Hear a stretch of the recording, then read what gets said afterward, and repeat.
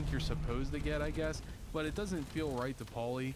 Feels like a bitch move, you know what I mean? There's another ending though, and that requires you to talk to Joshua and talk him out of killing Salt upon wounds. Now, I never did this ending because I don't know Mercy, so I played through it again just so I could see this different ending. Outman. Kunaman mad. He killed all white legs. You talk. You stop. Him hear you. You talk. Don't listen to this thing. His cries are those of a mad beast caught in a thicket. He gave no mercy to my family, and I will give none to his. He has a debt to pay for what he's done, and I've come to collect. And so he's chosen to cower in the water like a dumb animal. I want to take from them what they took from me, from my family. In this life, I want them to suffer. I want all of them to die in fear and pain. I want to have my revenge against him, against Caesar. I want to call it my own, to make my anger God's anger, to justify the things I've done. Sometimes I tell myself S.W.Frost 1 is now live. Burning. Streaming games plus demos by the tea and biscuits. Not that. I can always see it in my mind. The warmth, the heat. It will always be a part of me. But not today. Go. Get out of here. Go back. Back to the Great Salt Lake. That's it. It's finished.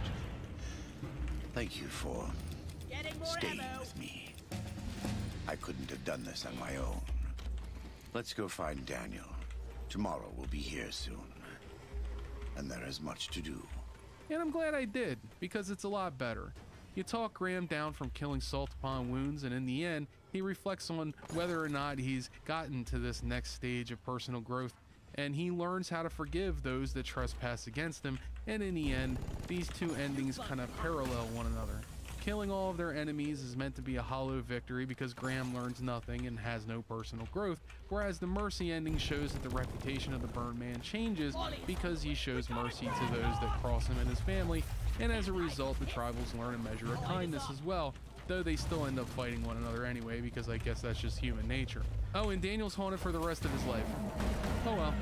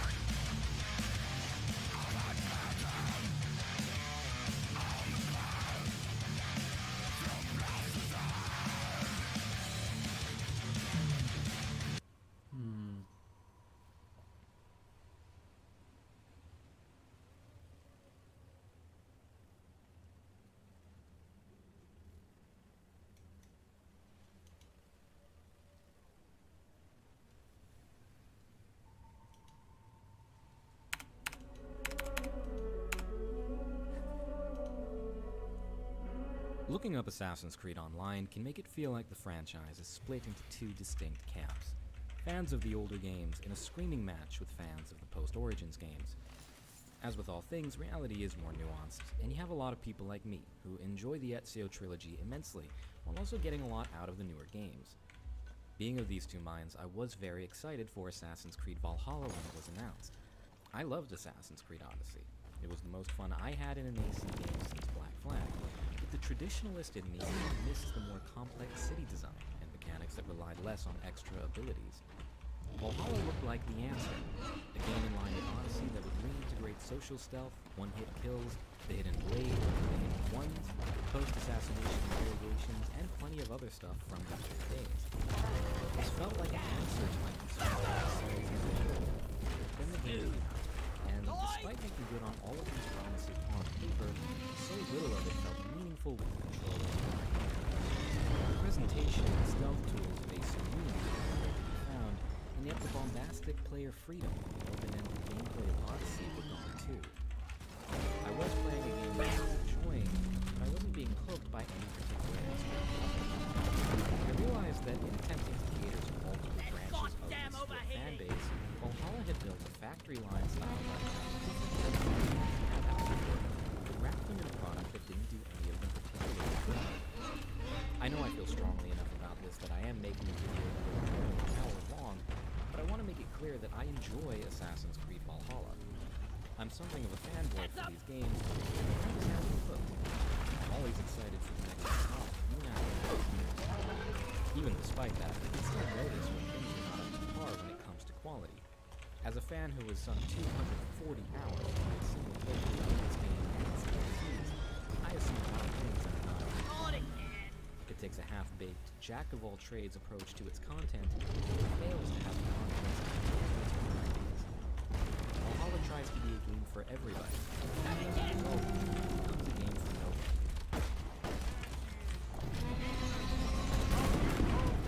Spoiler alert for Odyssey and Valhalla.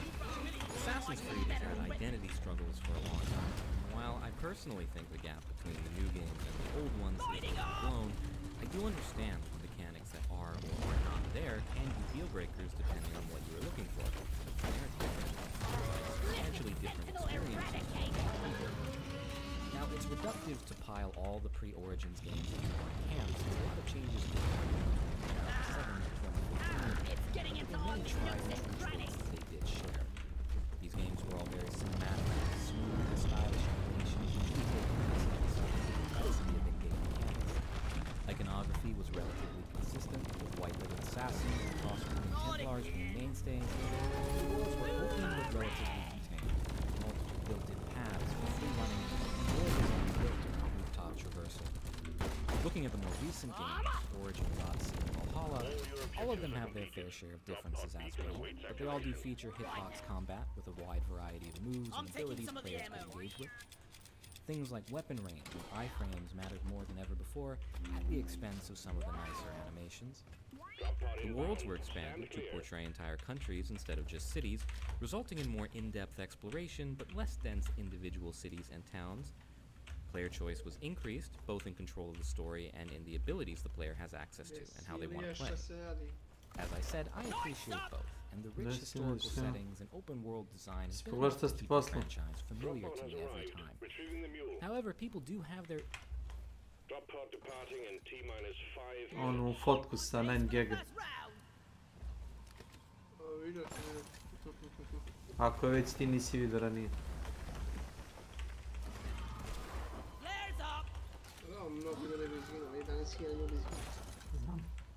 Zebancija, ono, kad se desi tako neko sranje ljudima, to nije baš...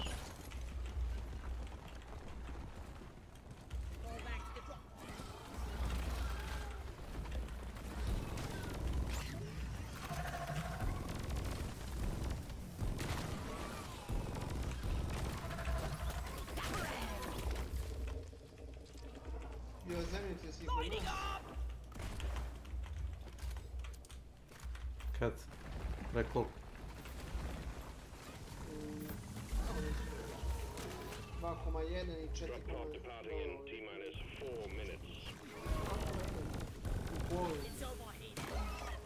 van sad ti je sasvim.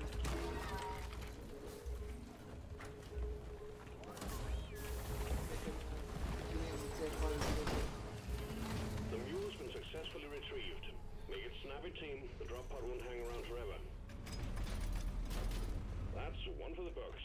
Retrieving escape pod. Madre mia.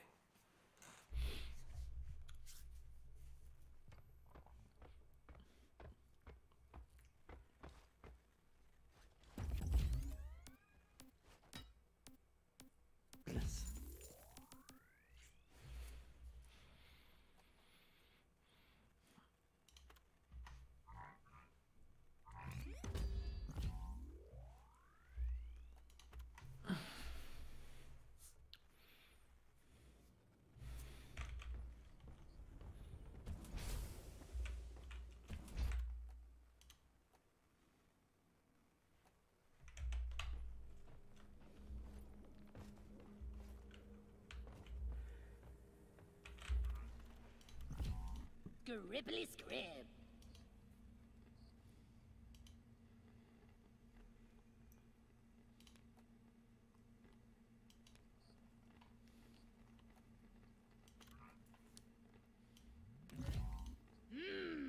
That one.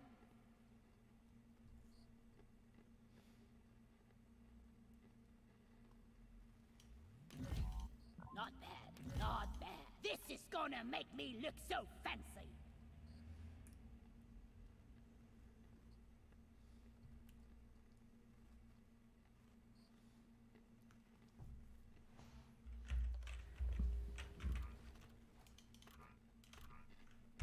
Dobro.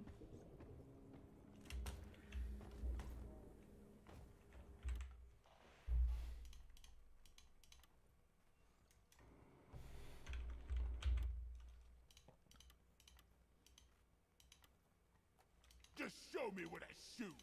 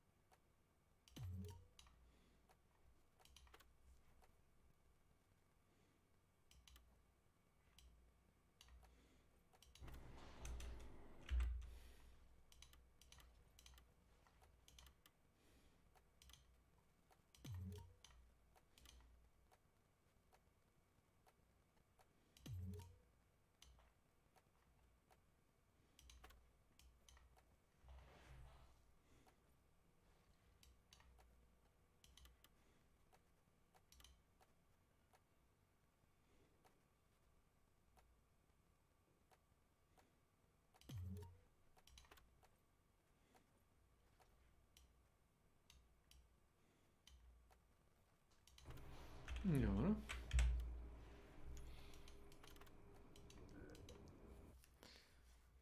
Sve je bilo dosta.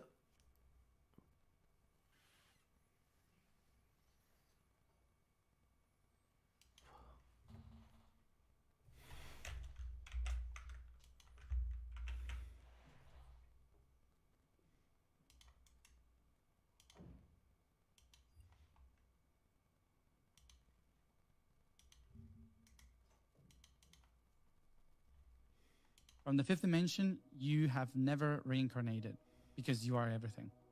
So from the point of view of the fifth dimension, actually your only spirit is basically expressing itself in different timelines and different spaces. So actually there was no past.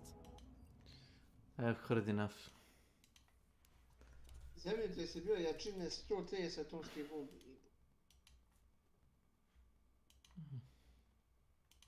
Više ne mora baciš ni atomsku bombu, nišiš neku dovoljno. Samo izazoveš te mešačke zemljotrese.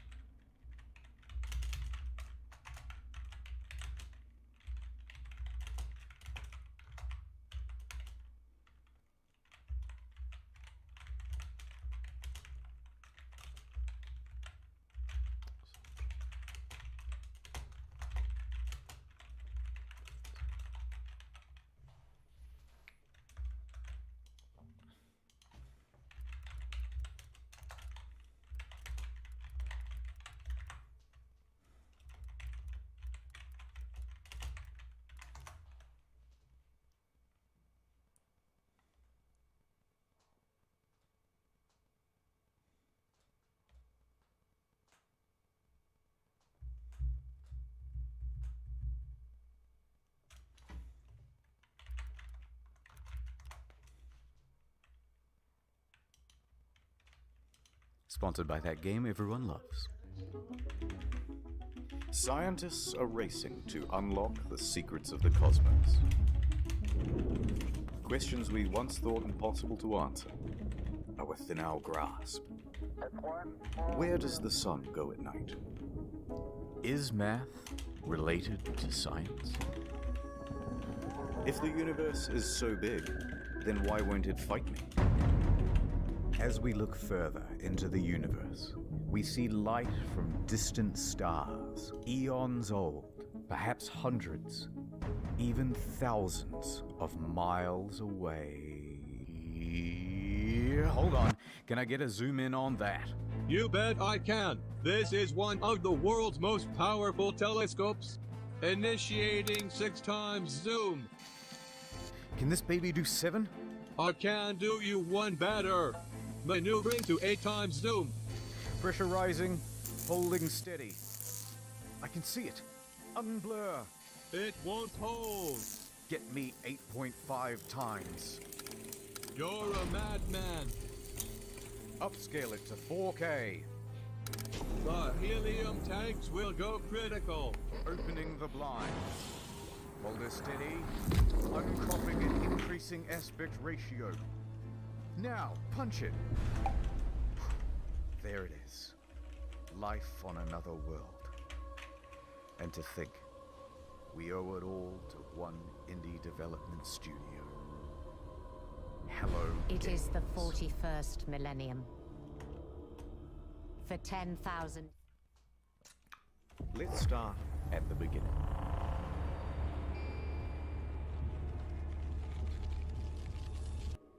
Yeah, it's rewind time. Okay, the year is 2009. Guildford, England. There's a man named Sean Murray, and he's just founded a company called Hello Games. Sean and the boys are working hard on a brand new IP called Joe Danger. 2010 AD. The game just came out. It's a success. They're a small team, but they are ambitious. Let's do something bigger, said Sean. Let's reach for the stars. How about Joe Danger 2? Brilliant. It's 2012. Joe Danger 2 has just come out. That one doesn't perform as well. We need to do something even bigger than Joe Danger 2. Joe Danger 3? No. Even more out of this world. Something no man has done before. Joe Danger the mobile game? Yes! And that came out in 2014. Seriously, guys, biggest thing you can think of. I'm just a stock image. My service is Sean pondered for a moment, then turned and looked wistfully into the mirror.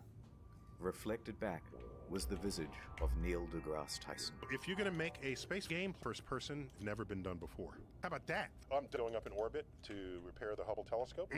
That's not a knife. Who are you gonna have sex with? How much microwaves are coursing through your body now?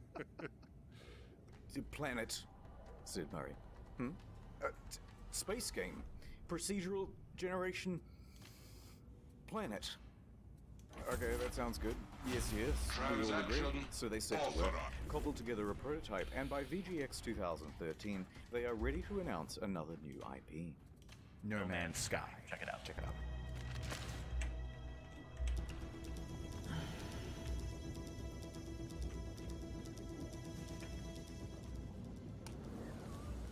Oh, this is special.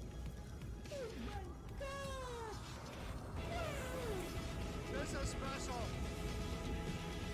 Yes. No.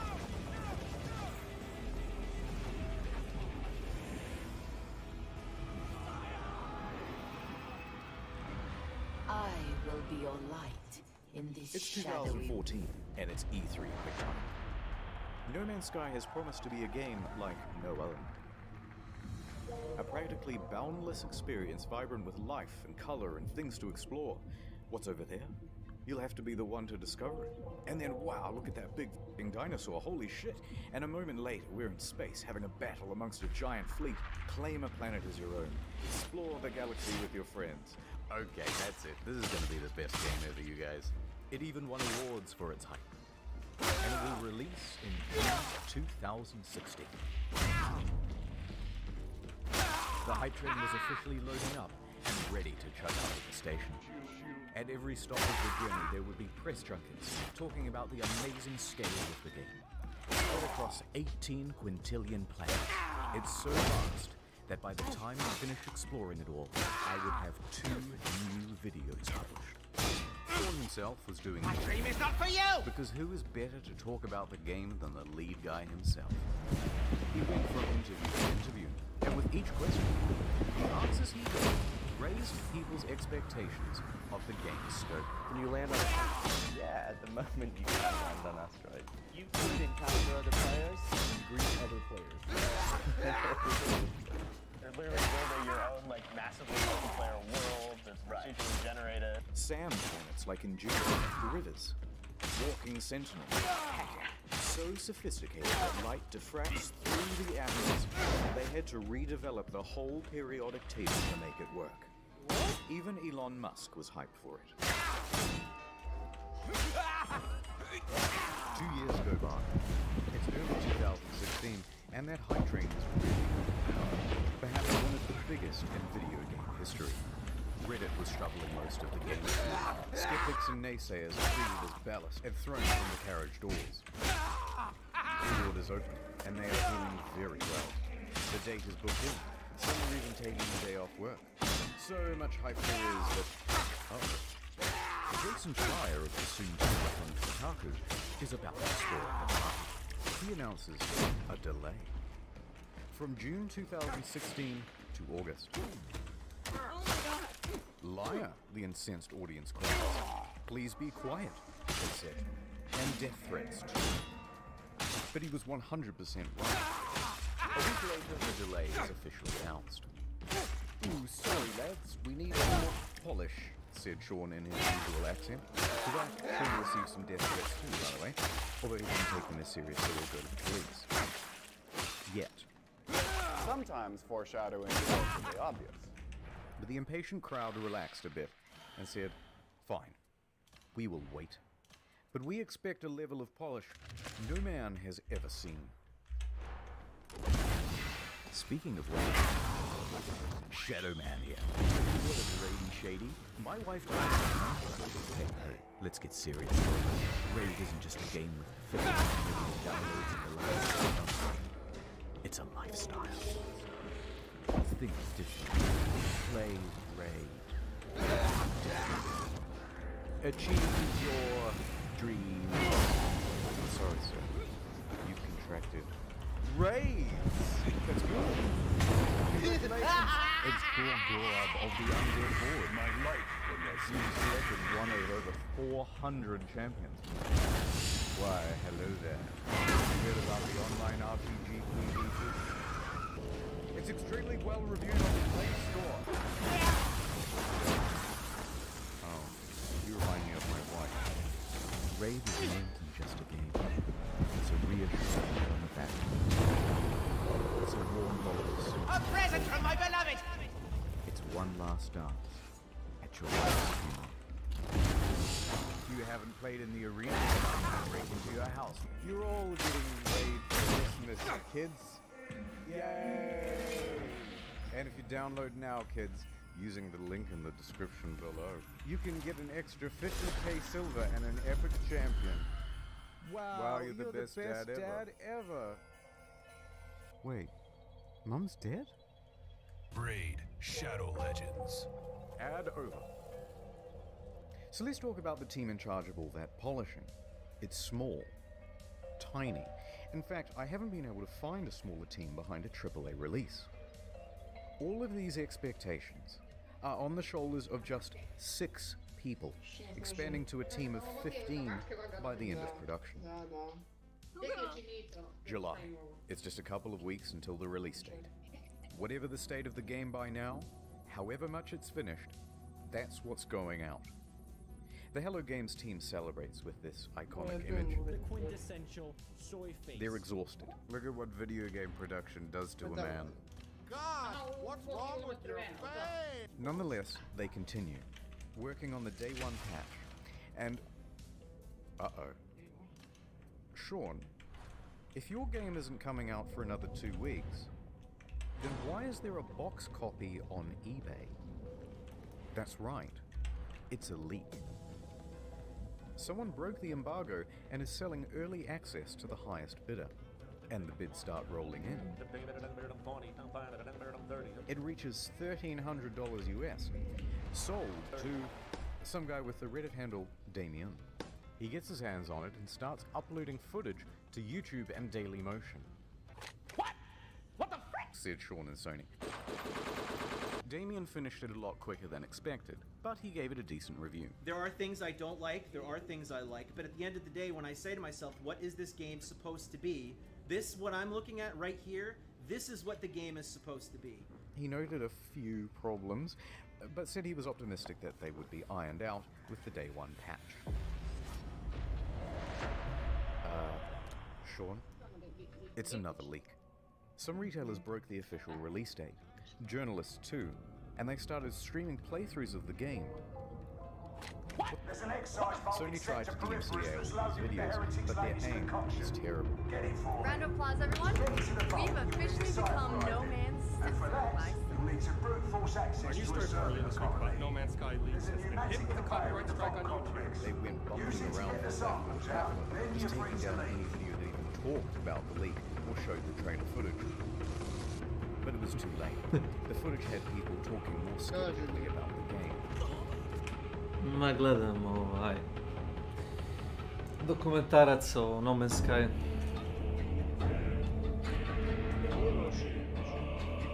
Nisam rekao da je loša igra. I don't like it up here. It's uncivilized. Am I dreaming? Or has the light returned? Pa kad je izašla nije bilo bog zna što, ali znam da su je dosta updateovali. Look upon this place and know Istraživanje planeta i ono, građenje i ima dosta kontenta su ubacili posta launch.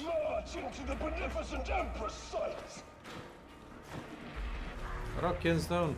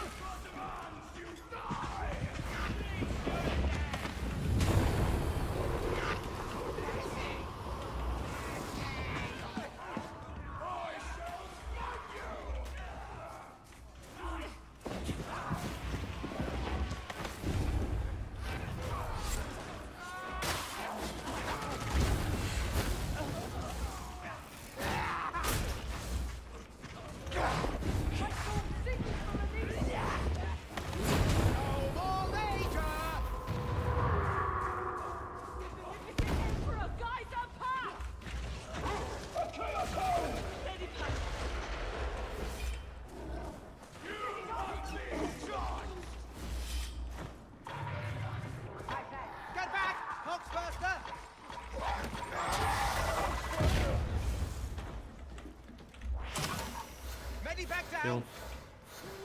Guys! Stop. Thank you. Yeah.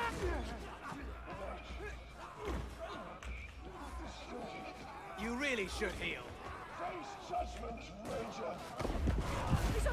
There is a heal back here, dude. Medipack down! You're getting blood all over my dream, fanatic. Your thanks are not required.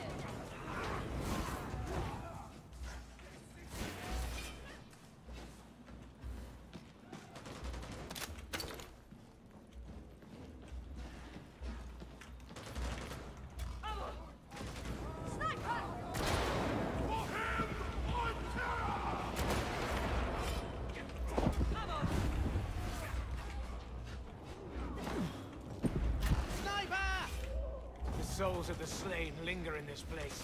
They scream in agony. Fall back from that battle! Love, give me strength.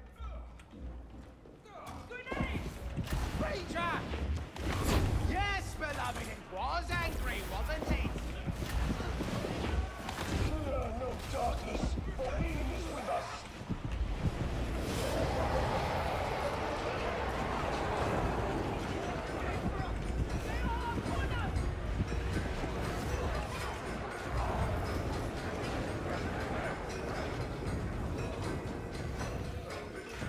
No, beloved, we can't stop.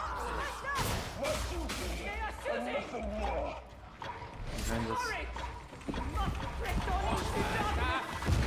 Stench of corruption. Join me in a hymn, children. My eyes have seen his good.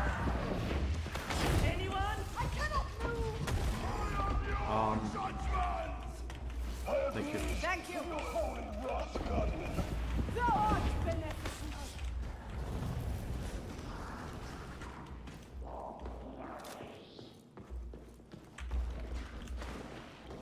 Do you want to die? Razor! Holy grenade! For him on terror! The Ranger is cleansed. The Emperor has need of you all. Cargo elevator's locked up in the wrong position. Get it moving.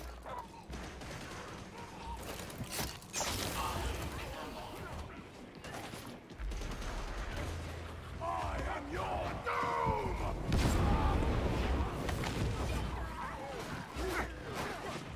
Come on!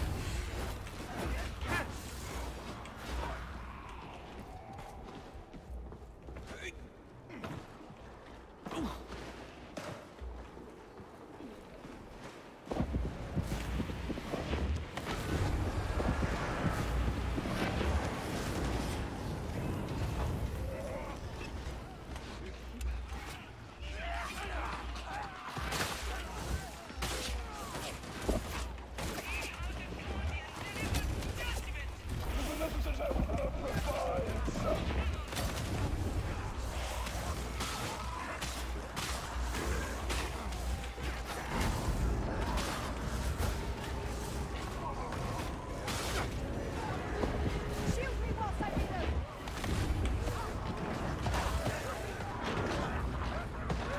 Stand fast, Pilgrim!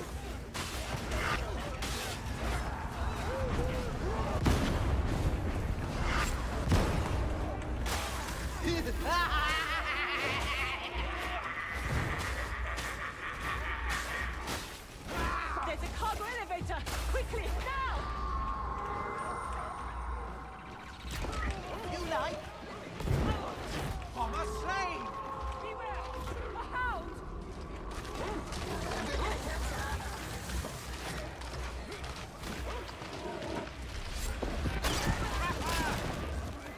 The trapper's dead!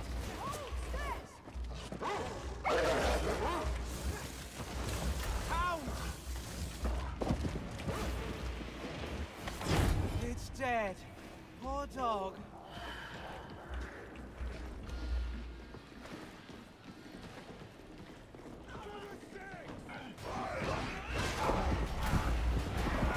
The Raider is cleansed!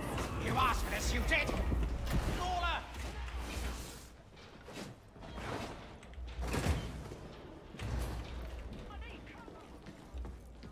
Ammo!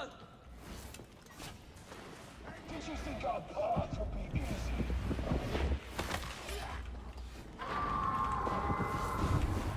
Spoiler side east!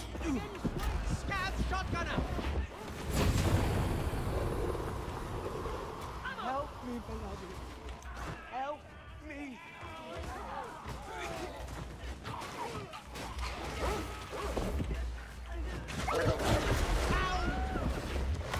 Bad dog, sit, stay! Obliged to. Healing.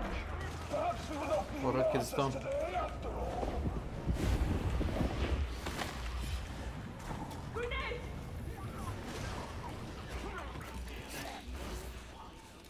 Those sinners are condemned to living death by the Empress decree. Don't lollygag!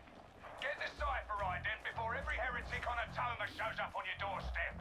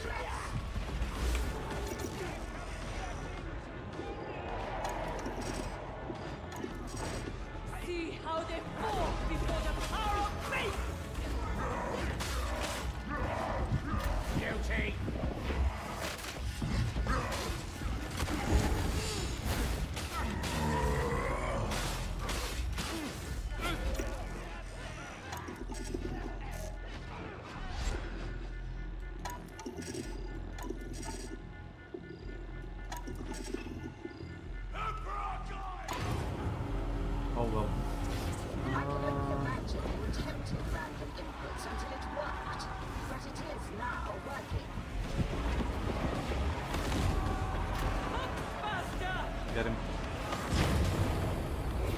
Clear me!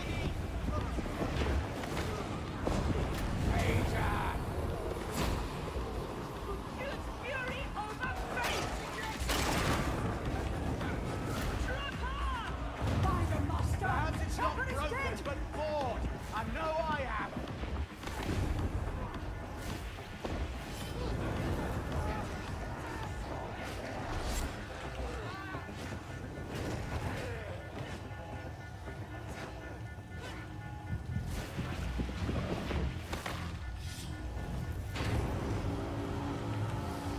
You have successfully reconnected.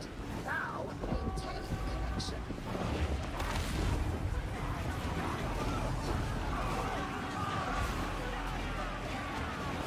My dream is not for you!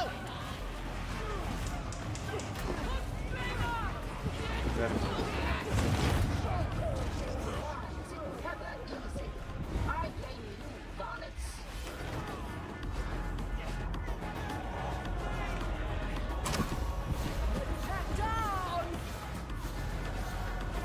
Thank you.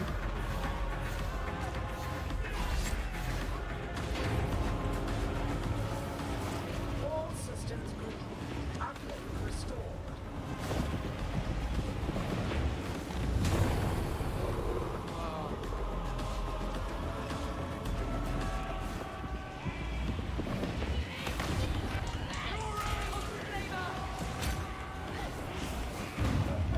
It's not happy, is it?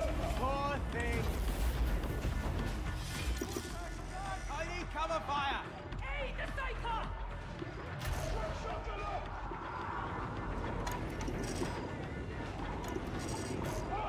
Hooks faster!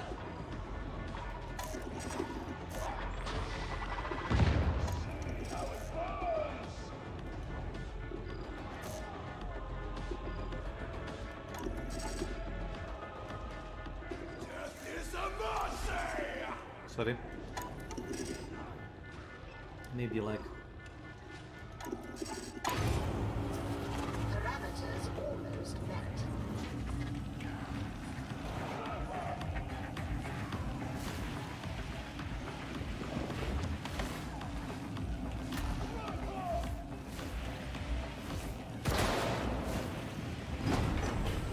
We've got the site right then. Head through the hangars until you reach the vault.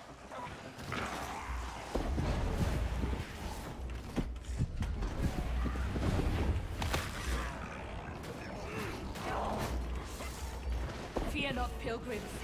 The God Emperor demands our service, and it will not find us lacking. I don't have to take part. It said so.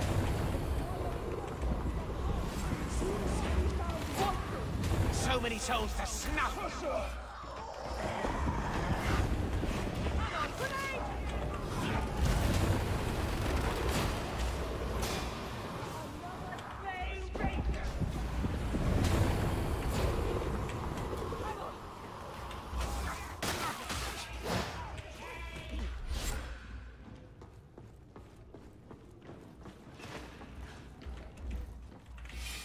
Ammunition is the master's gift to us all. keep it away. Not just thee.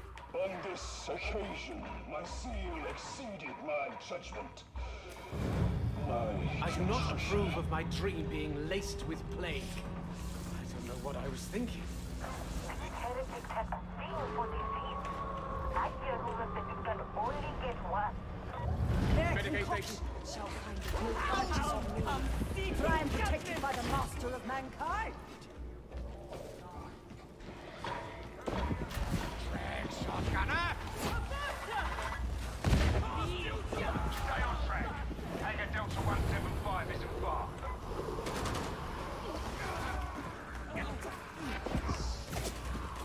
Big on for my dream!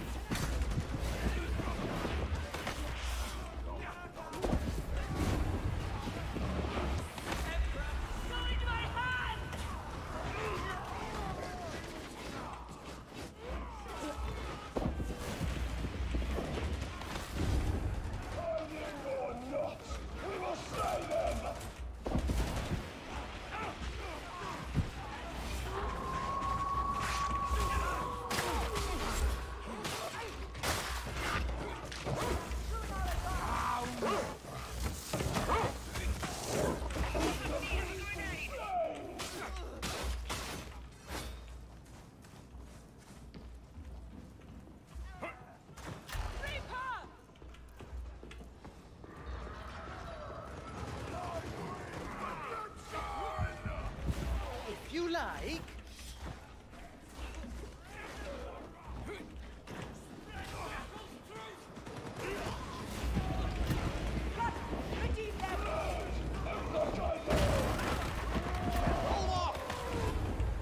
I'm going to hurt you!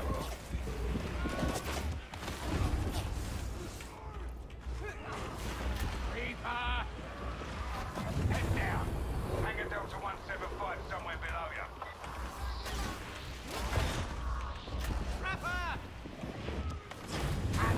Patata Milani. Welcome to my channel. Guardian! Heretic! My thanks! Thou art an example to all!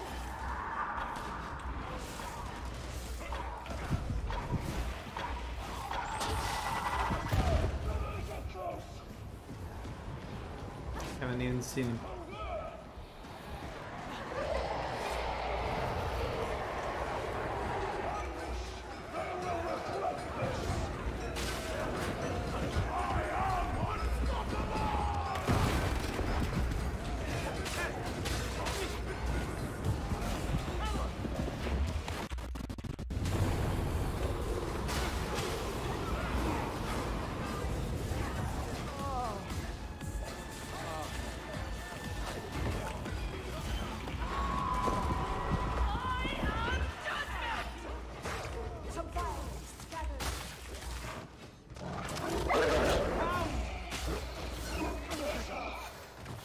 Nice.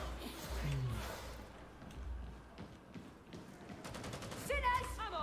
The heretics are stuck in! Exercise box just ahead. Not long now. I don't want to do this!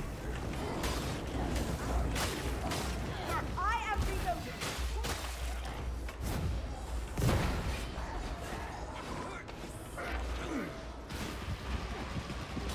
Scab gunner!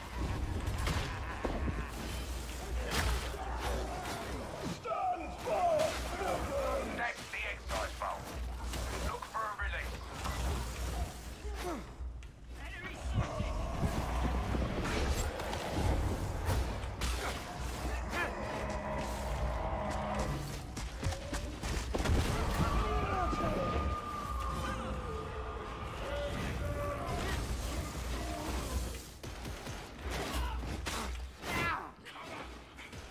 A switch!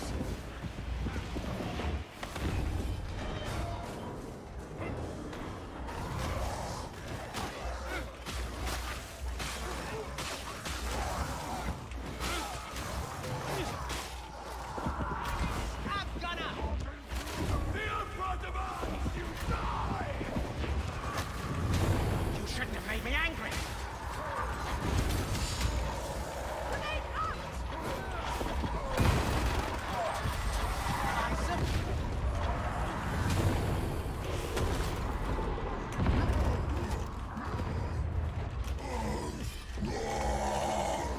Receive shelter!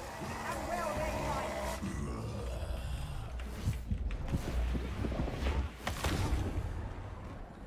Safety in numbers, folks. Group up.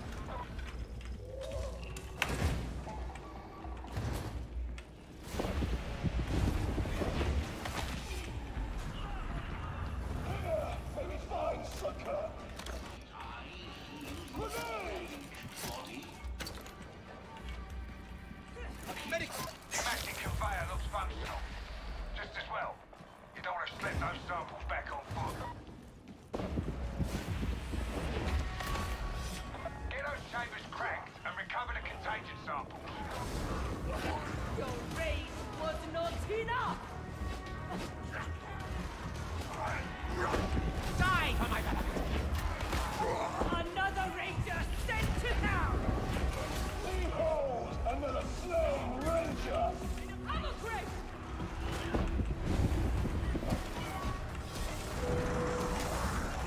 This way!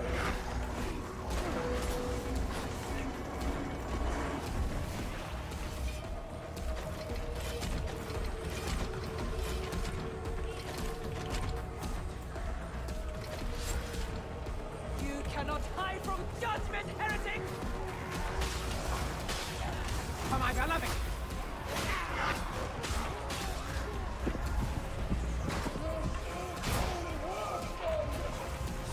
Shoot that Hawkburger!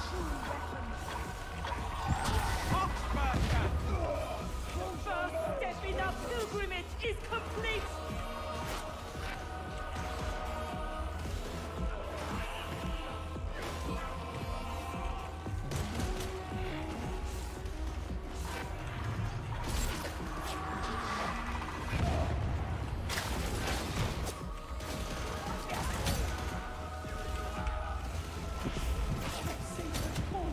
You are sorely wounded! I am unstoppable! Cleanse this place! One mutant at a time! Thou art redeemed in death, heretic!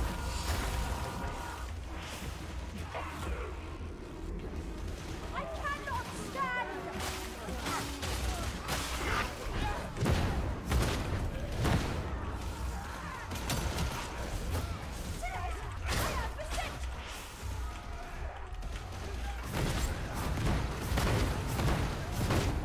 Aid me, or face the master of mankind's wrath! They killed our zealot!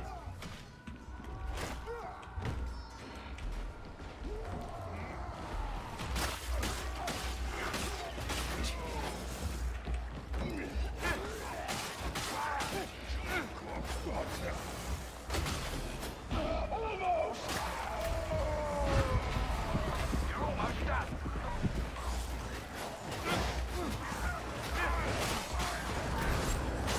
The Rager lies slain! A sniper!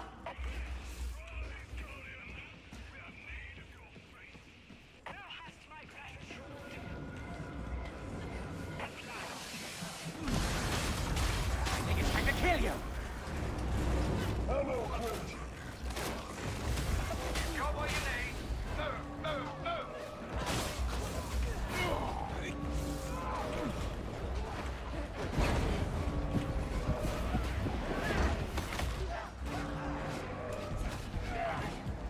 A holy grenade.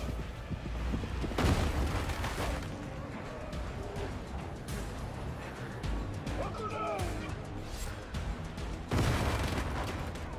There is no forgiveness!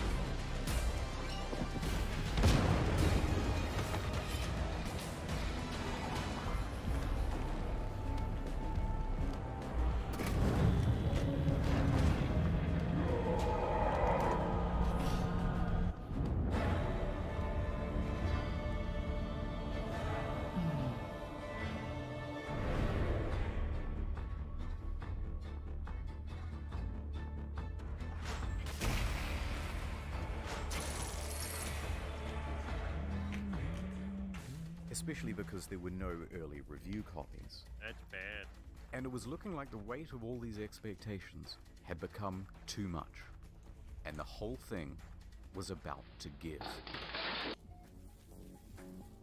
Oh no. It's August. Everyone's here. We've all bought the game and we're fucking hyped. Here we go, lads. Oh dear lord, it isn't finished. Hello, Sean. It is me, the auditor of games. I used to work at an astronomy lab. Don't worry about that. It seems like you've made a lot of promises. Promises that you have not kept. Let's go through the checklist. Have you got any large-scale joinable space battles?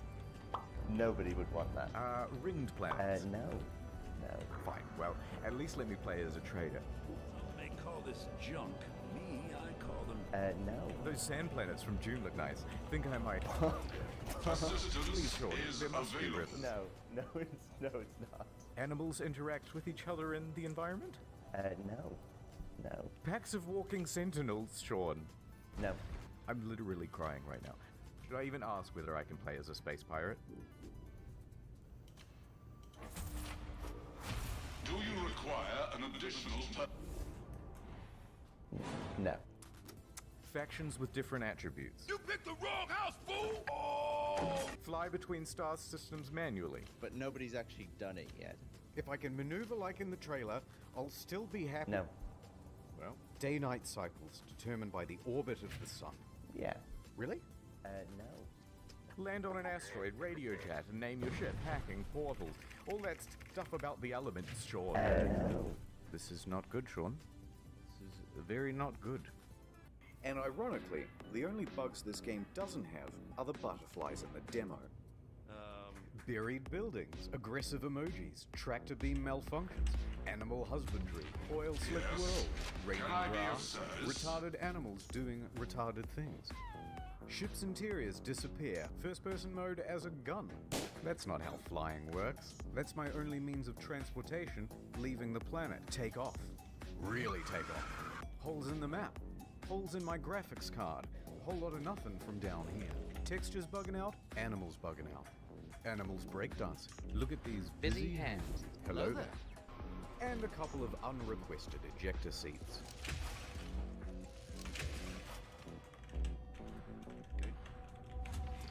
Assistance is available. No wait, poor graphics rendering. Some can't even start the game. Frame rate issues, constant crashes. Major publications are having trouble playing the game on their machines. Even the best 1080 Ti's are stuttering. Alt-tab it? That's a guaranteed crash. Desktop notifications? That's a crash. Playing the game? That's a crash. Changing options in the game without restarting? You'll get this. And if you got the pre-order version with the bonus spaceship, you might have a problem. Your special ship already comes with a hyperdrive inside it. Great, right? No, because you have to craft it in order to finish the tutorial missions. And if you haven't finished the tutorial missions, you can't leave the star system. So whoops, until they patch it, you're stranded. That's why I give my kids No Man's Sky. a fool.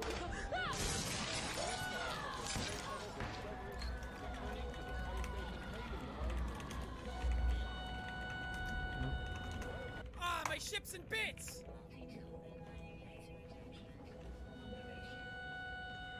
Okay, thank you.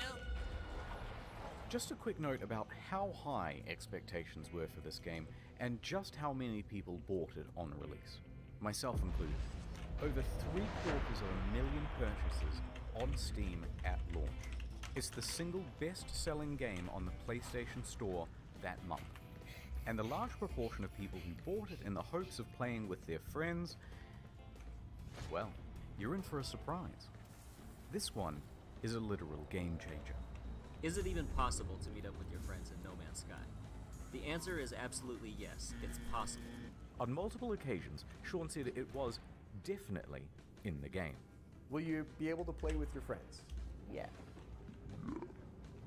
Can you run into other people, other players on the game? Yes. But then just before the release, Sean posted this cryptic tweet. To be super clear, No Man's Sky is not a multiplayer game. Please don't go in looking for that experience. Oh, what? So there's no multiplayer function. But then the next line contradicts that. Because the chances Your of next two players assignment ever is a crossing sanctioned paths in the reductors universe in this Hadzo, big Baychell, is pretty hard. 1866. No, so it is multiplayer. You just have to overcome this fight with each other. Judicial Enforcement Station GM8707. Yeah, right. The target can be No, found it's within. confusing me. Approach Because the is box doesn't made mention under online play. hands. Just network features. And the collector's edition had its online play icon. Stick it over. So customers are going, which one is it, Sean? Just tell us if it has multiplayer or it doesn't have multiplayer. Sean.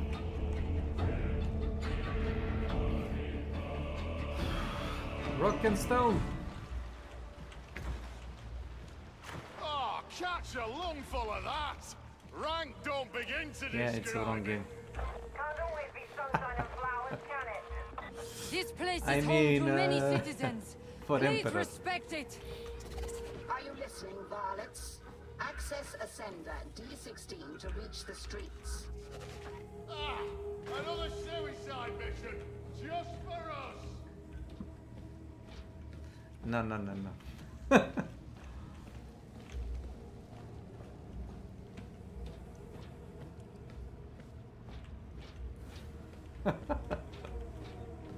Definitely no.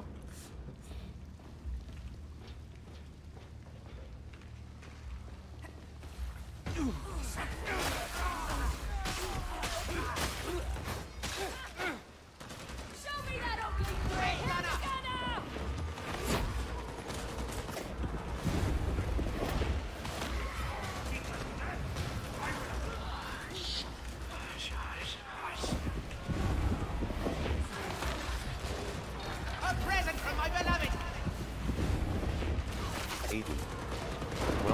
my channel. Yes, blow through me!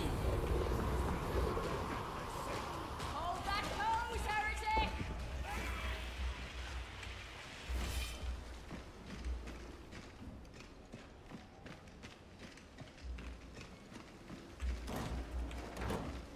Mind that shield!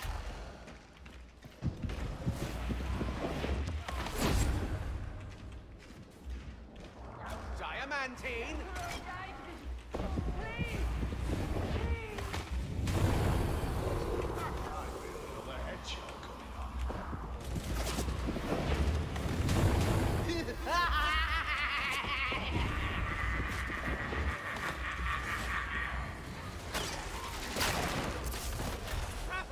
This fella here. Thank you.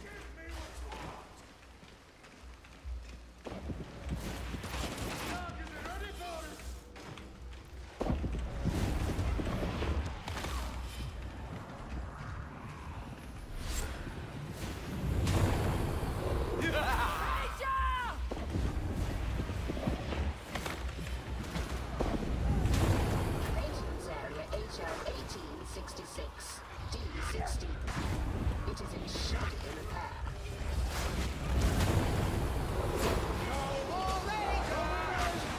The spirits say we should be careful.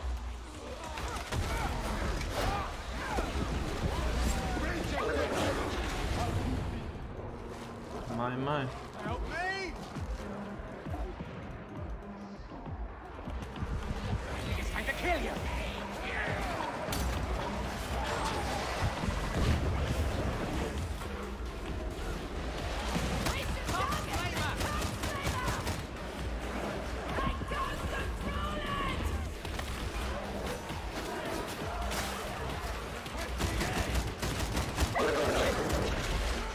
The fucking dog, I can't see him.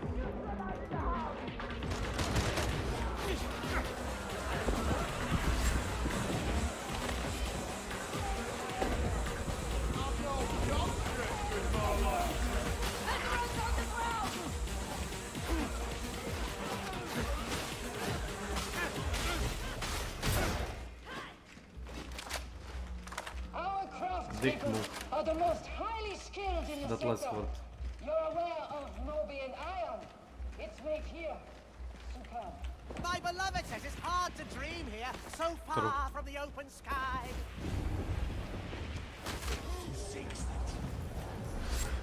Nice.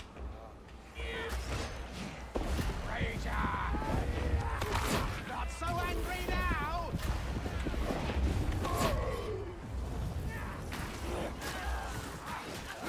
Initiating craft control! My beloved keeps whispering of the cicatrix maledictum, but never explains. He's like that sometimes. What is it? The Imperium split in two. The bad half and the even nastier half. The cicatrix maledictum forbidden. That clear it up? Just my car king luck, that's what it is.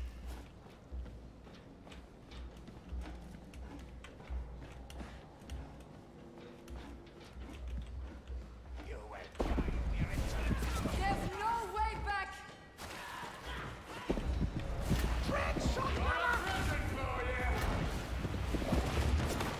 Yes, beloved, it was angry, wasn't it?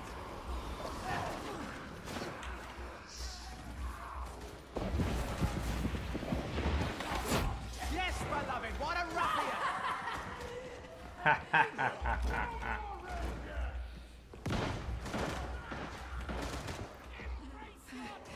Get out of my head! Drag shotgunner!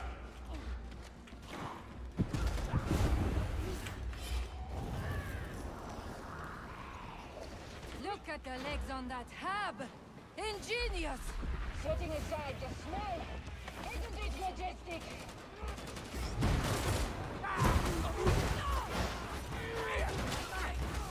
A successful termination.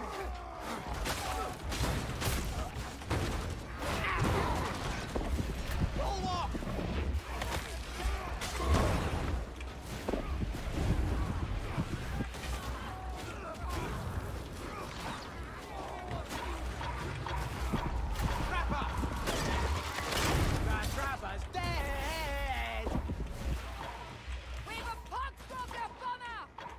TikTok, man. Watch for the TikTok.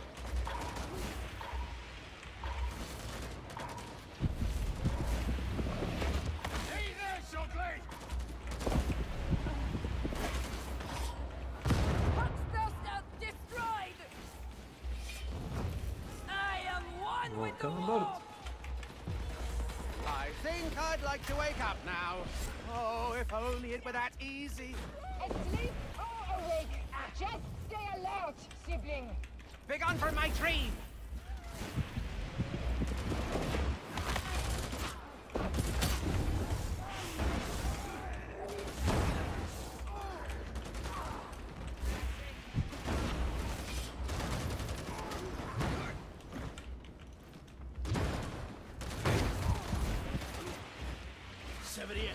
The body dies.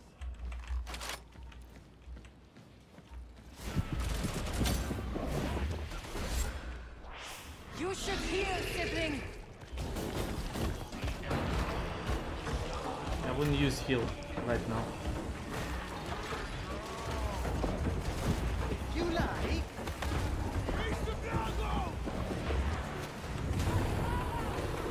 You shouldn't make me angry.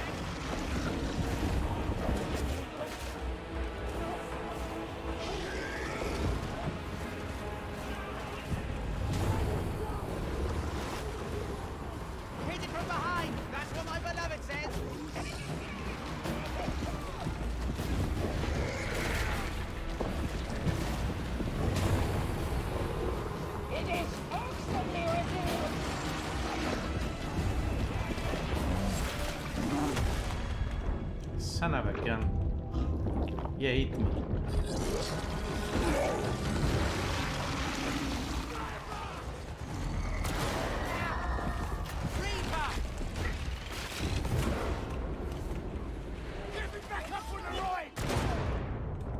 Can't see the fucking sniper.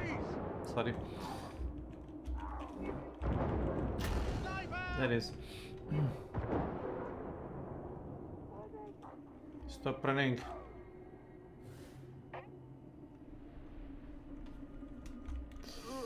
Thank you. Oh, is no one coming to help me? Understood!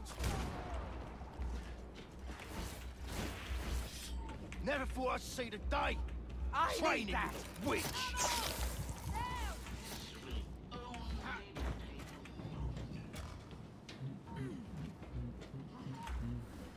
Ammo! You have reached the Ascender D16 only a fraction later than you should. Well done. Ammo! Found the bag. Ammo!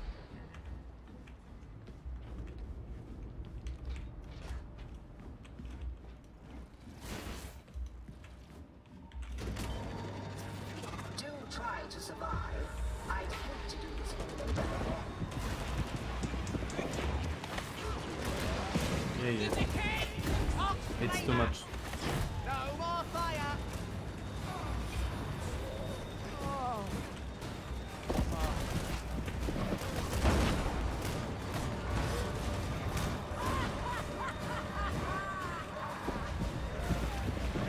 Incoming!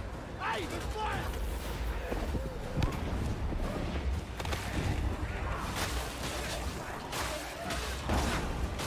It's so pretty, sibling. What colours?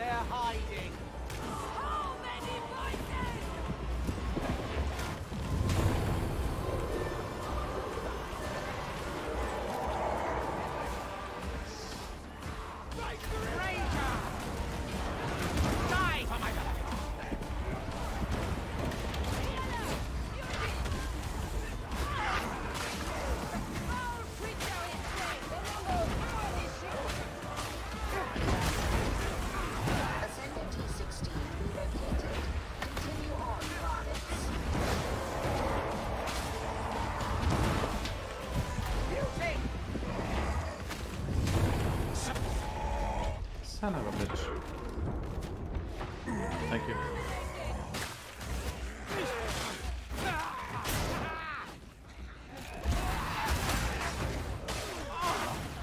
Bleeding! You've endured worse, I'm sure. Thank you! You're welcome.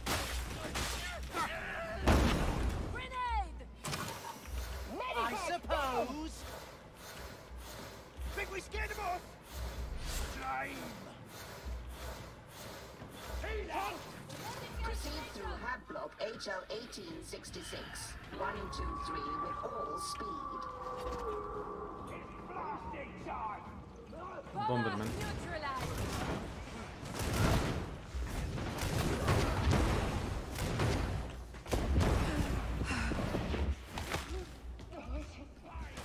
They found a very good position.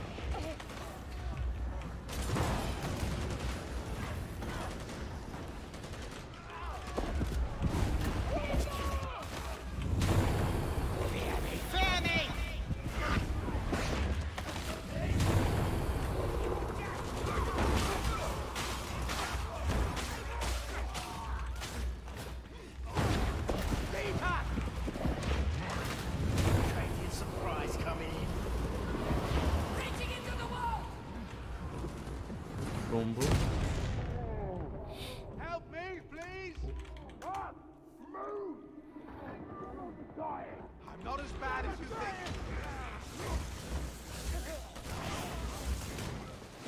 Thanks.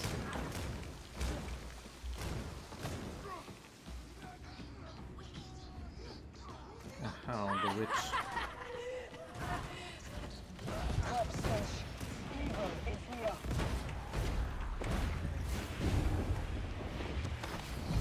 Don't upset it!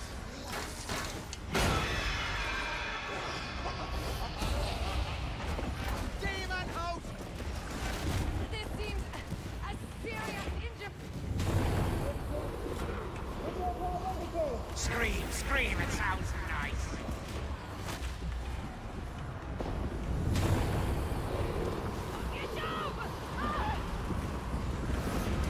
Sibling? Sibling?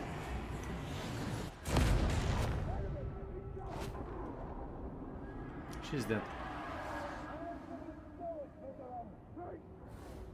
Just watch it. Take cover. Thanks. Yes, I do know what I'm doing, beloved. Fuck off, witch! Nice. What have you sanctioned?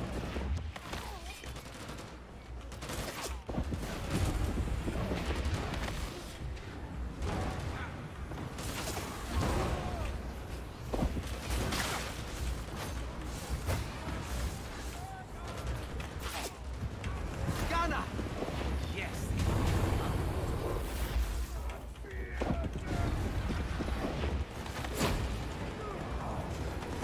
Hurts. Why does a tree hurt?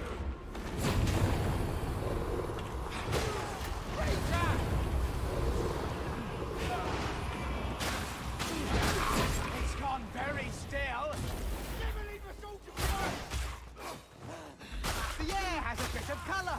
I like that. It's the vapors from Tertium's rotting corpse. I thought you were dead, sir. Thanks, sibling. Much better. Ammo! Every bullet a prayer of vengeance! Oh, we still got the host, so touche. Muting! I don't like them. Cast them from my dream!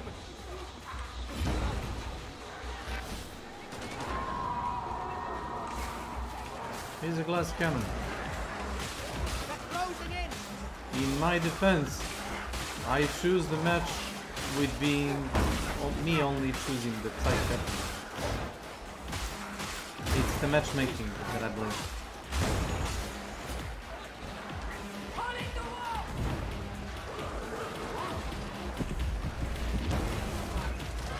You asked this, you did!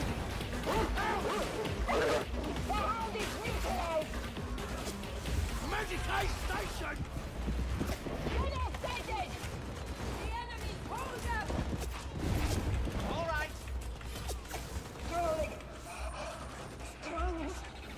bomb.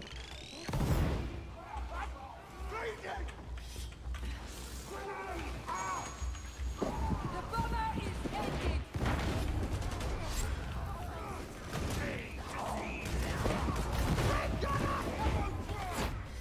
This med station is of utility.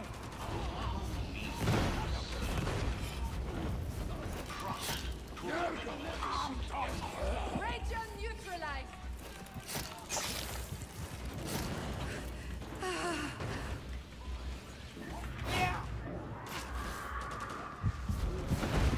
Congratulations, varlets.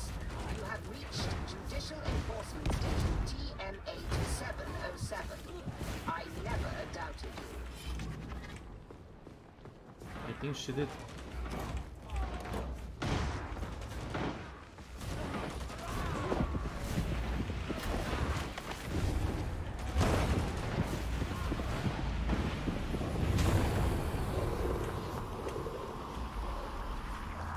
Engaging war protocol.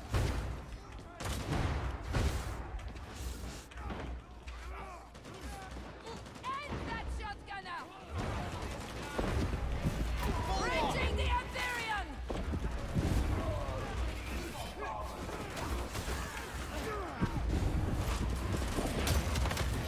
You have to die! Fitting end to the foul rager.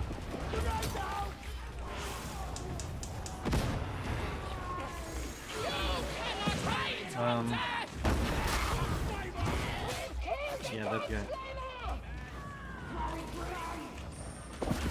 I can't see him. I can't fucking see him. Oh, please spam another one. Spam another one.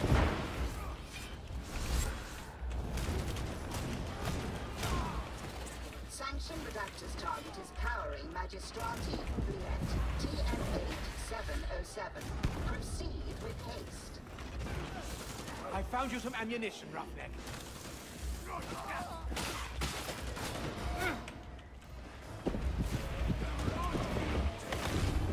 The rager troubles Tertium no more.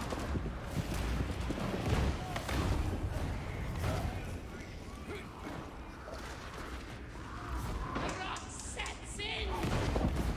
Tox Flamer! Tox Flamer, it's dead!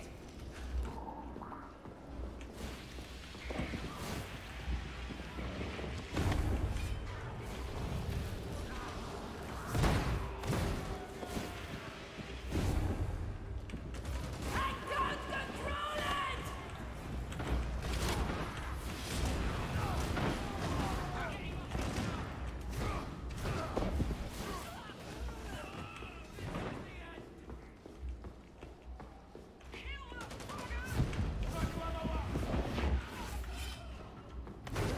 This is a one-way route. Yes, beloved, it's a healing station. Shush. Grenade up.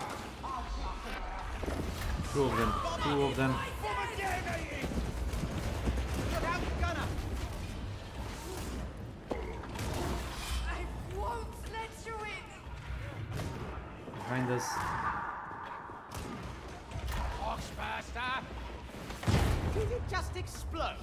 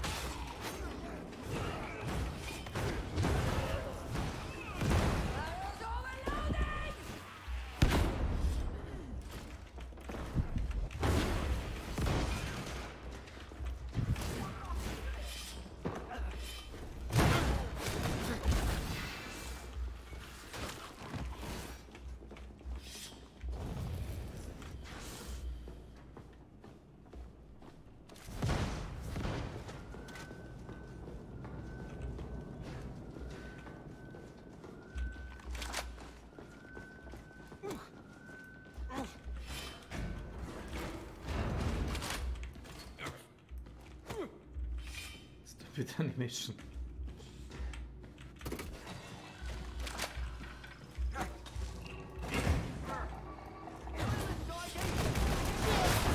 Sanction Redactor's target is on a different floor. Seek Penitentiary Elevator 3.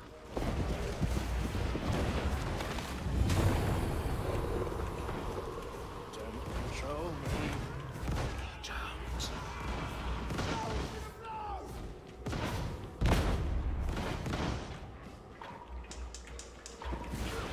What? Beloved, what is that? Emperor's teeth that tried my patience.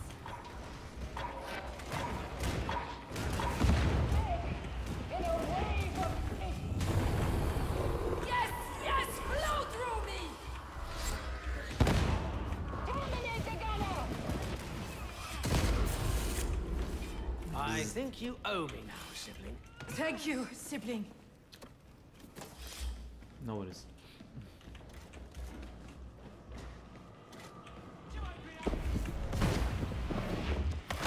We go down there. That's it. Enemy taking cover! Scout gunner!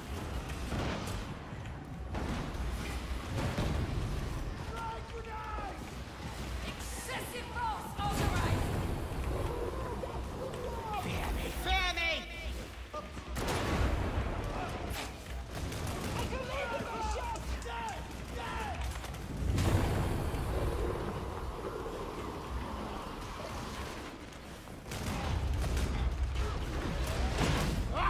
Behind you, behind you. Behind you. Don't get split up!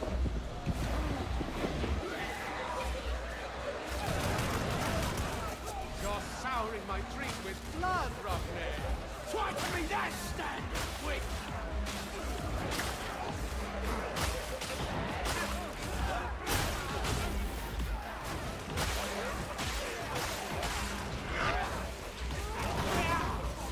Changing back!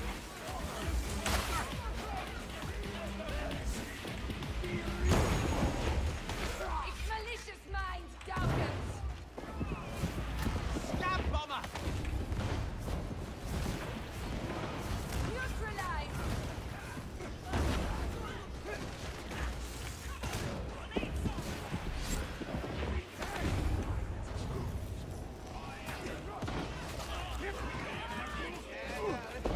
Pager! Dead Ranger! Go left. I'm going to hurt you!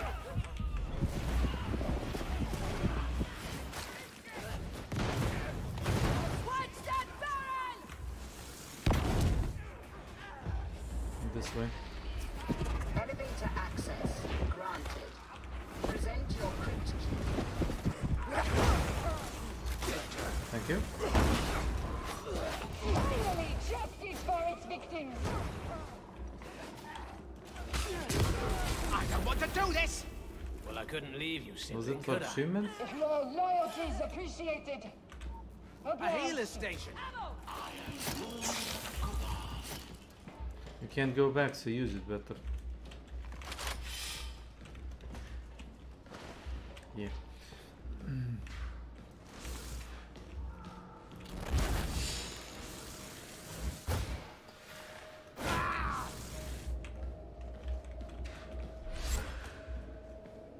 Okay.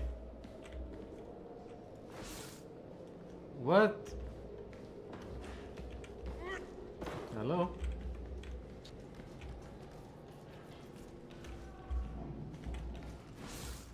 Yeah. Hold on. A prison seems an ironic place for criminals to hide. It's actually not a bad choice.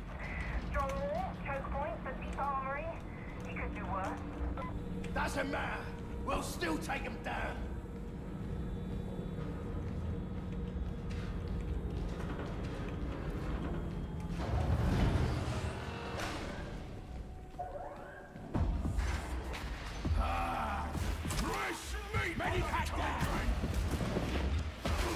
Is that the guy with the shotgun? Scream, scream, it sounds nice.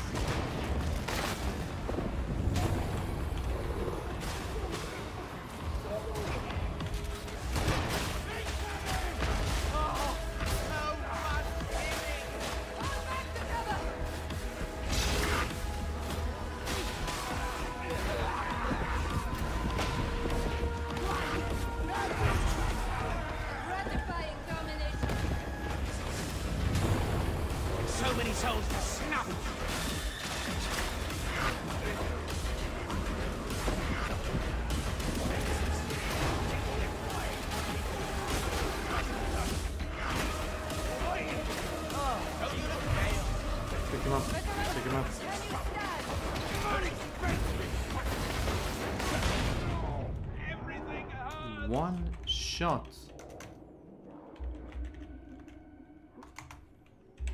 Wow. Impressive.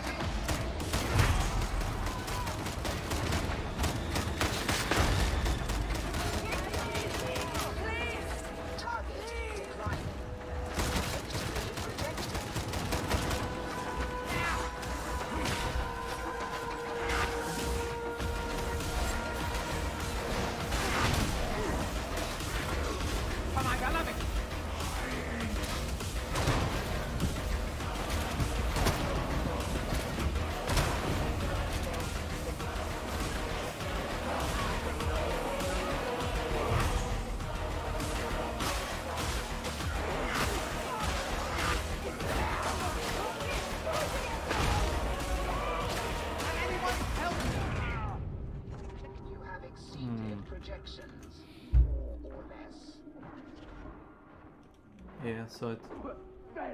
I'm getting up. So it's it.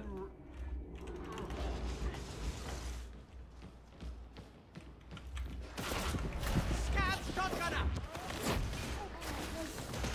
My dream is not for you.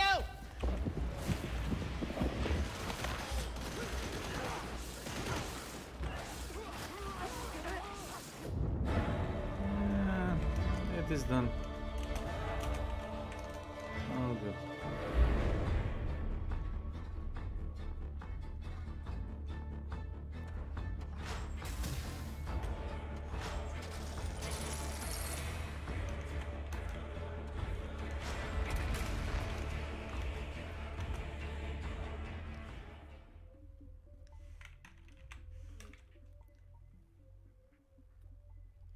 Nice.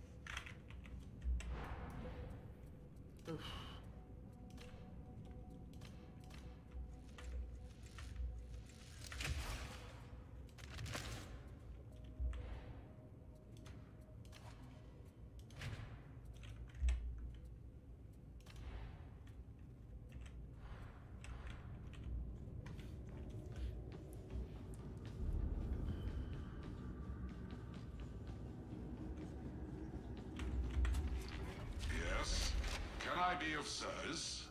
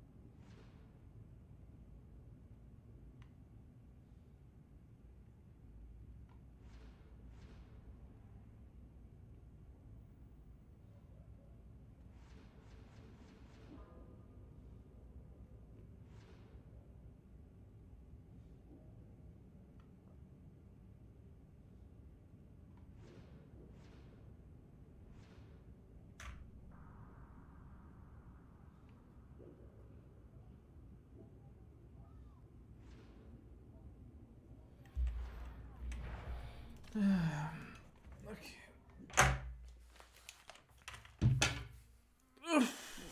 I'm off to eat something.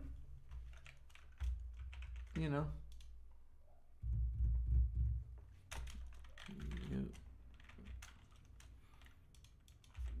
There is a training capsule in hub area.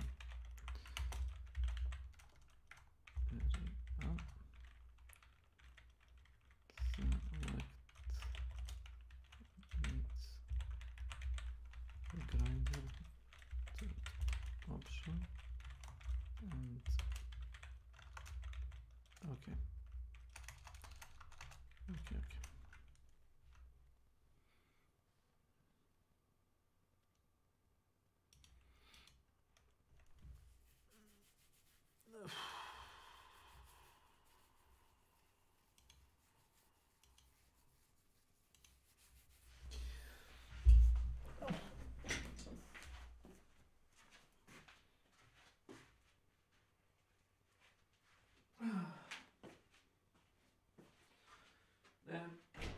Damn son.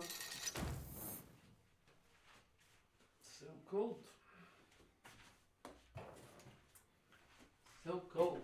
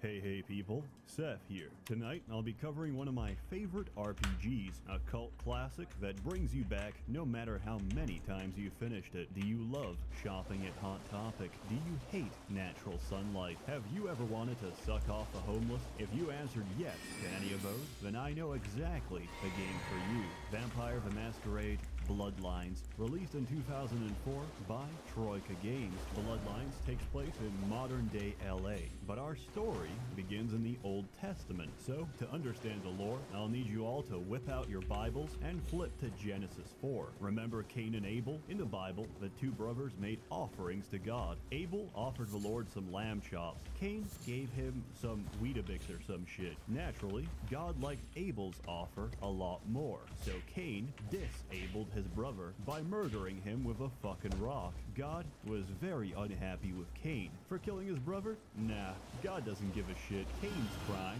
was murdering his brother and then having the audacity to lie to God. In the Bible, God punishes Cain to wander the earth. In Vampire the Masquerade, God punishes Cain by giving him superpowers. Cain, for crimes against your creator and your fellow man, I sentence you to immortality. I'm also giving you super speed and super strength. You can also turn invisible. Would you like to polymorph as well? Sometimes I like to turn into a burning bush and scare the shit out of Mosey. Anyway, God turns Cain into the first vampire. The only downside? He can't walk in the light and he has to drink the blood of others to survive. God's true punishment is giving Cain the ability to sire children. But with immortality, the only thing left to fear is death itself. That fear becomes paranoia, jealousy, hatred, not for humans, but for your own kind. And that fear ends up consuming you. Just as Cain murdered his brother, he is now forced to watch for all eternity as generations of his own children murder each other. Where do you come into all of this? You're a random schmuck who gets embraced against your will.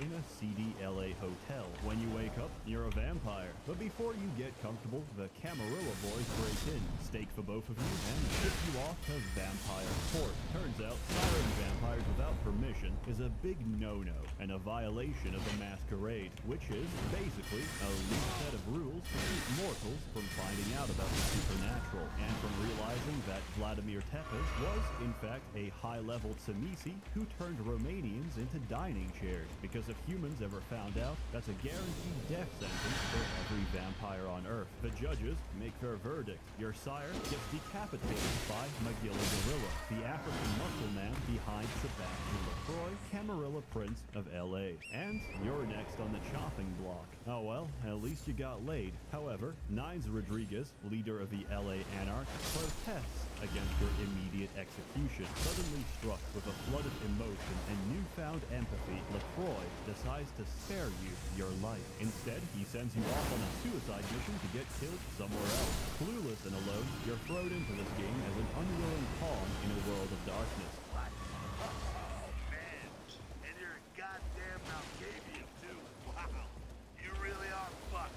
But as with any chess game, if you underestimate the pawn, you've already lost. Survive, understand, and identify the other pieces on your board. Once you do, you'll have to make a choice between being a player and being a pawn. And I should warn you, a pawn is always sacrificed to protect the king. Before you start, you have to pick your clan. There are 7 to choose from. They're generally very interesting and offer unique approaches to the game. Bruja and Gangrels are hobos and furries, respectively. They're very hot-tempered and have poor impulse control. Tremere can do this.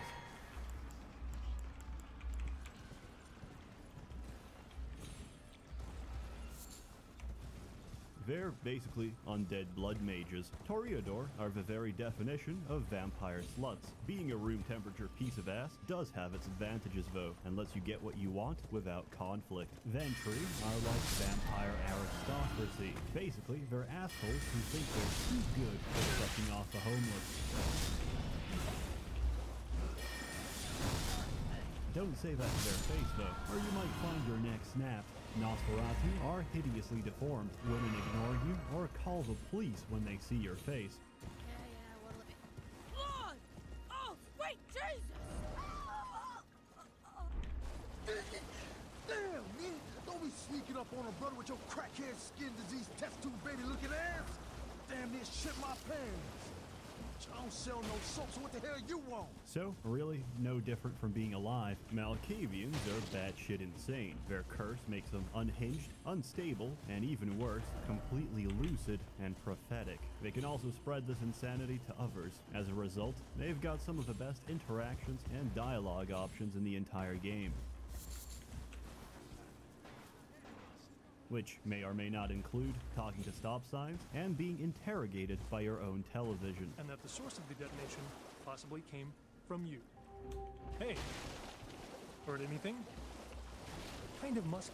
It's no small secret that Clan Malkavians is my favorite. If it's your first time playing Bloodlines, I recommend playing any clan which isn't Malkavian or Nosferatu. Why? Because the Madness Network isn't random. It's foreshadowing. It's knowledge you know but shouldn't. And all of these revelations will go over your head when you can't make sense of it. Also, getting spotted out in the open is an instant masquerade violation for Nosferatus, which could result in your immediate death. It's better for seasoned players who already know who and where everyone and everything is. Also, I hope you like sewers, because you're gonna be seeing a lot of sewers as a Nosferatu. Hope you pack snacks. But why would I play this old-ass game a second time, Seth? I got a lot of stuff to do. I gotta read to catch up on. Because, you goddamn zoomer, the game isn't very long. Length isn't the point of it. It's the choices you make. And there's a lot of different choices you can take depending on your character, which come back to help or haunt you in the future. It's a very well-contained and believable world that never breaks your suspension of disbelief.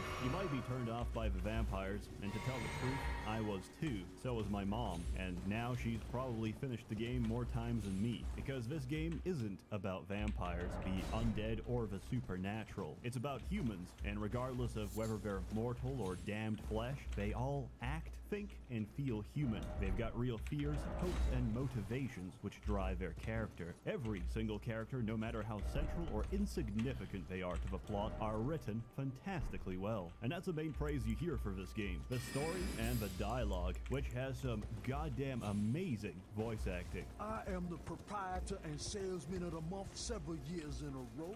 The ladies call me, oh God! But you can call me Fat Larry with a F-A-T, cause I know I got a weight problem, I just don't give a fuck. I see your face is loose. Your face needs some Child, it's my opinion stuff. Basic my knowledge of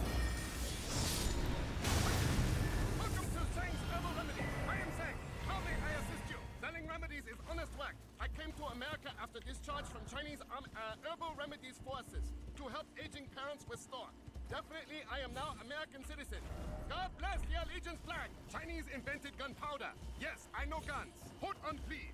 These are good remedies for many problems. No credit cards. Kids don't know nothing. No more Yankee my wanky. The finger need food.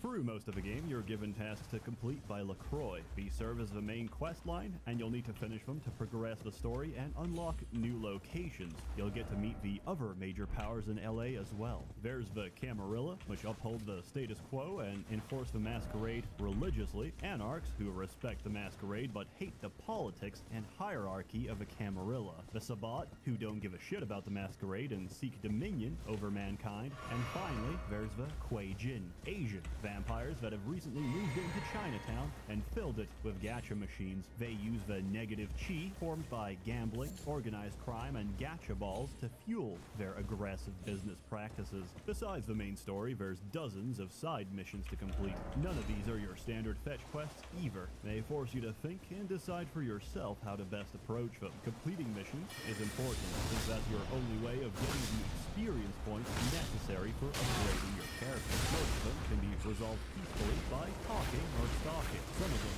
however, do not. And whether it's from other vampires or the same dude in a white t-shirt copy-pasted 200 times, violence is inevitable. So building your character to be a smooth-talking, anemic slug might not be the best idea. There's a lot of nightclubs in this game, by the way. They're a good place to feed. They've also got some pretty good music. You can also dance. Even outside, there's some very nice ambience to fit the mood. It makes you feel like you're actually there. This game taught me that Santa Monica is a shithole, so don't feel bad about the people you kill there. In a way, you're saving them from the pain of living in Santa Monica. Bloodlines controls quite simply. You play it in first person while interacting with objects and NPCs, and you pan out to third person whenever you're in combat. Combat can be enjoyable, but mostly it is not enjoyable. Combat boils down to mashing left click while desperately scrolling with your mouse wheel and smashing right click to reactivate the blood buff. Oh yeah, every clan's got vampire superpowers or disciplines unique to their bloodline. Many of these cost a lot of blood to use, but they're visually impressive, they can end fights instantly, and they break the monotony of endless button mashing while hoping and praying that your enemy's life bar is smaller than your own. You could use guns instead, but unless you've invested skill points into firearms, you might be dead by the time you take a shot. Outside of combat, you'll be doing everything from investigating serial murders to evicting unfriendly spirits out of hotels. The Ocean House Hotel is there to remind you that just because you're a spooky bloodsucker doesn't mean you're not capable of terror. The Ocean House is so infamous that it's got its own console command to skip the entire sequence. It's probably one of the best horror segments I've ever seen in the game, and they managed to do it without a single jump scare. Just a feeling of pure, condensed dread. Your inventory is conveniently infinite, so you never have to worry about space. You'll pick up useful items like blood bags and firepower, and less useful items like birth control and estrogen pills. This game's difficult, and there's a few frustrating points in the story that might make you quit. Point number 1, Hollywood sewers. At some point in the story, you have to find the Nosferatu, as they've gone into hiding for reasons unknown. This has nothing to do with the 3 billion Samisi flesh puppets clogging up every sewer drain, and you're gonna have to fight them all, including this big bitch who throws spare ribs at you. Also, there's no blood down in the sewers, so I hope you brought an entire fridge supply of blood with you. Good luck. Luckily, the unofficial patch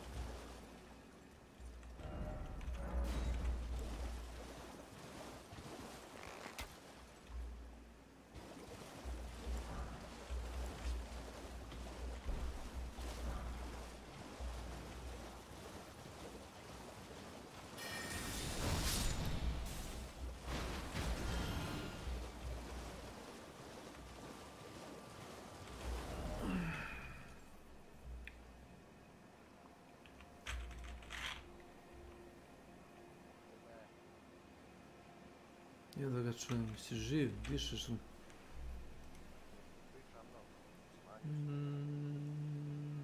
Ne pričaš normalno, ali neće biti tu kad budeš igrao Hunt, tako da smatrat ćemo ovo dovoljno. Šta radiš? Kao što vidiš, odmaram, gledam nešto, tako. Šta je to? Gledam dokumentarac o Vampire the Masquerade.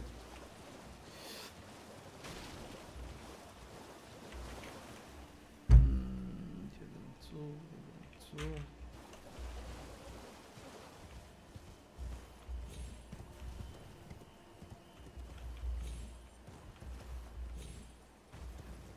Igrice nikad nisam vidio. Eto, to je jedino to igrice, to je priznat, nisam vidio ono kad staneš neđe i vidiš ono neku protokciju neku, naprimjer kao što ima te planične tu tebi to. To stvarno nisam gledao igrice.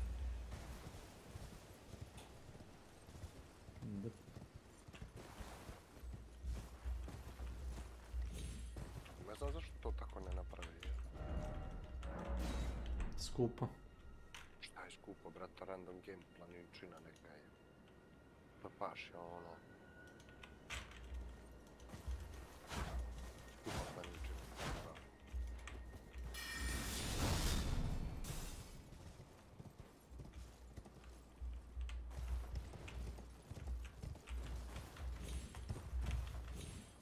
Možeš peške ili na konj da pređeš čitavu igru.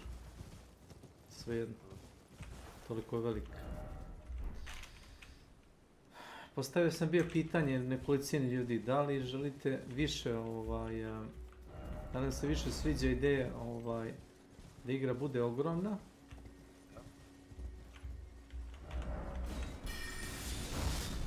Da igra bude ogromna, ali znaš da ima prazno hoda, ne mora baš svuda da bude nešto. Da. Može da bude recimo u neku pećinu ili na nekom brdu, razumeš. Ali ne mora baš na 2 metra da bude nešto, kao Fallout 3 ili Fallout 4, znaš. Da. Humora 6000. Ne. Welcome to my channel. Šta se dešava u Fallout 4? Recimo, u jednoj baraci imaš 10 super mutanata, a nedaleko od njih se šeta recimo patrola NCR-a koja neće da ide tamo da su mutanti. 100 metara ili 100 koraka, nebitno, 100 koraka dalje ti je kafana gdje ljudi recimo oni recimo lutalice recimo piju ili kao tako nešto. Taj rad.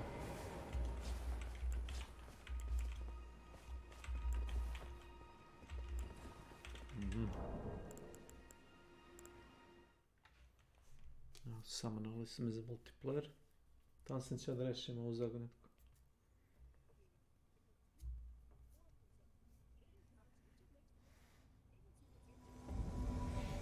Dosta ljudi mi je reklo da želi manju igru sa više sadržaja nego veću igru koja deluje prazna. Ne mora biti prazna, samo...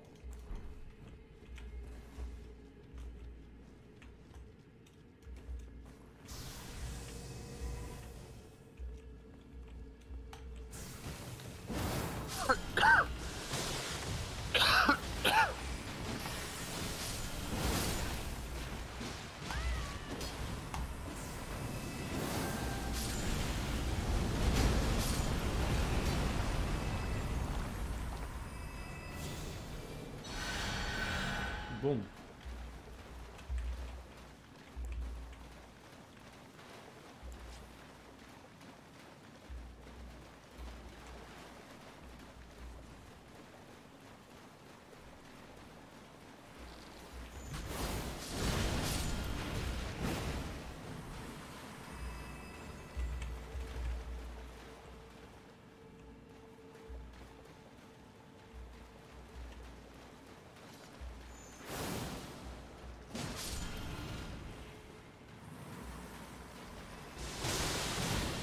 Idu pičku materinu.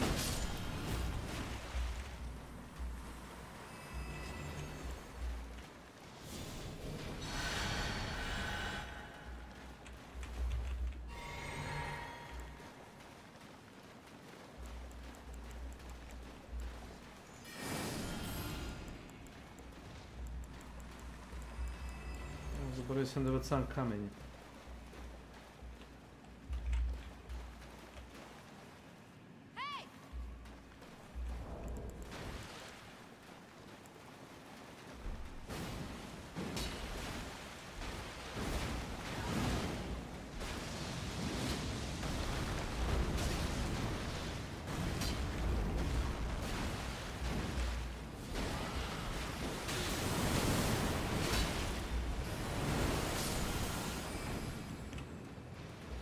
A moram ti reći, druže, da...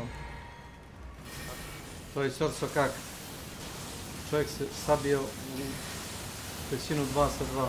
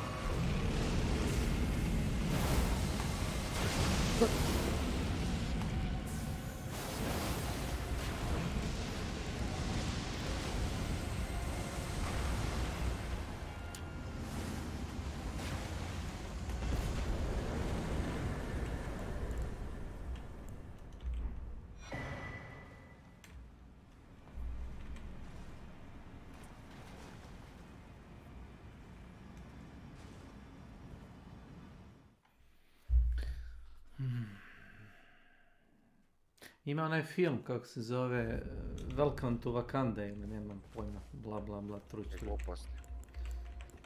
Znao sam da ti se sviđa. Ideja o ženama superherojima koje skaču, koriste supermoći. Ono, stvarno, brate, daj. Aj ono, aj odjebite više, znaš, ono. Šta je, nije ti bilo toliko teško kad si ono kao okej, ono, nabijeni Afrikanac, ono, znaš, kao... Nikakav problem. Okej, u redu, čovjek je ono, obučavao se za to čitao život. No, kao njegova sestra, šta? Kako? Kako se dobro? Da, sestra, znaš, ona mršava, ona kokoška, što kao, u prva dva filma ima onaj kao, one narukvice moći, one, znaš, niđe veze. Hoću, čak idem da izvijem nešto po me, evo me, brzo. Aj.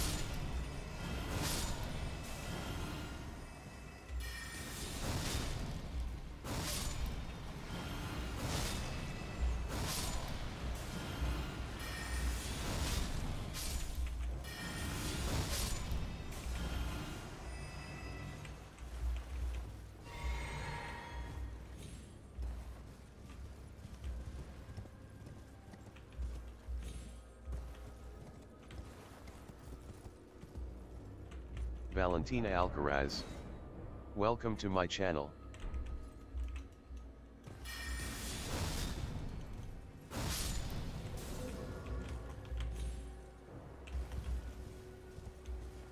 Welcome.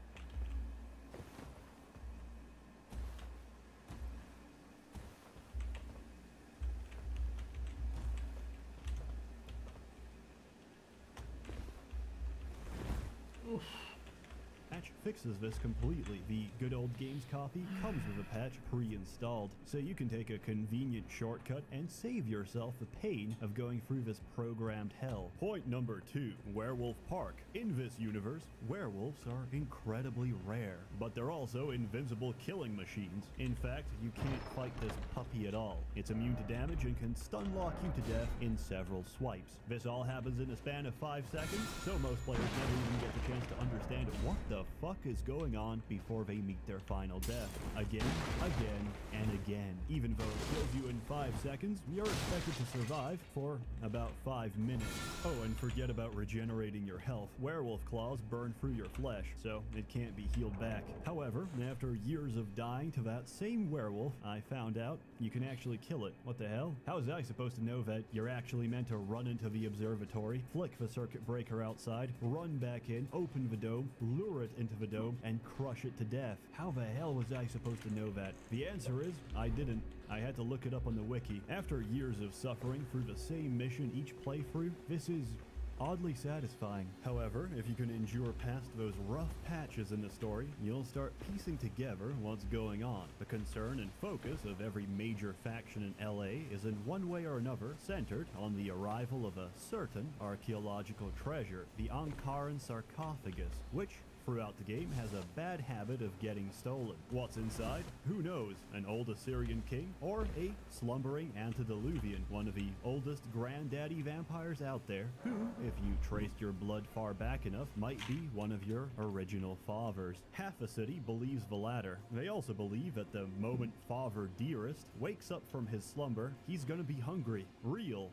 hungry, and he'll sate that hunger by feasting on his children. Wherever we go, it is the blood of Cain which makes our fate. Your fate and the fate of the Ankaran sarcophagus are inescapably intertwined. Will you open up the sarcophagus or seal it away for all eternity? That choice is up to you. Vampire the Masquerade Bloodlines, a very unique, flawed, and fantastic diamond of a game. Terrible combat, 0 out of 10. As always, more content to come, so stay tuned. I'm just fucking with you. 10 out of 10. One of my favorite and one of the most replayable RPGs of all time. There's very few games out there that keep pulling you back over and over again and still manage to make each playthrough different, and this is one of them. Go buy it. Go play it. You won't regret it. Get sucked into the atmosphere. Get a craving addiction for it and replay it every few years for the rest of your natural life, because there's nothing quite like it. A warm thanks to the many members of the Merchants Guild, generously funding and bankrolling these videos. You're all truly wonderful. You're going to get a visitor at your door next week. Don't open door! It's Jehovah's Witness. They're so annoying. Hey, I could use a Halloween-looking S&M gremlin like yourself to help haunt some people out of some loot for me. Let's see what we got on good old camera 3. Oh, well, hello there. I've been thinking about you. Oh, yeah. I want to lick you all over. Then make my way down to your creamy center and... What the... Get your hands off my Bavarian cream! You're going to go to a fancy restaurant. You're going to order snails. Don't eat them! That's disgusting! Snail very dirty. Phil's here. Gotta run. Great breakfast, honey. Have a good day, dear. I'm glad you liked the muffins. Hey, what's that on the counter? That's not my margarine. That's butter. It's... Bitch! You know I'm supposed to watch my LDL levels. I thought it would be a nice change. You couldn't even tell. You don't want a divorce. You're trying to kill me. I'm glad I slept with your sister. I thought it was margarine grade B butter. Well, the rancid taste of margarine with all the saturated fat of butter. Love will find you next week. Don't stay in love too long. Husband find you too. Does your penis always seem to be getting in the way? I got the last of the groceries, honey. I just need to close the trunk. Whoa! One more nail and this birdhouse would be as good as new. No! I'm sorry, sir. This dressing room is for women only. You don't have to let this happen to you. Hi, I'm Dr. Fred Tuck. Don't let your penis interfere with the quality of your life anymore. I have performed over 300 sex changes in my career, and not one of my patients has ever asked for their tackle box back. Come to Tuck's Sex Exchange in the next month, and I'll give you a free estimate. Don't let your peace interfere with your peace of mind. Tuck's Sex Exchange, located off Beverly Drive. Next time you get on plane, change seat to exit row. This makes sure you not sit next to big fat ass. Camera 79, nothing. Camera 80, nothing. Camera 81, nothing. Hey! Hey, it's me! Hey there, Chunk. Doing a fine job. Keep up the good work, me. Last year, Democratic candidate Michael Redmond bought a sports utility vehicle. 3 months later, there were 2 separate incidences of hit and runs by an unidentified SUV in his area.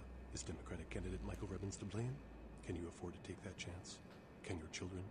Vote Republican Senator Robert Thorne, a candidate that has never committed vehicular homicide. Democratic candidate Michael Rebbins has never publicly stated his opinion on child pornography. Is it because he's hiding something? Would you want a child pornographer voting on this nation's laws?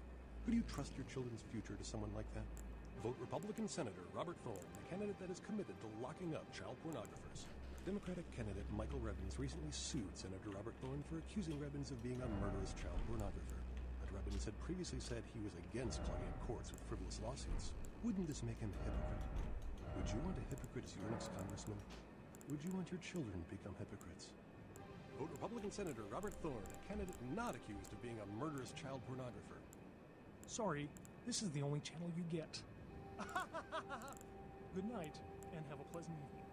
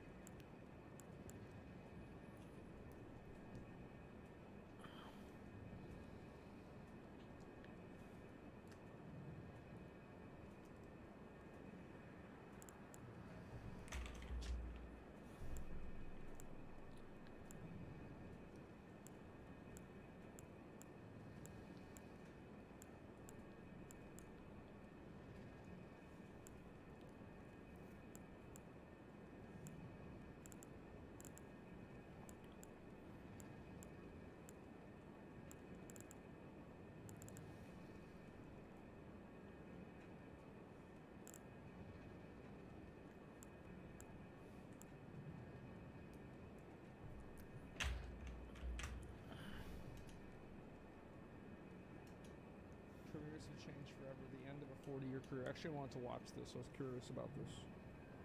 You were born, you are nurtured up to whatever you're 6, then you get sent in the kindergarten and school, and by the time you're 18, you come out and you go to college.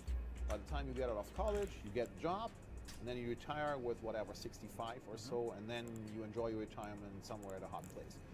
Wow, that sounds super exciting. I can't wait to do that. I remember whenever I was in like 2nd or 3rd grade and I realized this was the way life was played, I said, fuck that.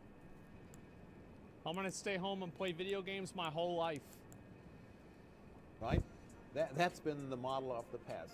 So boring. That's not working. That is absolutely not working anymore, in every respect. Go to school, get good grades, get into college, become a professional, and work your way up the corporate ladder until you can retire with your savings or a pension. I think there's a lot of people that still do that.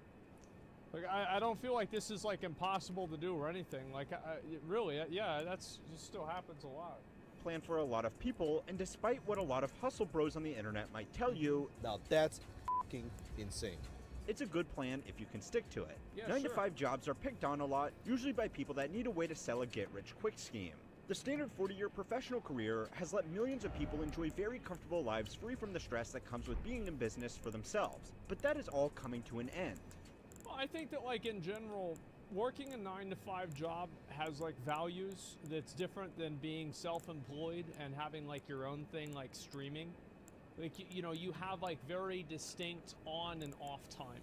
Whenever you work for yourself, if you're very invested in what you're doing and if you're successful at it, the odds are that you don't really have a lot of time off.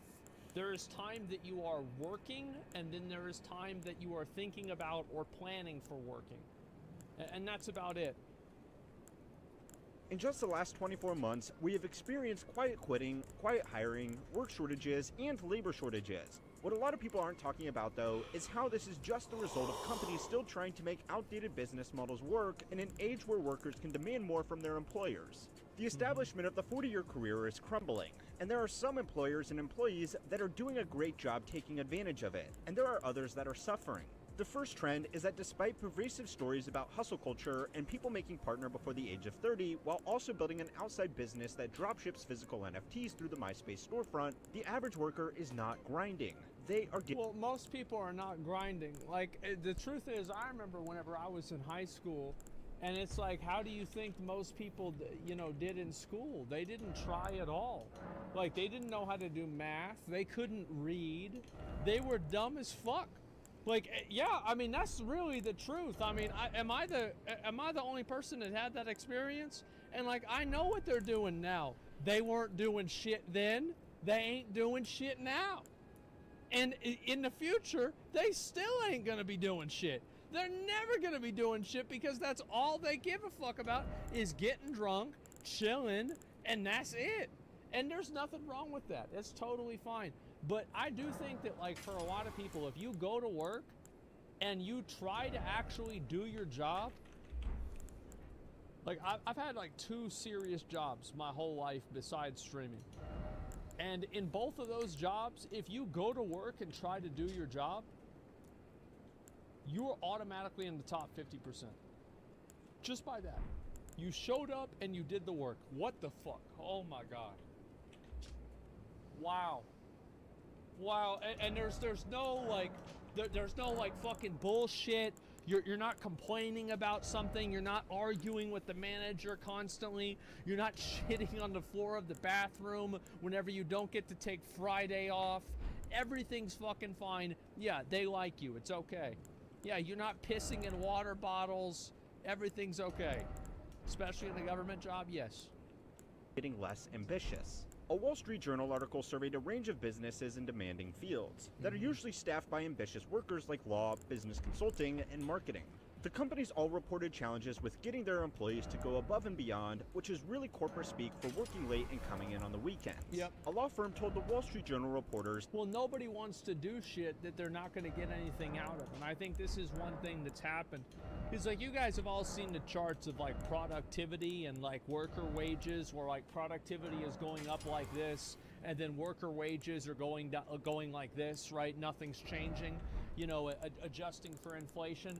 So like, you work your ass off, and it's just like an office space, right? I work my ass off, and you're not going to see another dime. You're not going to make any more money. Maybe there's a promise that there's a potential that you might get promoted in the future. And the truth is, like, yeah, if you want to get promoted, work harder. The people that get promoted work harder more often than the people that don't, okay? All other things considered equal. Obviously, if it's the boss's brother, it's a different situation. But in general, working harder is a better idea if you want to be successful than not working harder. However, there are a lot of people that work hard, and they're not very good at working. And they get frustrated about that. That happens a lot. And I see people all the time. They say, oh, I grind every day. I work hard every day. I see this with streaming constantly. People, and they stream for 12 hours a day. And you know how long they're boring for? 12 hours a day. Cut it down, reevaluate what you're doing, and then after that, take a different approach. Because what you're doing isn't working. And there's a lot of people that beat their head against a wall, and then somebody else comes up next to them with a hammer, and they're going right through the wall.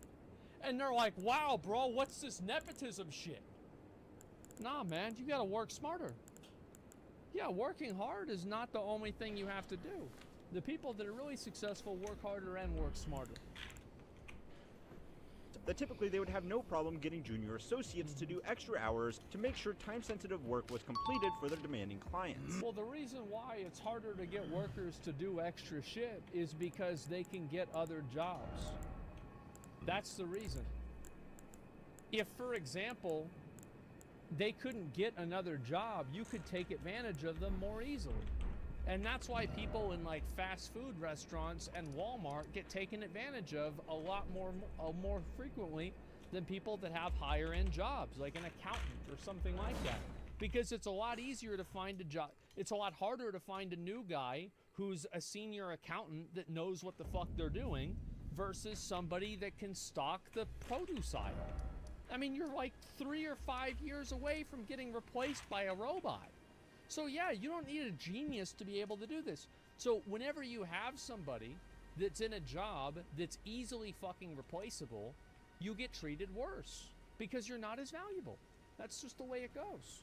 But the reality is now there's so many of these people that are working in these positions, and the ways that you can leverage your knowledge is so much more broad with like different types of tech work, etc., that you don't have to sit there and take as much shit.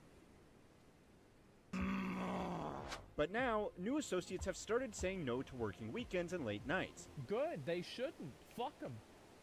Which is forcing the partners to bring on more staff and do the extra hours themselves. Good. That's your fucking job. That's why you've got fucking 12% equity in the company. What the fuck do you mean? Oh my God, I can't believe I'm supposed to work harder at the company that I own. It's crazy. What do you expect?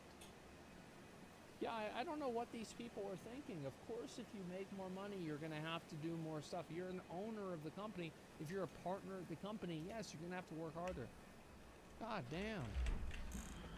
I try to keep my employees happy. I once do pizza parties once a week for AM and PM shifts, and it works pretty well to keep people motivated. There's a lot of things to do, right? I mean, if you want to keep people motivated at work, give them more money. That's my best. Give them more money. Don't treat them like shit. Do those two things, and that's it. You just do that. Don't be obnoxious. Don't be rude. Don't try to tell them to come in. Pizza parties are nice too. Of course they're good. That's all you need to do.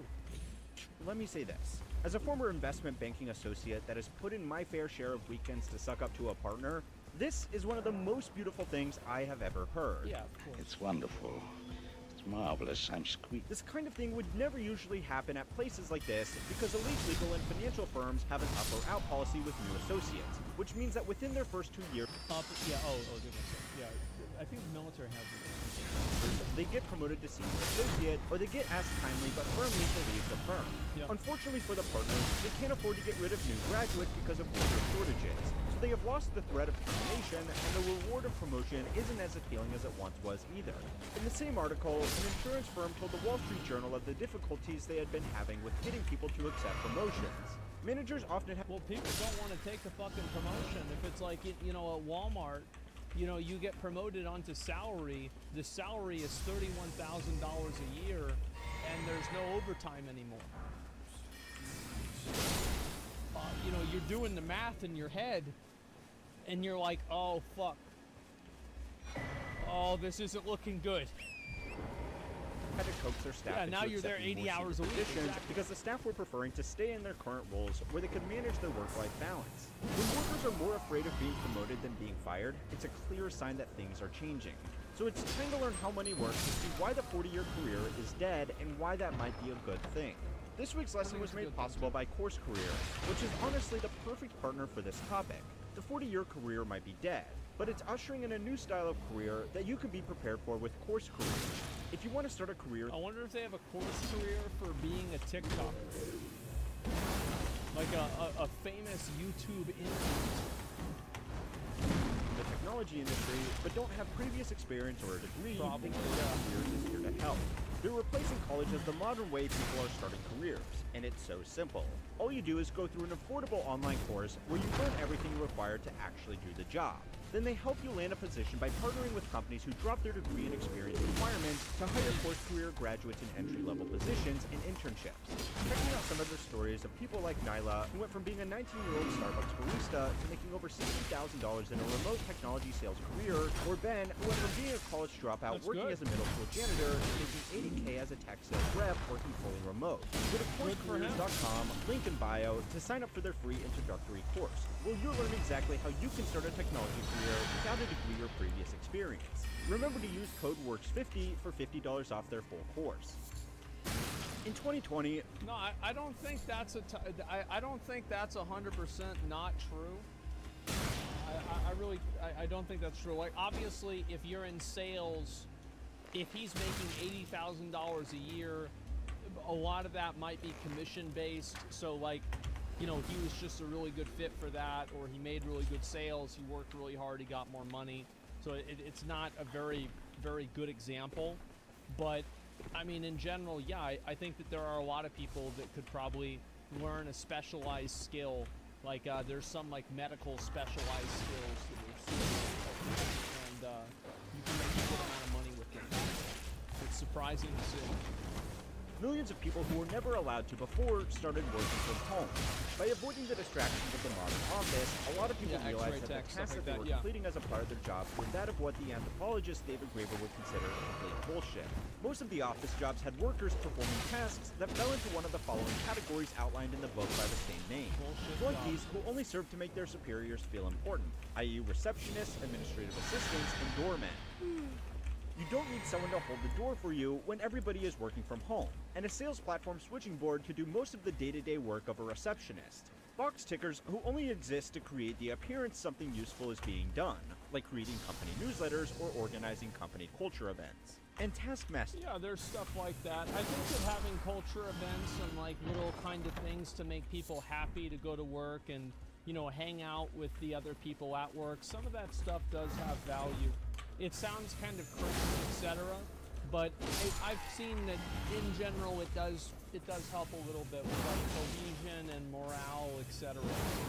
It goes a little bit farther than you might imagine, even though it's stupid. It's stupid and it works. Who exist to make themselves look busy by standing over their subordinates to keep them on task, but only ever end up distracting those workers or slowing them down because they themselves don't want to look like they have nothing left to do. Most jobs in the modern office involve doing some of these tasks, but by working from home, there's less need for them to exist. A lot of employees very quickly found out that they did not need 40 hours or more in the office every week to get their work done. They could just finish it in half the time, and all the other hours were wasted on pointless meetings that could have been an email and any of the other bullshit tasks that modern workers partake in. Work from home did not get rid of the goons. Is that the way it was like for you guys? Yeah, though, like, you just spent all your time in fucking meetings, etc. To be honest, I want to burden my coworkers by having them know me. Yeah, exactly. God damn. I do like 5 hours of work every week. Well, that's pretty good. Yeah, how about that? It's 5 more than me. Or people like corporate lawyers who only exist to protect the company from other goons or the duct tapers. Or the people that spend all of their time fixing the problems of everybody else. So if you want bullshit job security, try and make yourself one of these. For the employees that found a whole lot of extra hours in their day, they now have to decide what to do with it. An internal survey of 3,000 workers conducted by the software firm Qualtrics has shown what it was that people decided to do. 40% said that work had become less important to them in the past 3 years, and that they would prefer to spend the extra hours exercising, cleaning their home, going for a walk, or sleeping when they had the opportunity to. How about that? Thank fucking God. I think this is a great thing. Because, you know, I've made this very clear multiple times before, is that most of these people's jobs are going to be replaced by robots anyway. Like, you just need to accept that. So, like, you don't need to have this, like, massive fucking level of ambition whenever you're going to get replaced by a robot in 6 years. Who cares? Sleep in. Enjoy your life. Let the robot do the work.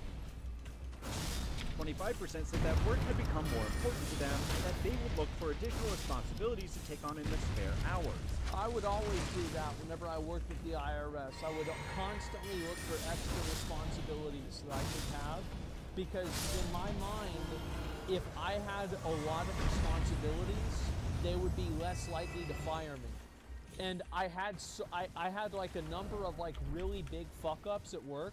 And not to mention, like, one time they brought around, like, a potluck thing, and I put that I would bring barbecued kittens to the potluck, and, like, all of the women that worked at the government there were very upset about this. They brought it to the manager.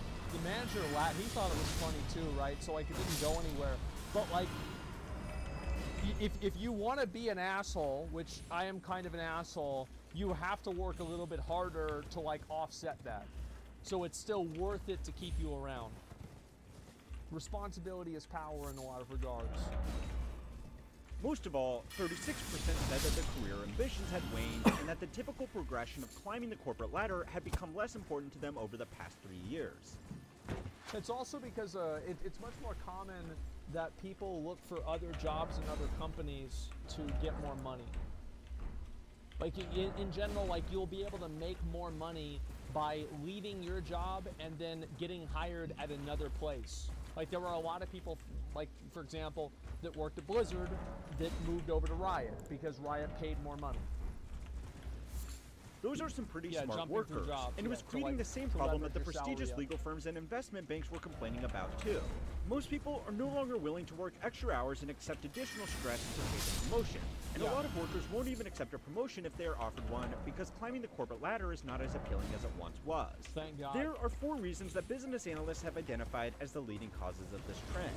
The most damaging to traditional corporate culture is that people no longer see the financial benefits of moving up the corporate ladder. Well, it's because people don't like, what are you gonna get? What are you gonna have?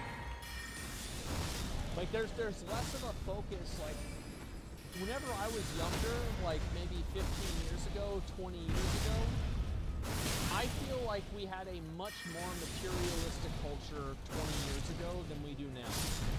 Now we still have a very materialistic culture, but I feel like it was much more like your value was built around like how much money you have, what car you drove, and that's still the case now. But I think that it's less the case. I think it's more materialistic now. I don't know, man. I really don't think so. We're more materialistic than ever. People don't give a shit now. I don't think people give a shit as much. I think the extremes have grown. That's probably a good point. Yeah, some people care about it more, some people care about it less. Personally, I feel like there's less of an emphasis on it. Typically, managers and senior executives earn more than their subordinates, but modern salespeople, tech workers, and tradespeople are bucking that trend, especially in high-demand industries. Well, that's what the reason why that's happened is because how many of you guys went to school and in high school you were given the impression that if you didn't go to college you would be a loser?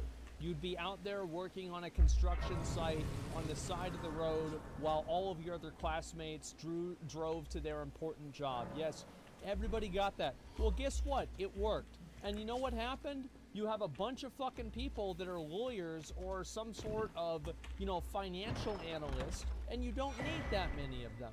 And guess what happens? Whenever you have a bunch of fucking people that have a skill that is very valuable, but there's only so many slots for them. Well, you can fucking be even more stringent with what your requirements are. You can be even more picky, and you don't have to pick the 9 out of 10. You can wait for the 10 out of 10. And then at the same time, you have people that aren't plumbers, they're not electricians, they're not carpenters, and they're not welders, because being a welder is being a loser. Being a construction foreman is being a loser. Now, the construction foreman makes $180,000 a year, but you have somebody who's an accountant who makes half that calling him a loser, because that's the way it works. I'm not even kidding. Like, that's how fucking stupid people are. How is that? The reason how it is it's because people, I think in our society, and this is changing, but it is in the process of changing. It has not changed. But there are people who have a different viewpoint on this. In our society, physical labor is seen as lesser than mental labor. Like accounting, being a lawyer or something like that, being a scientist is seen as like being above physical labor. I think this is stupid because, like, anybody knows, like, I don't want to get into like a bunch of like lore or etc. about people. Like one of my cousins is a construction manager, and like my uncle is like an architect, and so like I understand like kind of at least a little bit the pipeline of like how these things fit together. Bro, if you are a construction manager, it doesn't matter if you show up to your job in dirty jeans and like a fucking like overalls or shit like that. Like, these people know what they're talking about, and they know it really fucking well. Yeah, it's crazy to think that these people have no idea what they're talking about. Like, it doesn't mean that they're fucking geniuses or anything like that. No, there's plenty of people that are dumb, but they're good at their job. And being good at that job is extremely complex. Like, you go look at an air conditioning unit, look at the circuitry system, pull off the fucking side of it, and you're gonna see a goddamn motherboard. It's not that different from a computer. Workers are preferring to reskill into an in-demand role, where they can earn variable compensation based on the overtime hours they put in and the performance they achieve. People with experience in tech, pharmaceuticals, or finance could become managers, or they could cross-skill into sales and become salaried plus commission reps. They will get a lower base wage, but even average performers can earn $250,000 to $500,000 a year in commissions, putting them well ahead of any mid-level manager in the same industry. Yeah, it's a Doing lot. a role where they are not responsible for the performance of any subordinates also means that they are free from the stress of dealing with workers who don't want to put in any overtime or work towards getting a promotion. Yeah, or you just have, the thing is, like, that's not really the problem that you have. Like, from my experience with dealing with people, is that if you have 30 people that you're dealing with, 80% of your time is with 5 of those people. Every single fucking time. Every time it's this one fucking person or 2 or 3 of these people that constantly have issues. They constantly have problems. There's always something wrong. They did something bad again. It is awful. Yeah, it's the 80-20 rule. Yep, it works on a lot of things, and this is one of them. Instead, they are only responsible for themselves Just like and their all the work. If they want to make a lot more money one month, they can hustle like crazy and work on no one wants to be held accountable for another person. Closing more sales or doing more overtime. If they want more work-life balance, they won't be letting down a team beneath them. Skilled, non-managerial roles in certain fields and sales roles are also safer during financial slowdowns as compared to middle managers. Well, it's also because you have more autonomy over what you're doing. Like, if you have a sales role and you're getting paid on commission, if you work harder, you make more money. It's that simple. That is a massive value for a lot of people. A company can operate without team leaders, but it can't operate if nobody is selling its product. For young workers who have lived through 2 big downturns during their careers, a job that is safe during bad times is more valuable than a job that pays a little bit more. Some really cunning workers have made junior jobs significantly more lucrative than managerial jobs by simply working 2 of them. Working from home has kicked off a new trend that is particularly popular with tech workers who work 2 full-time jobs with 2 companies simultaneously and take home 2 salaries. Yeah, I think that's pretty fucking smart. I've seen a lot of people doing this. Obviously, my viewpoint for this, some people say this is bad or it's unethical. I think that to a certain degree it is unethical. But it depends, right? Because yes, maybe it's unethical, but like, fuck them. Welcome to my channel. I mean, if you ever are worried about affecting the job in like a bad way, or, you know, doing something wrong, just say fuck them. That's the solution. That's the way I've always looked at it. Doesn't matter. Fuck them. You know, oh, well, they're not going to like that. It's going to set them back. Oh, fuck them. Oh, well, you know, that could, you know, hold other people on the team back, and it could make it to where people aren't able to get their stuff. Well, fuck them. Any problem, fuck them. That's it. Depends on the contract? Yeah, it depends on the contract. Like, I do think that it's probably a bad idea to take a job that explicitly asks you not to work another job and then do it anyway. Like, yeah, that's clearly unethical. But fuck them.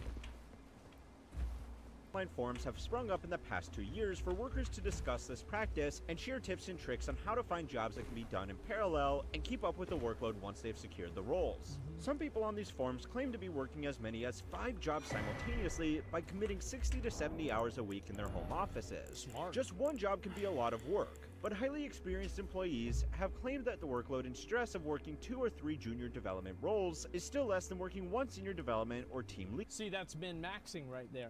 That's video game shit. See, this is smart. Like, they're min-maxing because it's like, you know, you spend 1 hour and you make $10, or you can spend 5 hours and make $40. Well, it's better to spend 5 hours at $1 every 10 hours, or sorry, $10 every 1 hour, than spend 5 hours and only get 40, even though you're getting paid more for the second one. You've got to be smarter with your shit, man. Like, that's the way I see it. Is, like, I think this is so important to understand for a lot of people, is that being able to, like, min-max and break down how to actually accomplish something and get the most out of it. Does that make sense? Your math is wrong, but your concept is right? No, I don't think it was. But anyway, it doesn't really matter. That was not math. It is math. It's min-maxing. Lead role. For motivated workers that want to put in the hours, the multiple job route is more financially rewarding, and it provides them additional job security because if they get laid off from one job, they still have 1 or 2 salaries to fall back on. Yeah, exactly. Ever since COVID started, what we've seen is that candidates are really only taking remote or hybrid jobs. To be competitive in this market, companies really do have to be either hybrid at the minimum or provide remote work opportunities. Reason number 2 is that modern workers have more entrepreneurial ambitions.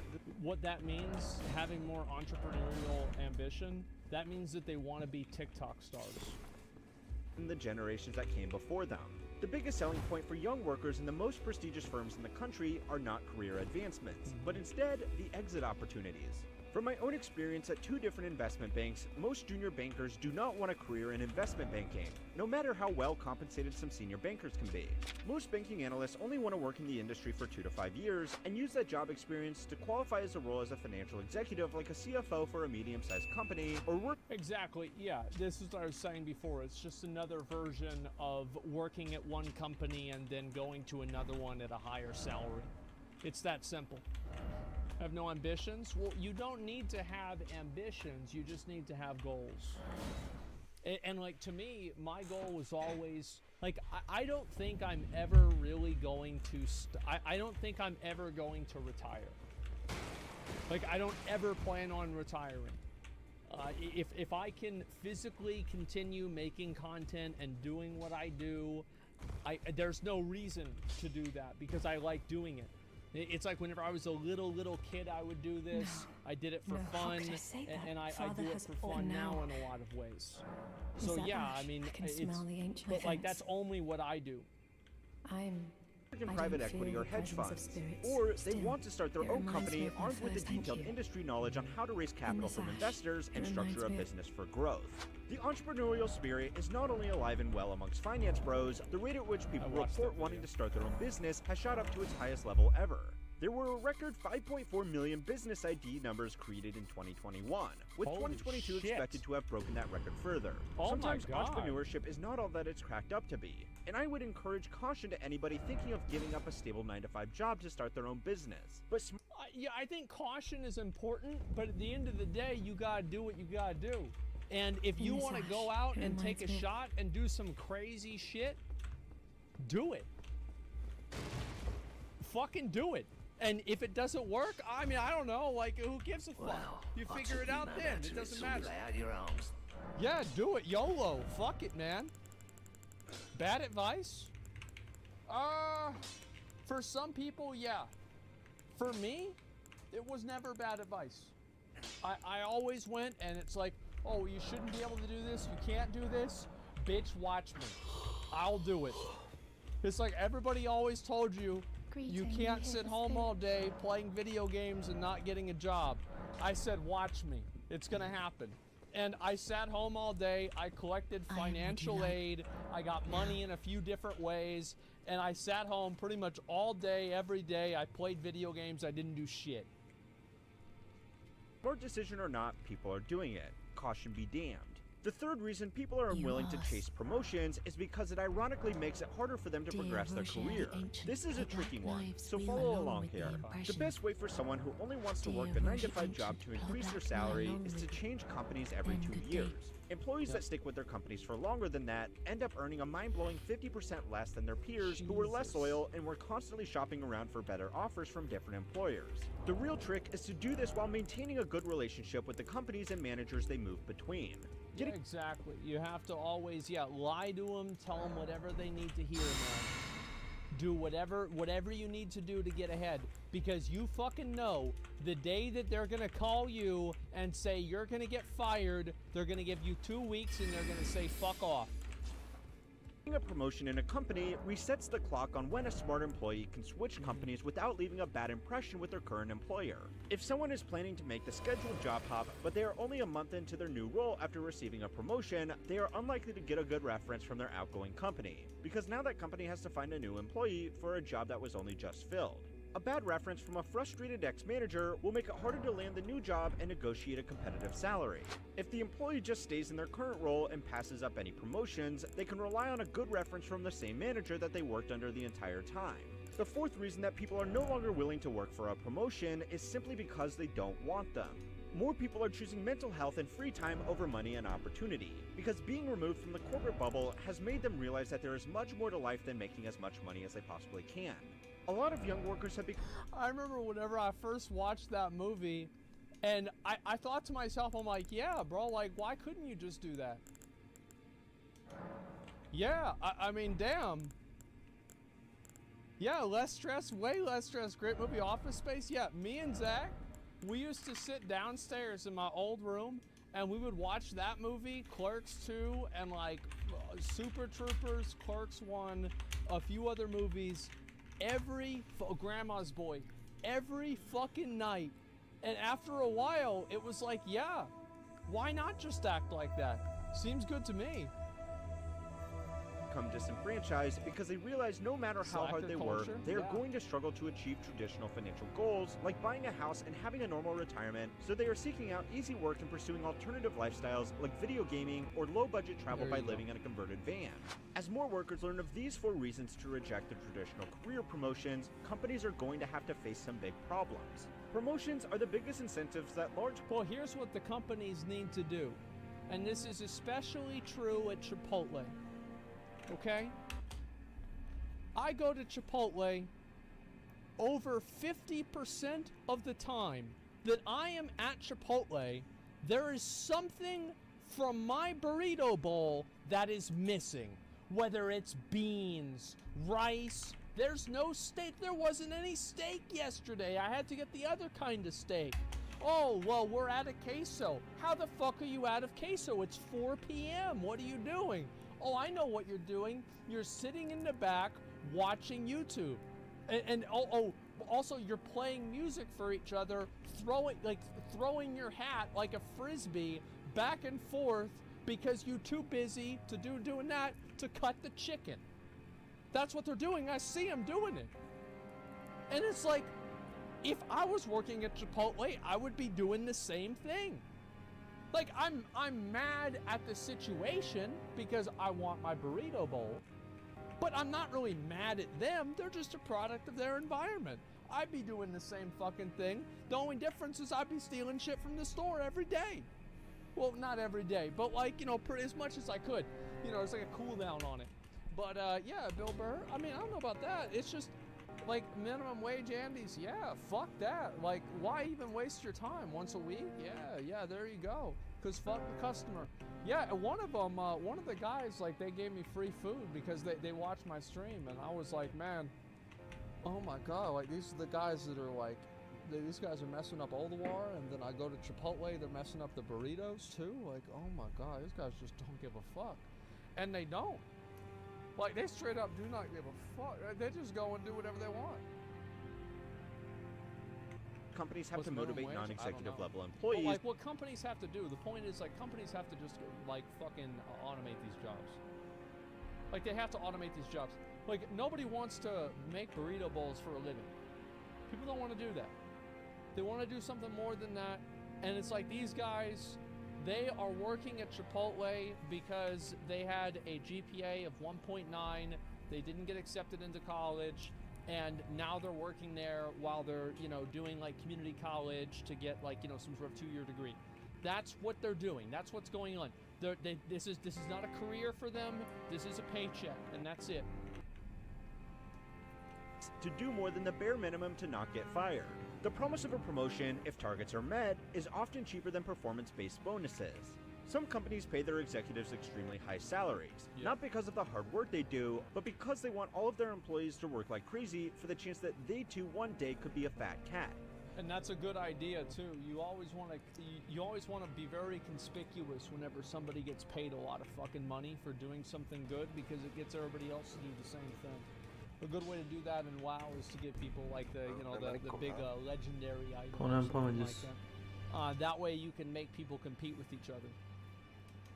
Give service workers free college and EI. A ne sodim nikom.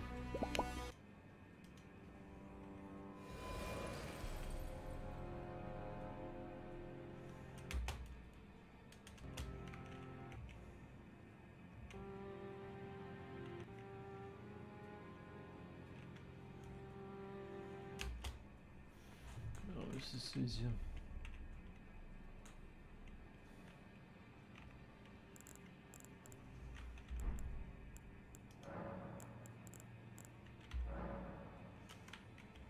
Uh, 168, 142, 126.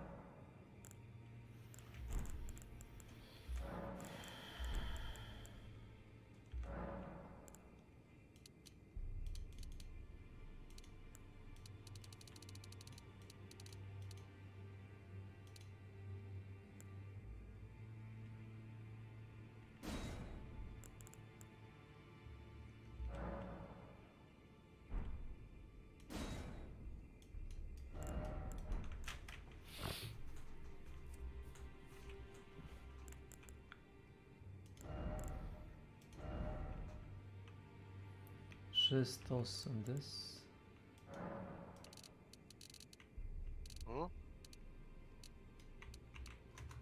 Nameštam lice karakteru. 128. 128.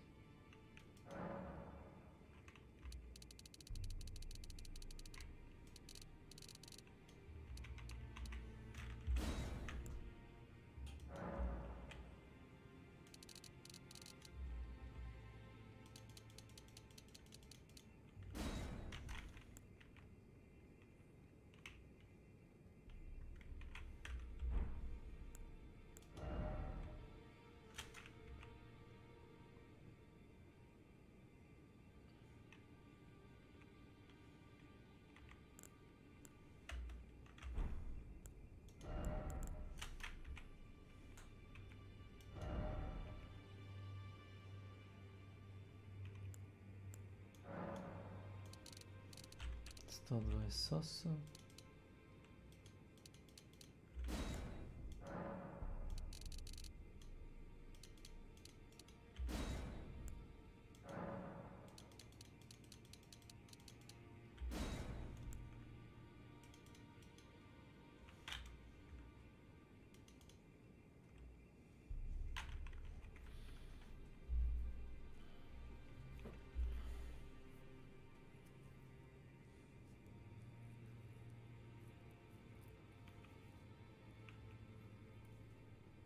138, 108, 148.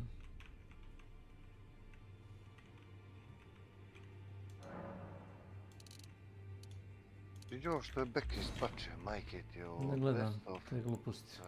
Čekaj, nisu gluposti, jebote. Best of Flat Out, VRC, Rally, Finland 2020, jebote, kako može biti bolesnici, šta je ovo?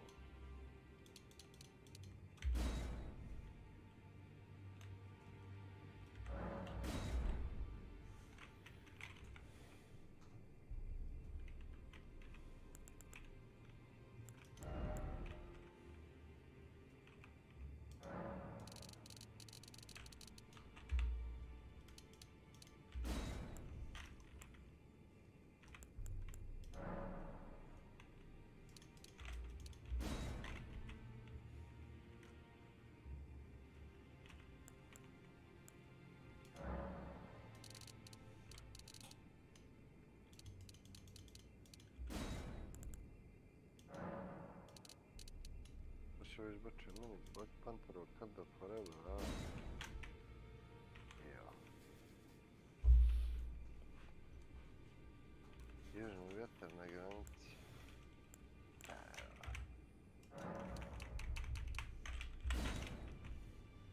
Ne gledam. Ne rezam ljude koji gledaju, ali ne gledam.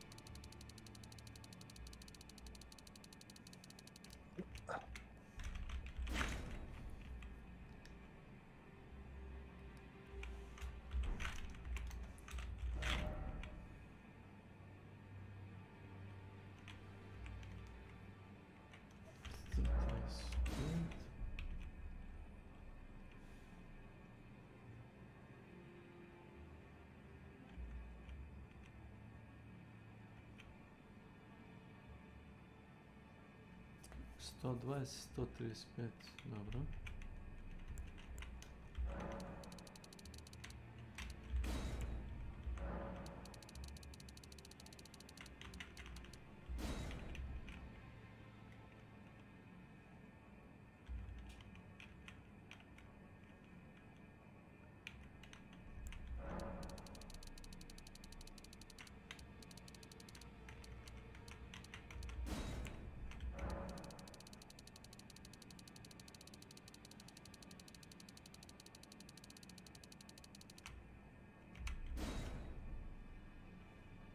Evo kume, to se izvrtio, kao pomoć Turcima, a?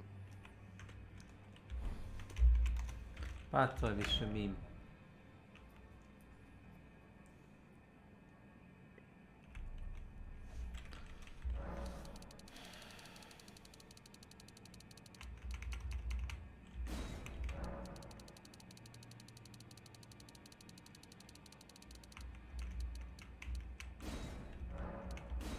Bolje sam komentar gledao kao slika, ono, ovi naši kao MUP Srbija, znaš, kao vatrogasna kao odeljenje. I sad ono kao komentar na srpskom, ovo su piše na engleskom, piše komentar na srpskom, kao dobro momci pakujte se, kaže, kao idemo nazad. Kao vidi se tu samo za slikaju, znaš. Pakujte se, idemo dome, ale? Da, kao pakujte se, idemo na kući. Eto, idemo crnog humora. 180.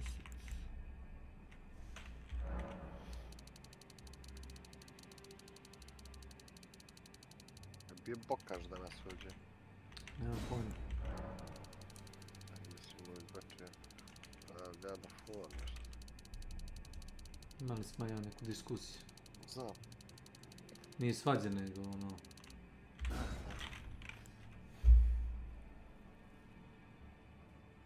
Isto tako ja ne mogu da eskapiram zašto ljudi trepuju da je taj Last of Us dobra igra. Meni nije. Ali to je moje mišljenje. Meni se lično ne sviđa.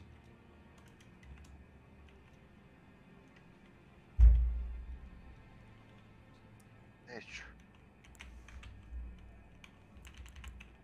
Može.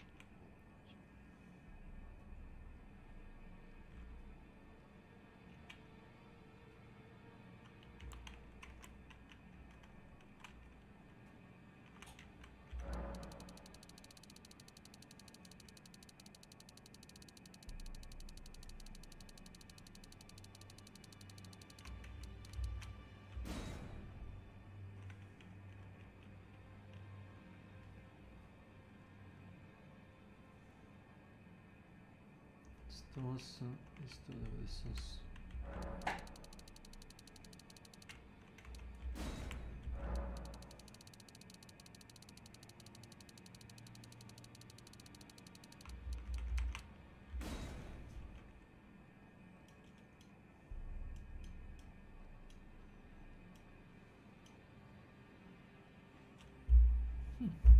Izgleda fino. Nostrils.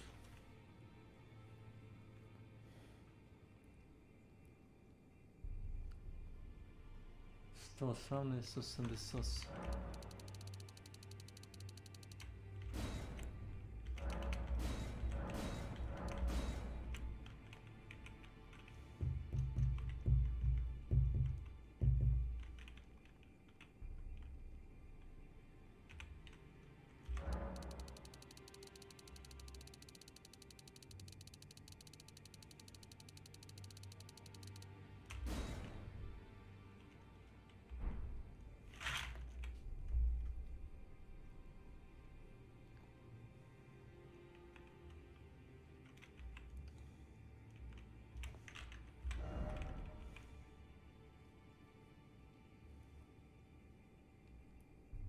To 75, 188.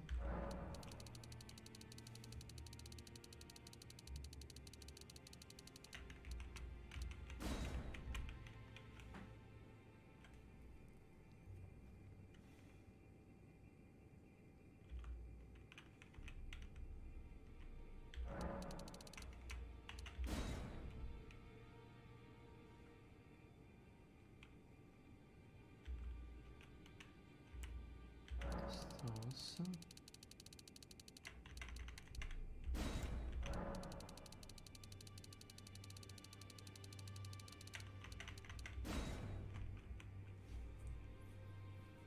Devedeset i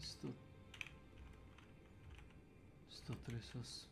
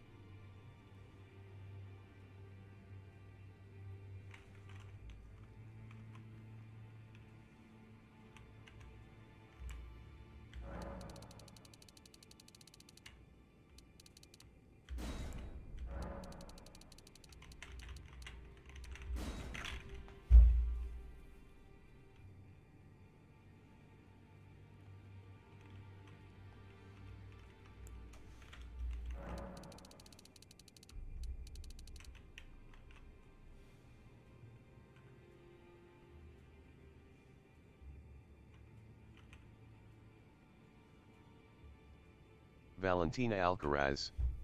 Welcome to my channel. Hello there.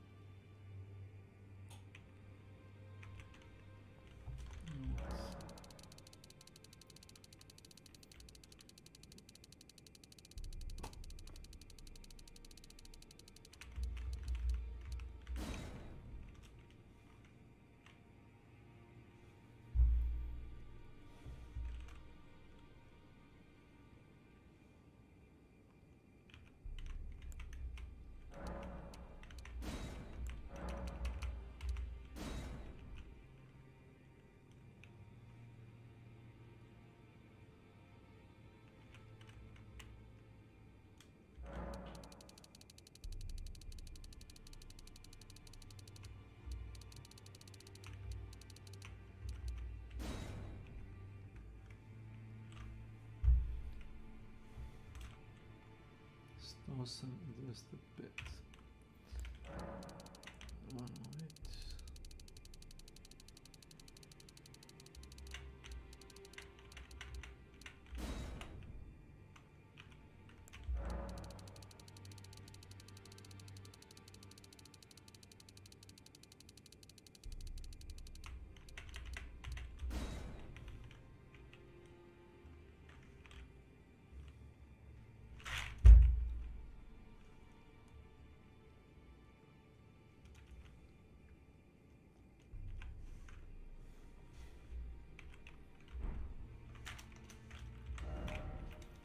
Čim?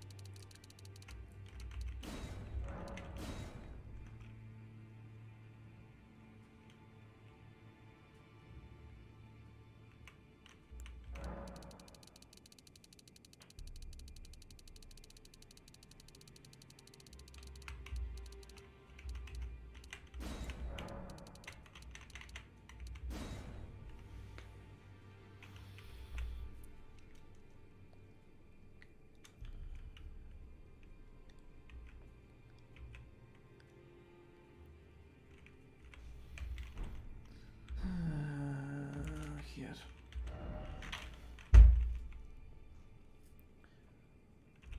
Nine.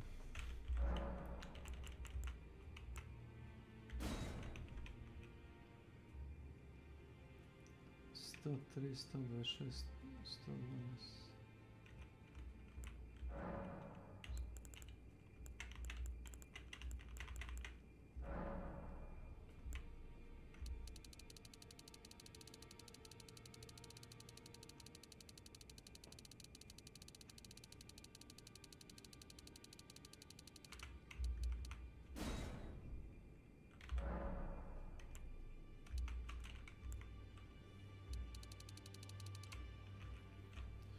Três, 126, 112.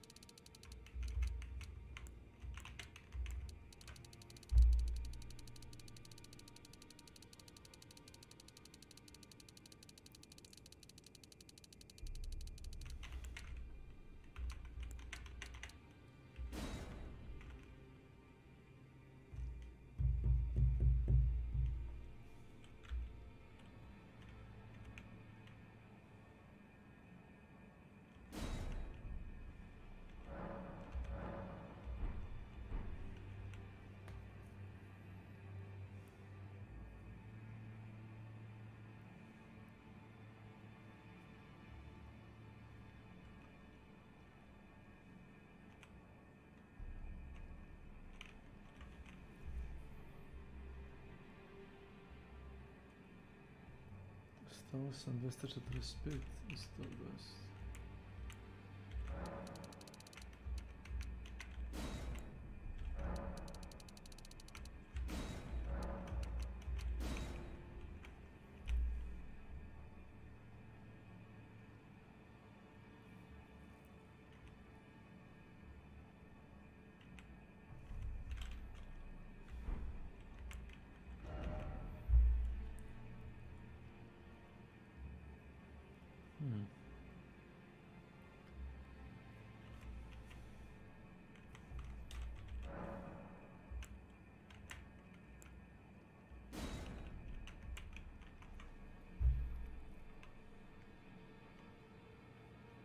580, 65.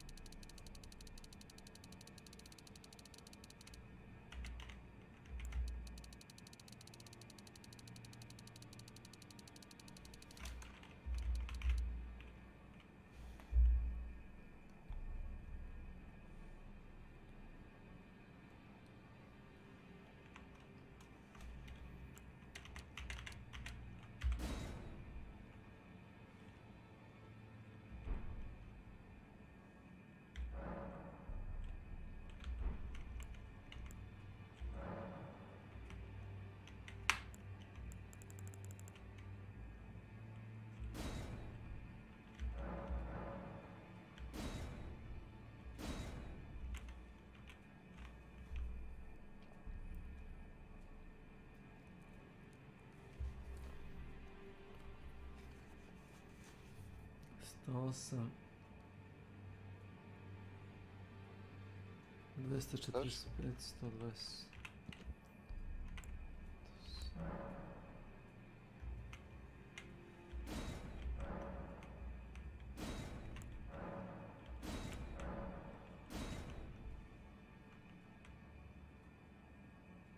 A? Nameštam kosu.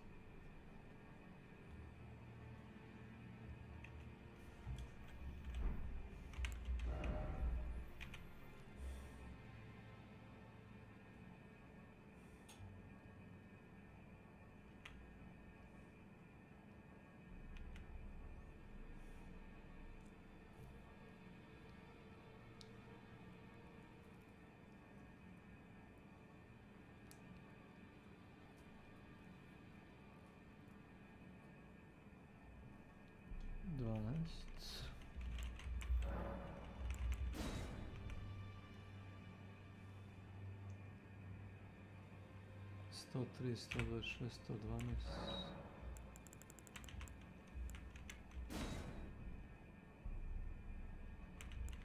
I to ta boja.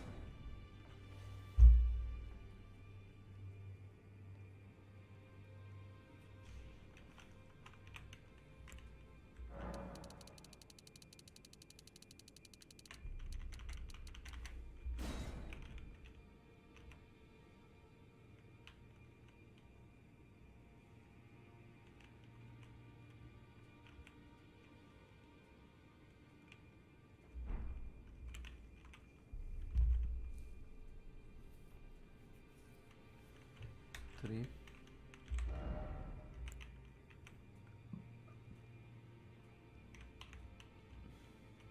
Sto tri, 126, 112.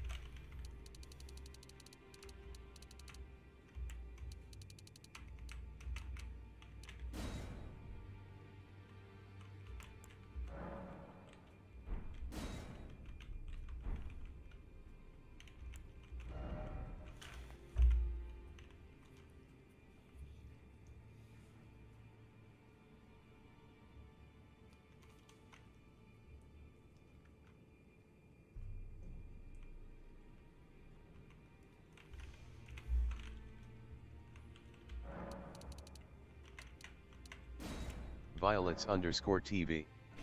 Welcome to my channel. Jesi tu Ćaletove one crne kožne papuče? Šta će tu njegove kožne papuče kasnije? Jesu, Mičko ih zaboravio. Tačno znao sam gdje su.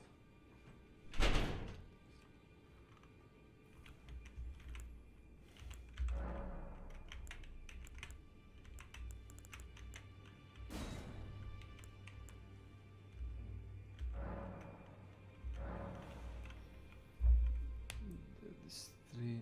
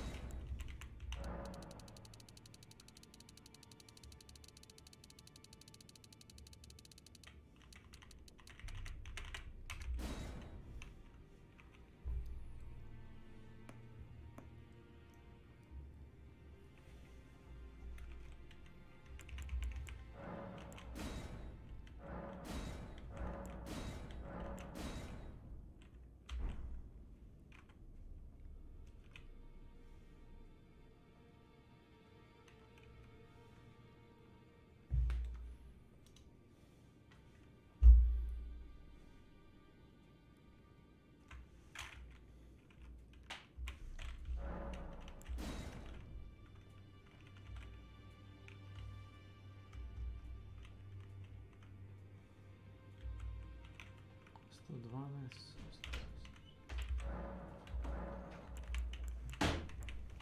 Ćao. Ćao Mihajlo, što ima?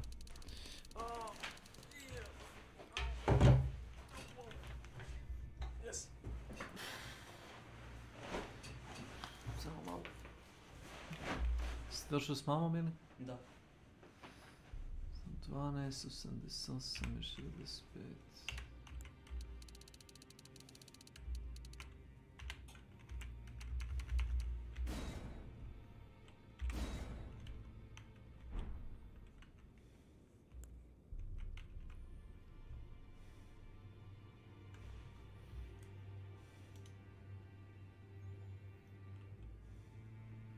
Glava je 128.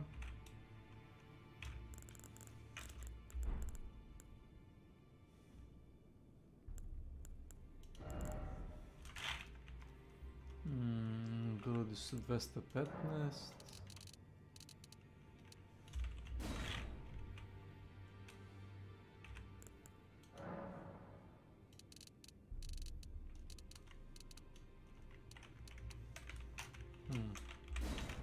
Abdomen 198, arms 218.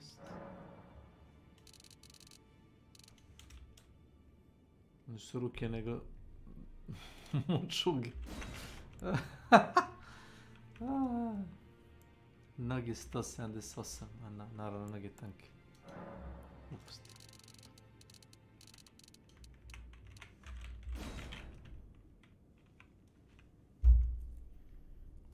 78, body hair 255. Gdje praviš to, majke? To je maksimum. Body hair cover. Zašto praviš to? 000. Pa pogledaj šta radim. Pa vidim, gdje je to za pidu? Elden Ring. Kako praviš ga? Pa, između ostalog. Rost je po tom pitanju svaka čast, znaš za to. Nema pravljenja lika u rast, znaš. Nego dobiješ jednog random gen i to je to. Kad dobiješ kaj ja crnca, jebi ga.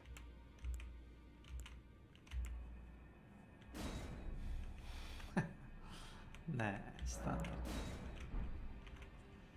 A random su karakteri, znaš. Ođe da. I kad dobiješ jednog, to je što je, nema dalje. Ne možeš ti sad da biraš prođeš bijelca, ovo ono. Da biš čemu mogu i čemu ga je tvoje. Kumara 6000. Welcome to my channel.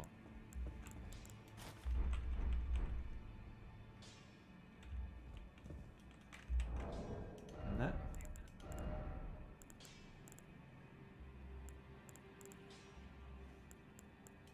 Simo ima običaj da nas jo. Vešti čišaši.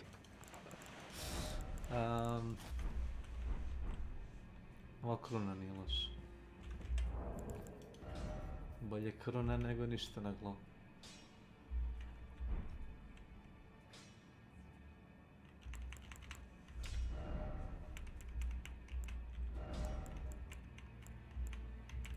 Sad već mogu da uzeti neke metalne gaće.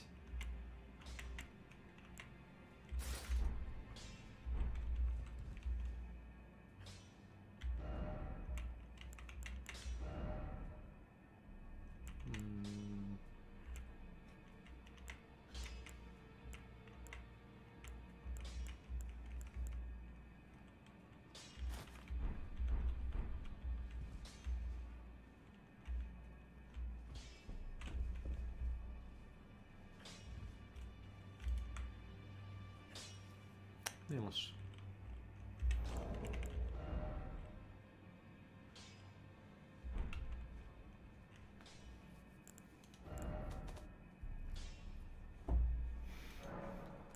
Ne izgleda kao neko ko ima konzervu na glavu.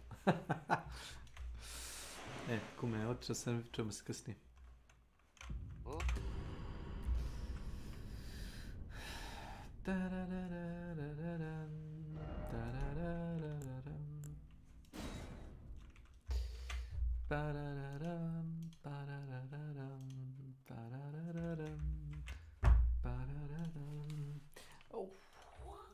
Izvoli.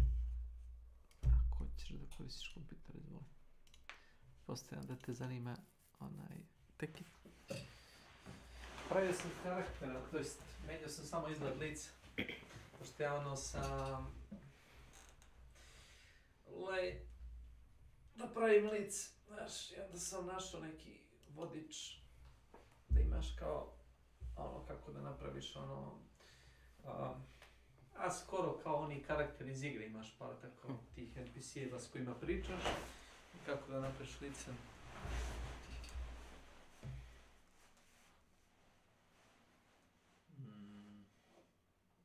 Masterpiece.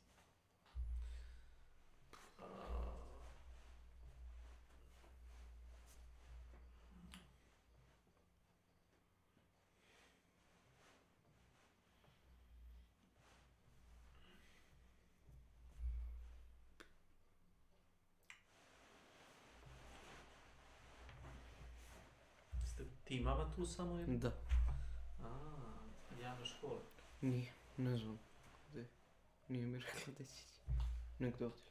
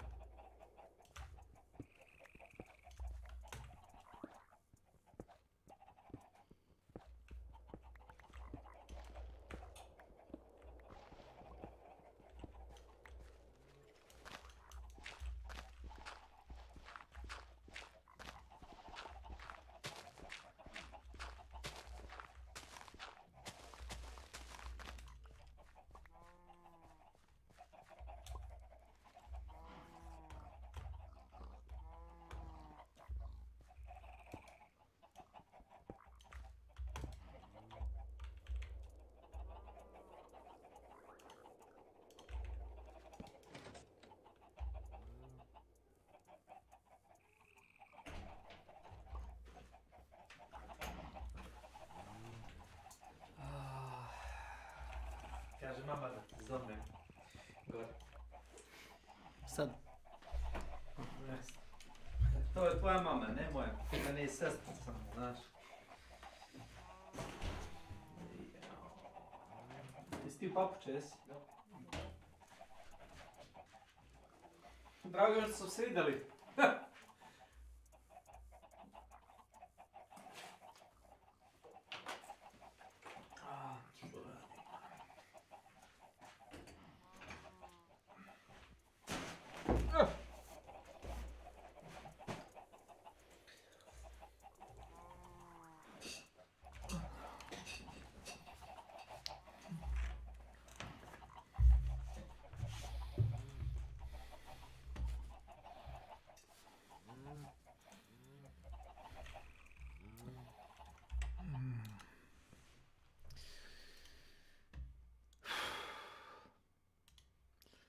Ovako.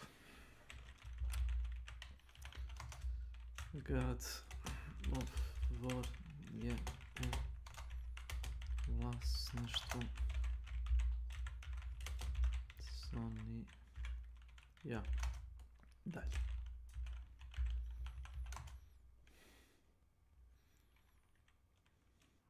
Osim na PC, mislim je PlayStation.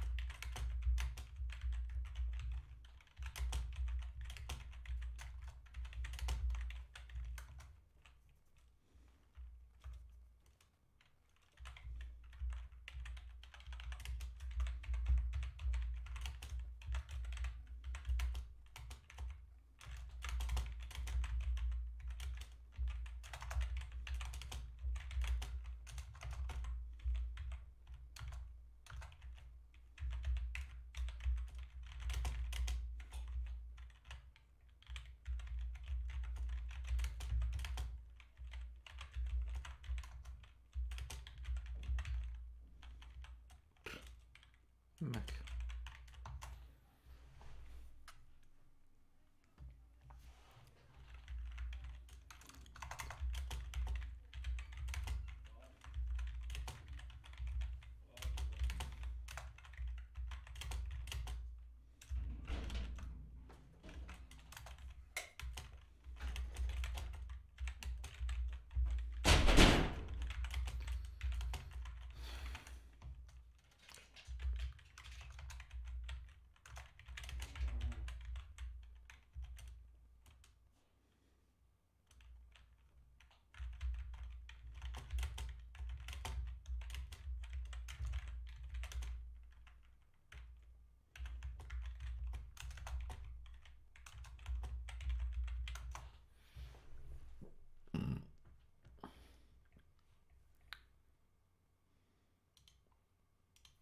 The economy will slightly improve.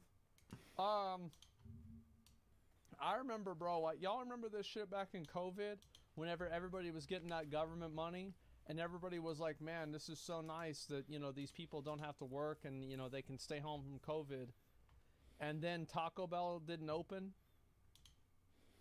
And then everybody was like, man, these benefits are too much. This is too much. This is causing inflation. Welcome to my channel. Bitch, you don't even know what Violets inflation is. You're _TV. just mad that Wendy's is Welcome closed. to my channel. That's it. Yeah, like, you gotta get them back to work, man. Welcome like, to my channel. this Valentina can't Alcaraz. last.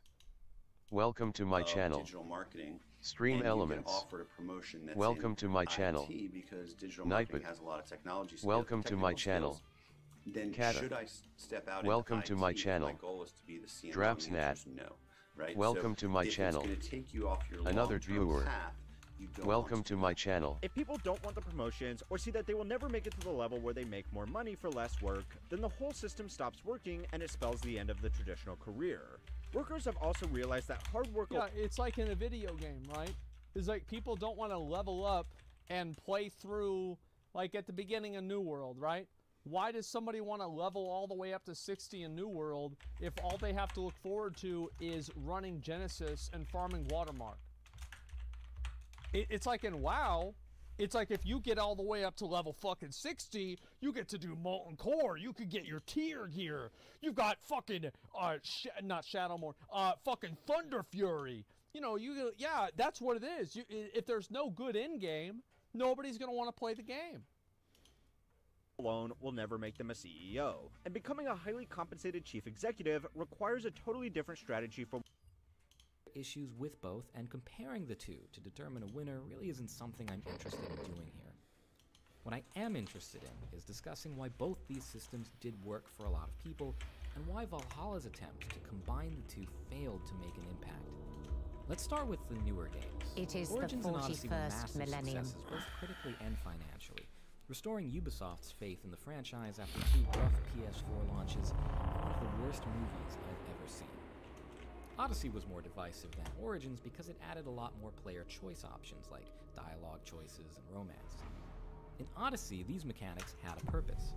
They were a constant presence in the game for the player to engage with, and the choices the player made early on could ripple through the end of the story. I was actually impressed by how different two people's playthroughs could actually be. Personally, I experienced a story about the search for family and never giving up on the ones you love, while another person could experience a vengeful tear through classical Greece, leaving no one standing but them. Valhalla still has dialogue options, constantly, but they serve little to no purpose in the plot. Odyssey saw the player choosing whether many characters lived or died, whereas in Valhalla you rarely get that option. Other than one small event at the end of the game, nothing you do will lead to a radically different experience from someone else's playthrough. Likewise, while romance was everywhere in Odyssey, there are only 8 people you can romance in the base game of Valhalla. And that's not a problem on its own. The old games never needed romance options nor dialogue choices, so I get quality over quantity. But the thing is, 7 of these 8 people have almost no relevance to the overall plot, while one, Randvi, has a romance story that can actually impact the overall experience. It feels like she was supposed to be the only love interest in the game, but then they shoehorned in the romance mechanic just because it was in Odyssey. It's also worth noting that this makes it feel like Eivor has a canon sexuality, while sexuality was something that was totally up to player choice in Odyssey up until the controversial DLC. Both dialogue and romance options have so little impact on the game that I struggle to tell why they're there at all. In terms of gameplay, Odyssey also ramped up the build crafting options. Building on the complexity of stats and abilities, players could now tailor a character to a specific playstyle. In Odyssey, my primary build is a stealth loadout that instantly kills all enemies no matter their level, but dies in 1 to 2 hits. I have an archery loadout that can headshot most enemies, and a combat build with full heavy armor and a blunt weapon for when I just want to hit things. All of these playstyles feel radically different, which was never possible without these more advanced stats. Valhalla initially appears to retain a lot of this stuff. You have different skills and armor sets, but you can honestly get through the game without paying attention to any of it. There is very little variation in difficulty regardless of what weapons you use or what abilities you slot. I understand why this happened. In Odyssey, you needed to pay attention to stats and abilities, or else every enemy would be really spongy, even on normal. And and that was a big deviation from previous games, and it could be frustrating at times. Valhalla wanted to go back to enemies with low health pools and one-shot kills because that was more in line with what we had before, and that definitely makes sense. But no attempt is then made to balance the game to make any of these RPG systems worthwhile. I'll talk about some progression issues and the skill tree later, but the game sludges through countless minor buffs and minuscule percentage increases to different stats, and none of it changes how you play. It all ranges from negligible to entirely performative, with a lot of these small stat boosts seemingly doing next to nothing at all. Why am I boosting stealth damage so much? All stealth kills are one hit past a certain point anyway. It makes everything so much RPG mechanics for the sake of having them, without letting them carry the weight that made them both controversial and functional in Odyssey. So then you consider what worked about the old games. They were very focused in cinematic experiences with very clear design mainstays. Valhalla brings back a lot of ideas from the old games, but just as they watered down the RPG mechanics, these older mechanics suffer from being shoehorned into systems that Ubisoft made no attempt to adapt. You've come to learn. The old games have some really well-done character moments and set pieces that feel fewer and farther between in Odyssey, where most of the cutscenes are shot-reverse-shot conversations between two people. The problem in Valhalla is that it stunts both player choice and presentation. It waters down the RPG mechanics, as I just said, but it fails to make the presentation aspect any better, with Valhalla's lip-syncing and character animations being no better than Odyssey's, and in some ways more unpleasant due to some really ugly character models. This translates to gameplay as well. Another thing interesting.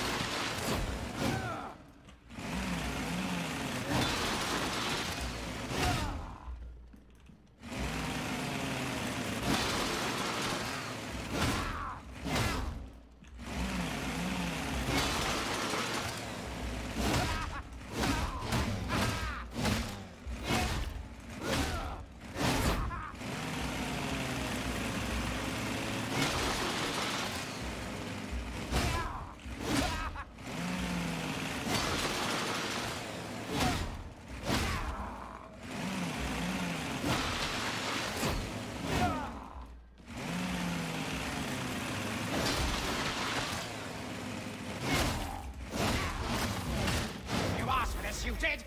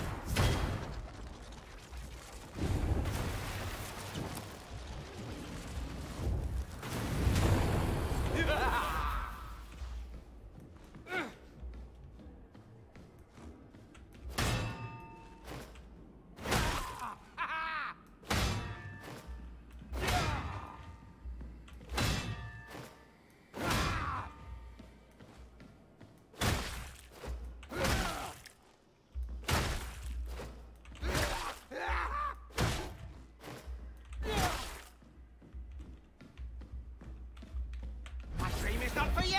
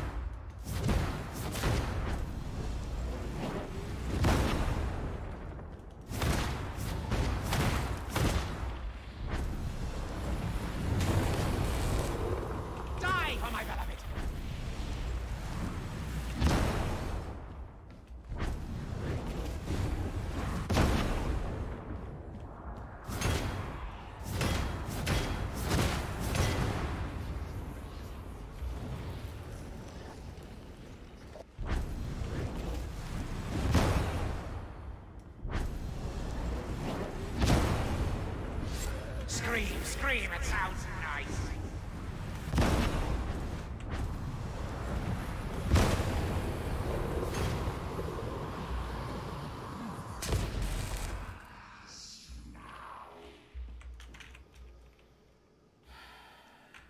Systems of Origins with the visually flashy systems of the older games. Valhalla tries to hit a middle ground by keeping the systems of Origins and Odyssey while adding way more finisher animations and sweeping cinematic cameras for things like assassinations. However, they are very poorly made, which probably isn't so much an issue of two competing design philosophies so much as it is a mark of good old-fashioned lack of quality. Air assassinations swing the camera around and leave you facing a random direction, while finisher kills are harshly repetitive and terribly framed. I've killed so many of these wolves, and never once has this animation looked good, and it's the only one they have for wolf kills. This is an uglier game than both the old games and the new ones, utterly failing in its attempt to bridge the two design philosophies. These are all mechanics that are not inherently opposites, and they should be able to be combined into a fun compromise, but Ubisoft just put so little effort into making the old mechanics work and making sure the new ones still had a function. Smaller things introduced in the RPG games also become redundant with the introduction of older systems. The bird was a really cool thing in Origins and Odyssey as a neat replacement for Eagle Vision, letting you scout and mark targets, kind of like MGS5. But Valhalla strangely brings back Eagle Vision as Odin's sight now, possibly for the sake of nostalgia. And that means that you now have an ability that instantly marks enemies through walls, making the bird entirely useless. In that same vein, in the old games, the database was a cool way to learn more about the time period, but in Origins and Odyssey you have the Discovery Tour, which is a more in-depth version of that. And there's nothing inherently wrong at all with the fact that Valhalla has both, but they cover a lot of the same ground, and they act as another example of Ubisoft throwing stuff in to appeal to multiple crowds, regardless of whether or not these functions all make sense with one another. So many aspects of this game take the worst lessons from the old games while ignoring what actually did work in the past. Mechanics like dialogue choices, romance, Batata Milanen. crafting, the bird, Welcome the to my database channel. all become vestigial organs, unnecessary additions that are at best offensive and at worst downright detrimental to the overall experience. This becomes especially clear if you move away from the overall design philosophy and start focusing on specific aspects of the game. The blade should ride on the underside of your arm to conceal it from your target.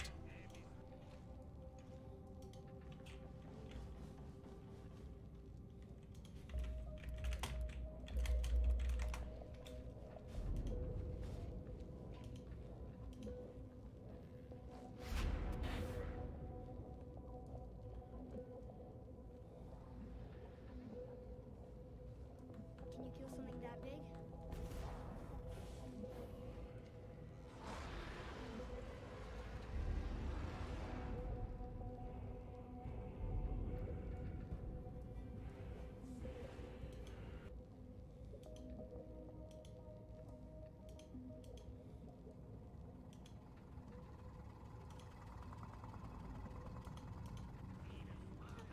I have no wish to hide this, and I would rather not make the same mistake you two have. Stealth, traversal, and combat are the three big things you're going to be spending your time doing in any AC game, and all of these aspects of Valhalla get caught up in that trap of trying to appeal to too many dissonant voices. Stealth is where I want to start off, specifically because the stealth here is, in my opinion, the worst stealth system in the entire franchise. Now in Assassin's Creed there are two types of stealth. You have social stealth and traditional stealth. Both are doozies in this game, so we're going to take them one at a time. Now traditional stealth evolved a lot over the years, but the basics of how it worked remained pretty constant between AC1 and AC Origins. I'm sometimes surprised when people talk about stealth being the core of the old game, because back in the Ezio era, you would just walk right up to isolated guards and kill them one by one. Very simple level layout and very simple enemy AI. This evolved over the years, and over time we did get a crouch system and cover mechanics, and from 2 on we got new stealth tools like berserk darts, cherry bombs, sleep darts, and this shotgun, or air rifle. That one was a one-off. Da se Lado što ima? Jesi, brate, šta radiš? Dobacujem se rečima s jednim momkom s kanala, ali... Ukusi su ukusi, a ukusima ne vredi raspravljati.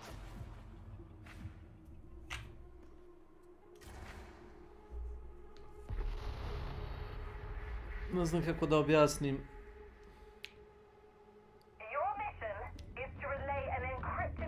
Kao kad bih ja tebe pitao...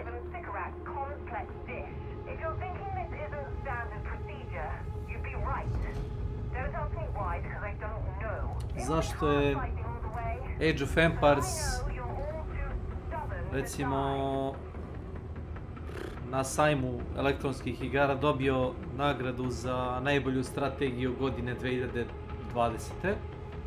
A te iste godine recimo Company of Heroes 2 ili Company of Heroes 3 izašao i sad zašto... Ne, to je samo primjer bio. Stvar je u tome da svaka roba ima svog kupca ili svaka roba ima svoju publiku ili svaka igra. I ne možeš ti sebe da staviš u tu kategoriju kao to je bolje, zašto ljudi misle da je to drugo dobro, ja ne vidim. Zato što ima ljudi kojima se više sviđa taj fazon, iako su slični, ali nisu isti. Rock and Stone.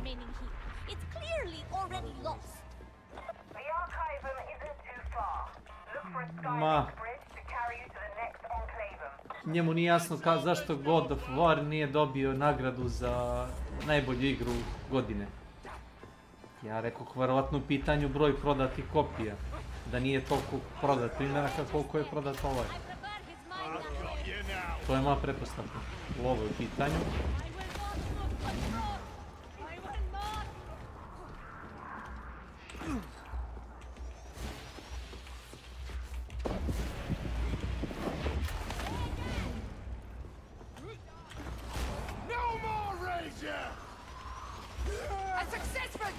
Showing off.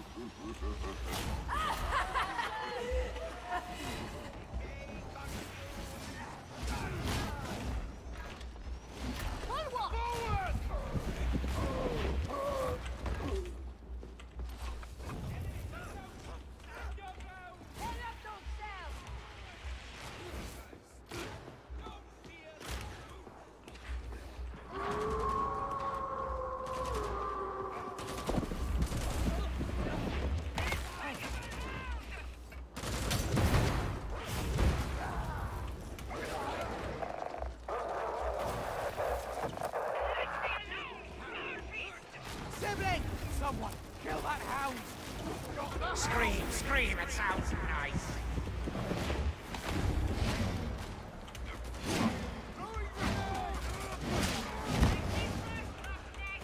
What's wrong with a bit of gusto? Got a present for you!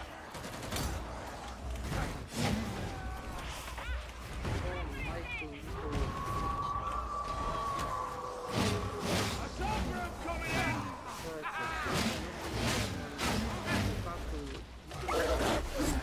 I slaughtered the notes, idiotis! That does look serious. Come on, beloved! I think they upset the veterans. Don't step in the mess! Pa ništa, malo radimo, malo ne radimo, to tako kod moje firme.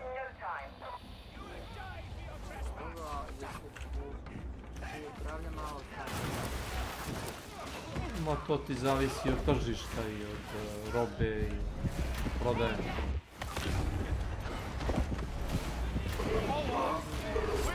To nije samo jedan faktor. You shouldn't have made me angry.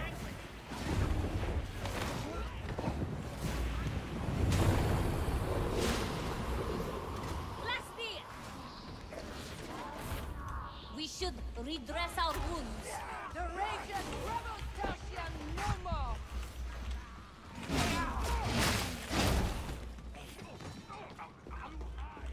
Medicare station. Medicare station. I'll I'll have it. Kako je bilo na tom koncertu? Bilo je super. Bilo je super.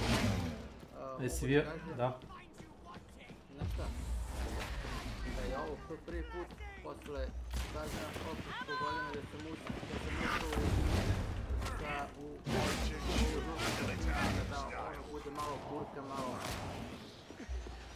šutka i to. Da se te pitam, jesi li bio najstarija osoba tamo? Bez uvrede. Znam. Potpilo je i ovo stariji. Tamo se obično ali zapravo a mnogo imam, a ima mlađe. Nije da ih nema, znaš. Ali mi je bilo recimo žao što nije bilo više ljudi jer takav je bio dobar koncert, brate, ali su napravili. Napravili dobar koncert, to je dobra. To se skakalo, to se pilo, to smo igrali, to je veselje bilo. I znaš, ko je najbolji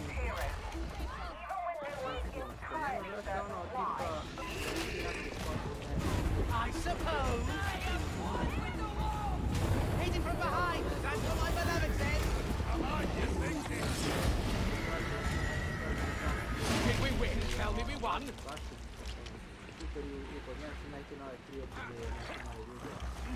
Look out, sniper!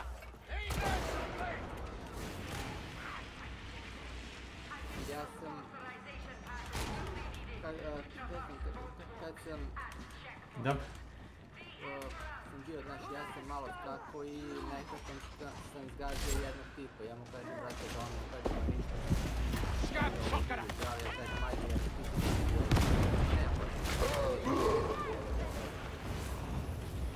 pivom, hoće mene da vratim pivom, ja sam popio a njegova supruga nosi vodu pečva i vodu da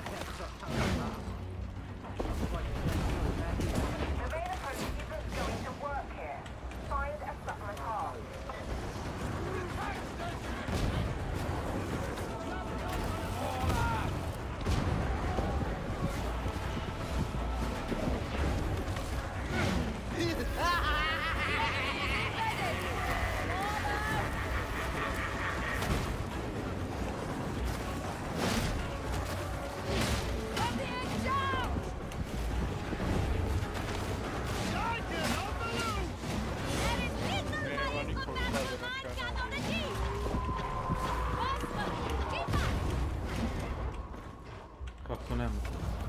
Pa dobro, on je tu i ja i ti, ali nema, sjećaš se da je bio puk kanal jebo. Dead. Poor dog. You better hide from me. It's out of surprise. It's not a victim make.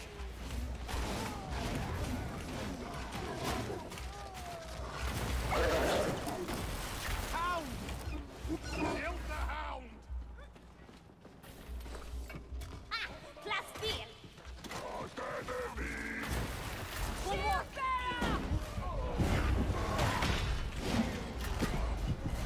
More life! Control it! Ammo! Arrows overloading!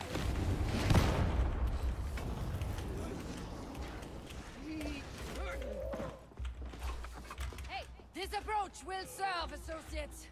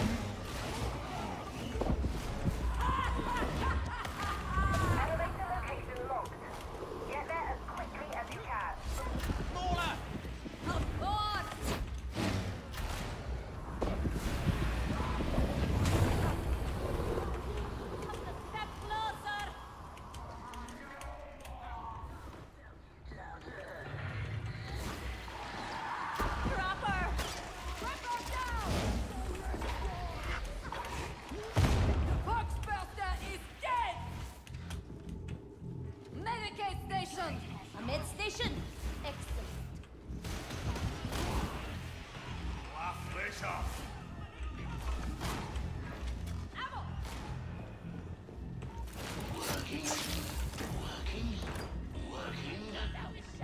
Medicaid station. Salutations. Hadron online. Data stream. Acceptable quality.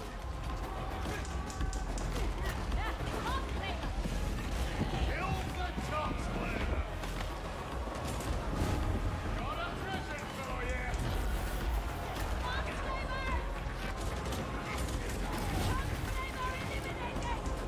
Where did you learn to do that? The intelligator has crashed.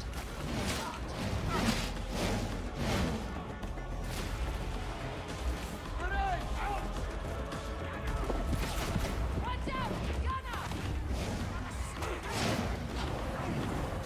I can only imagine you attempted random inputs until it worked.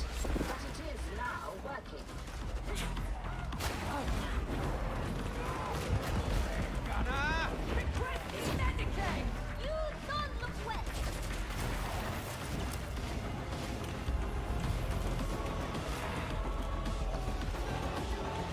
Away from that bastard! All that hose. The machine is broken. What a surprise!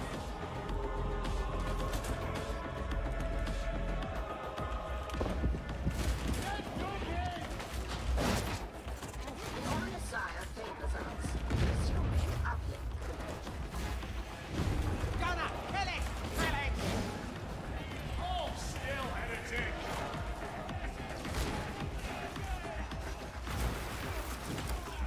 Empty. Reloading. Red gunner! Completion imminent. The data interrogator requires your attention.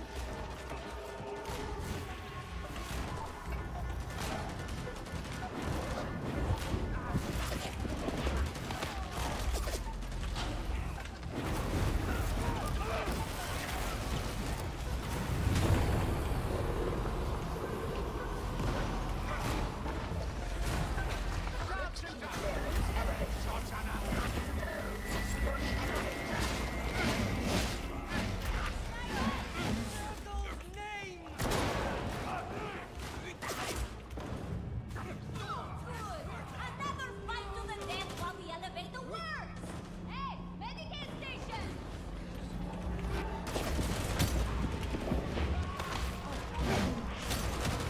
I don't want to do this!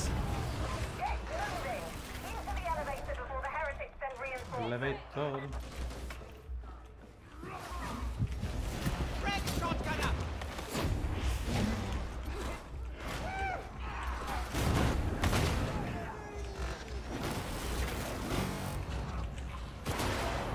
Kill shot inbound. Nice. Thank you.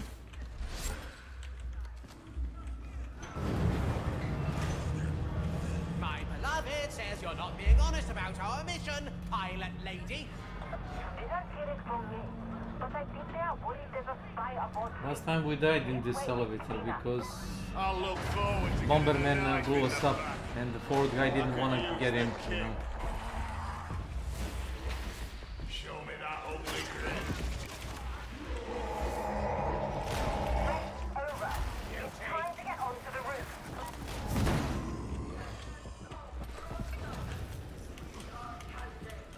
Why are abhumans abused so when we fight for the same cause? Yes, it's different security on every hand! You like? Why does it surprise you? My beloved says felinids are particularly beautiful. I'd like to see one very much.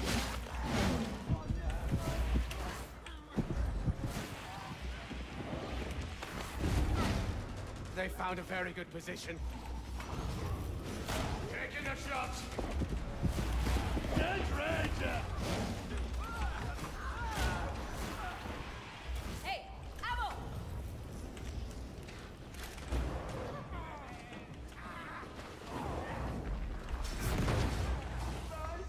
Marshal, Ranger.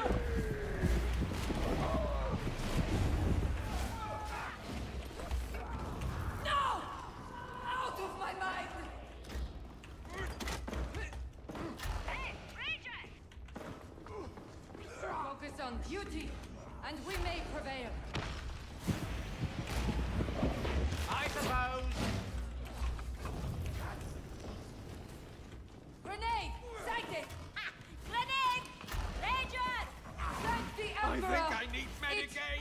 silence!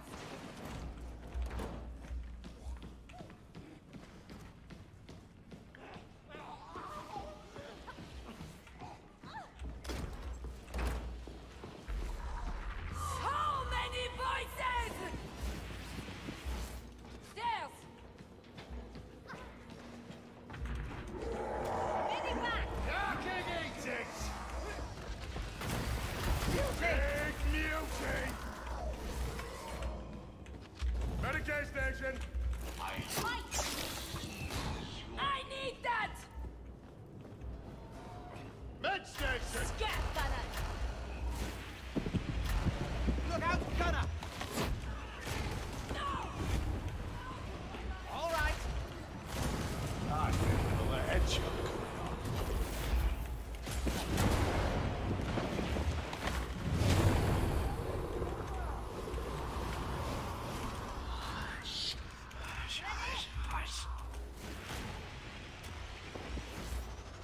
Why though?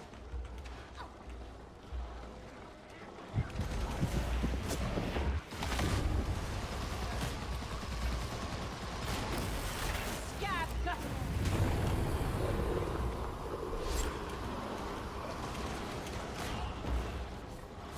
Village Autumn surprise coming up.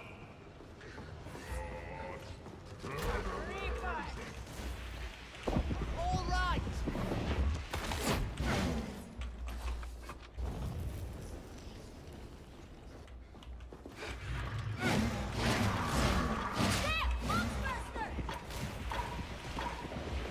Got a present for you.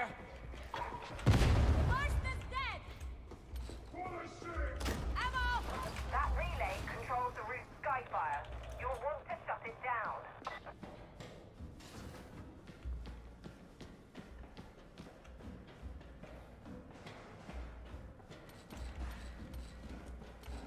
Oh, we're fucked now. If it's a No roof. way to climb back up.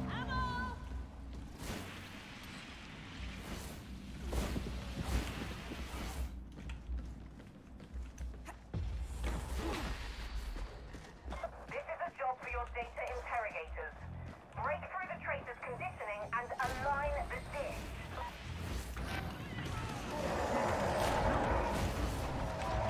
Mutie! You see him?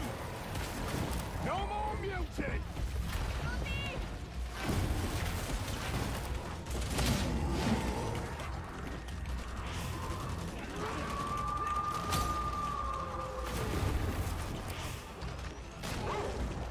There's a house nearby. Neutralize the house!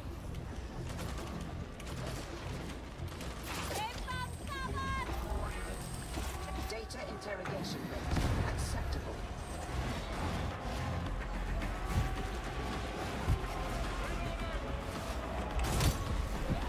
You asked for this, you did.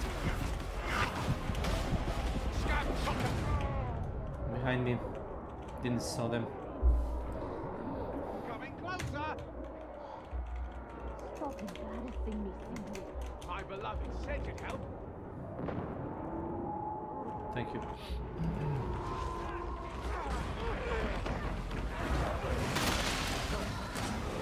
Data stream ceased. You are certain you installed the data interrogator correctly? You will thank me later.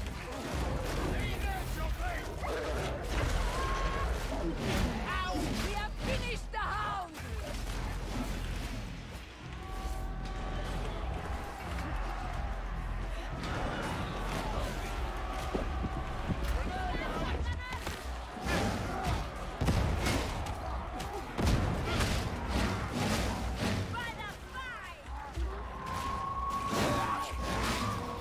The interrogator refuses to work. Which Recommence. one? The hound is neutralized! I need cover fire. Covering fire for my sibling, now!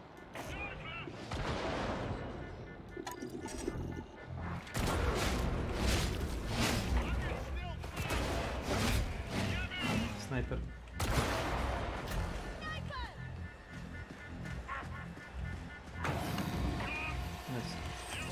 Systems green. Uplink resuming. As you were.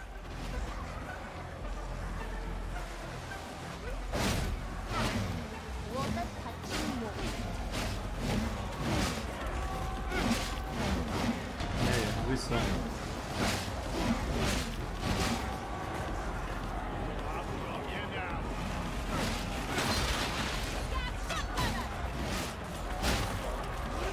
Die for my beloved! Scout shotgunner!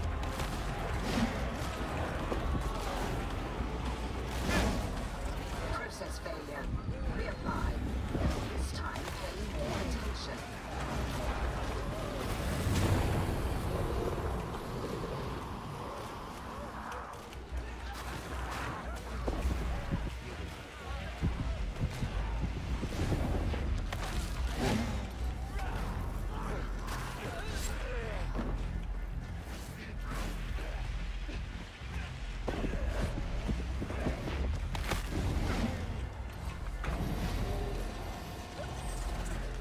Disrupt the flow of data again.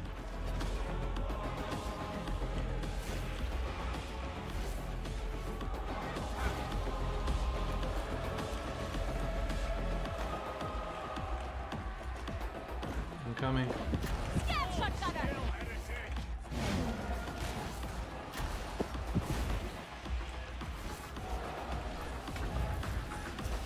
Interrogation approaching completion.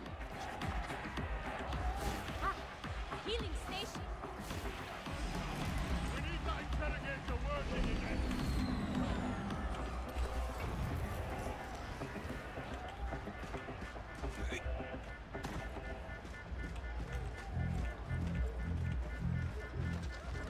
Sniper!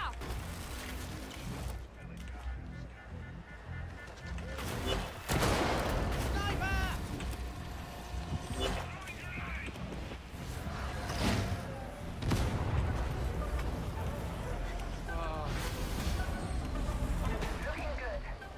Yes? Yes. Transmit now.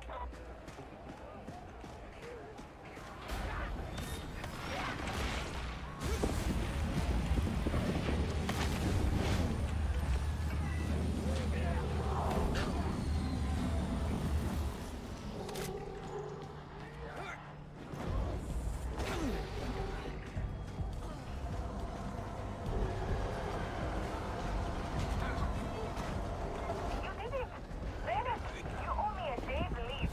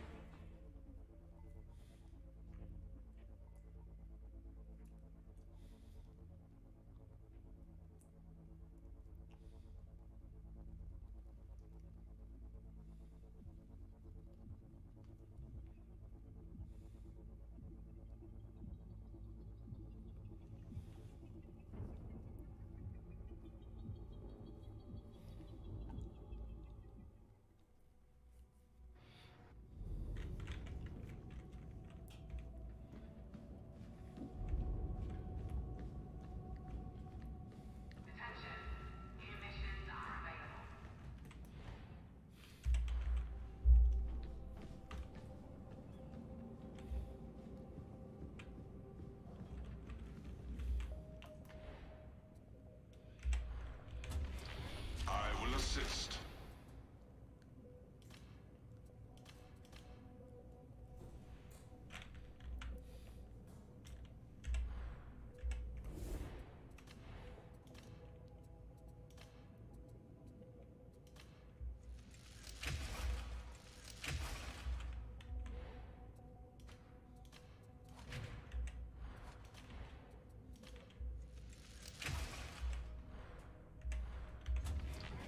As the Omnissiah wills.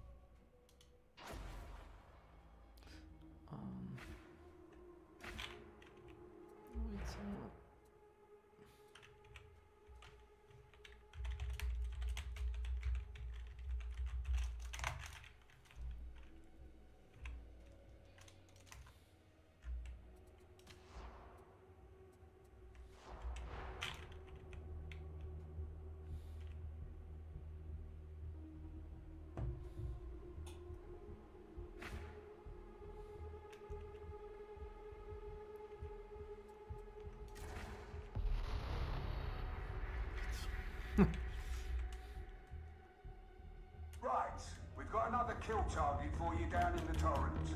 This particular heretic's dug into the enforcer station like a swamp tick. You'll be going in through the sewers, so I hope you've got watertight boots.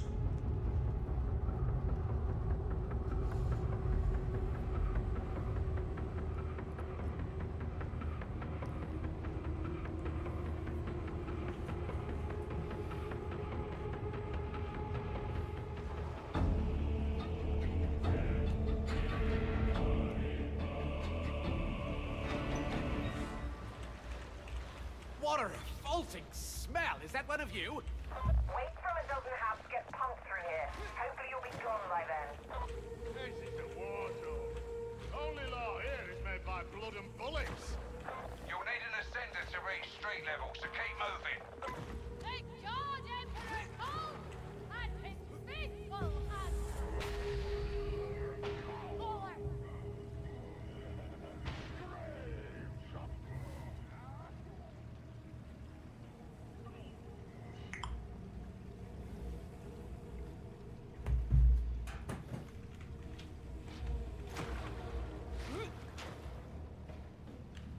It was a pretty simple stealth system as far as the industry goes, but the agility of the characters and the verticality of level design did set it apart a bit. Origins didn't break the mold here, providing a pretty run-of-the-mill stealth experience, but Odyssey was the one that would really take things up. Now, Odyssey built a lot of its stealth flow around special attacks, and many of these were super over-the-top in nature. You could throw your spear and breathe through that instantly. You could chain stealth damage and Won't a let attack. you in! You could Take even the God Emperor's wrath, return! Let's go through maintenance. There's nothing worth having in here.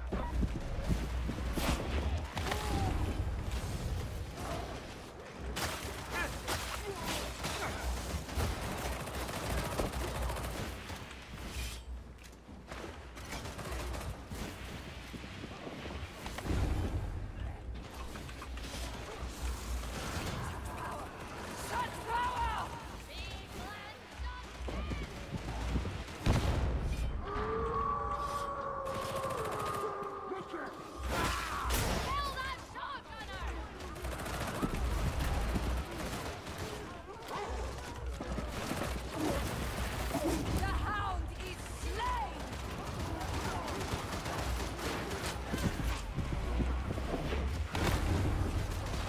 Fall back, Kindred, the battle! Diamantine! Sharpshooter! Return fire! A? Bad shot, not at Ja all! samo još dostaje malo mlijeko uzet ću onaj...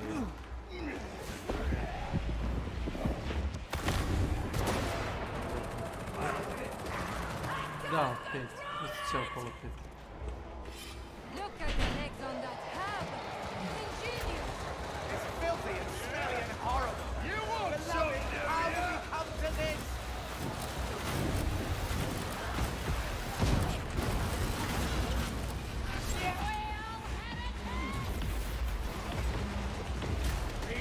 Darking insects!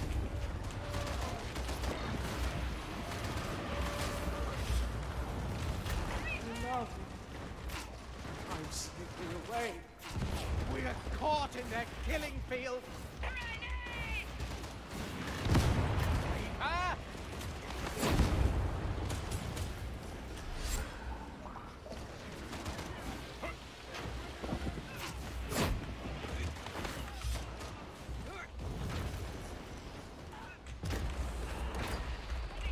Ammo! Throwing grenade!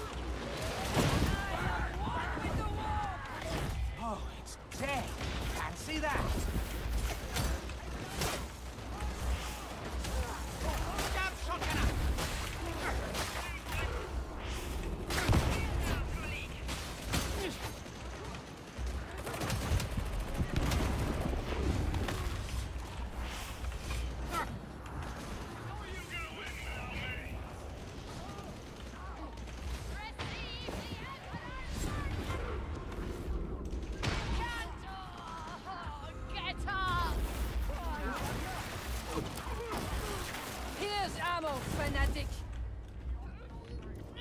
There is no problem with that, by the way. An unfair burden given current circumstances.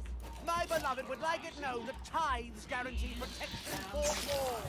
Those who forget their duty have no place in the bosom of Problem is humanity. overloading. Good work. Get the ascender going, would ya?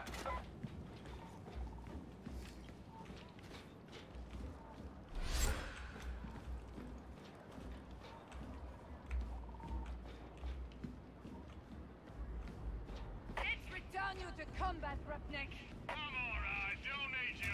There is a heal, by the way, below.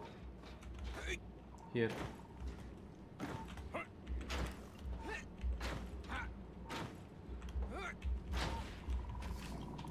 Medicaid station. Stairs. Medicaid station.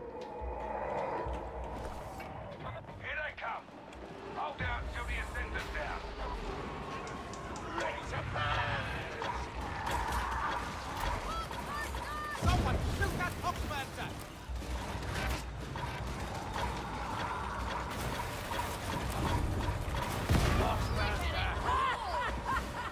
They're in cover! Ready back down! Number 3 something's gone! Gunner!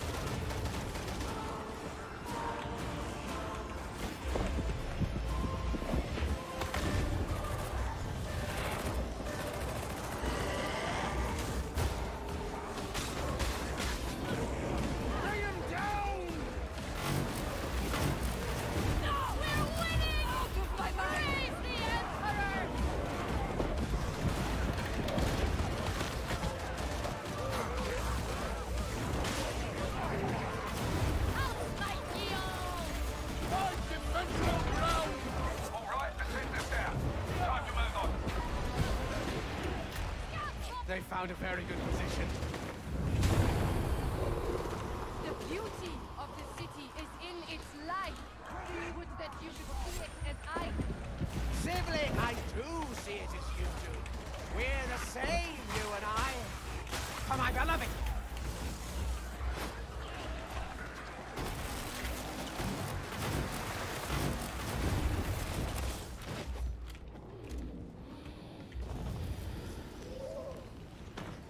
See you on med station. Head on straight through this hab. Medicaid station.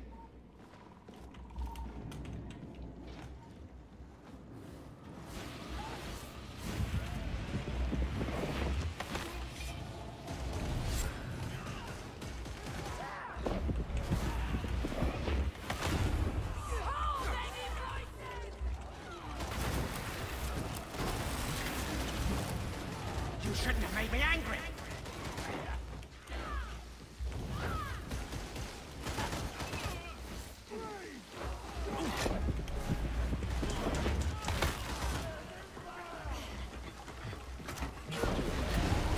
I don't like the looks of that. Ammo!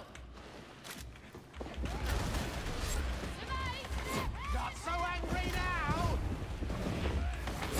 Yes, beloved, what a ruffian! Paula!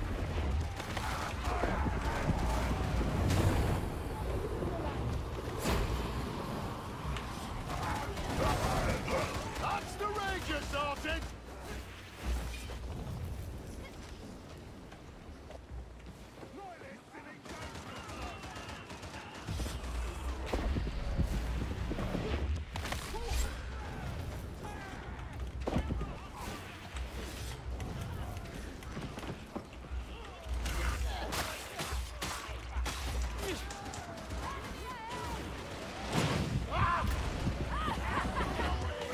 Is that dead? We've been wrong before.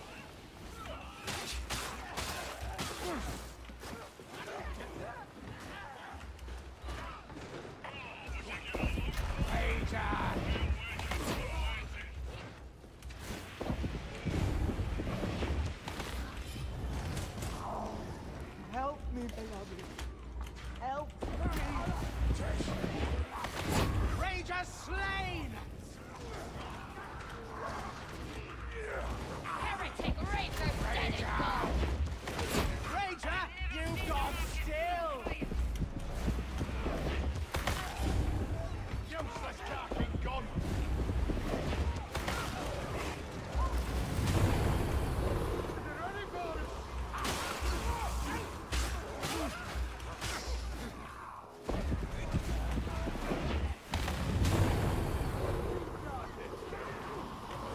Finally, justice for its victim!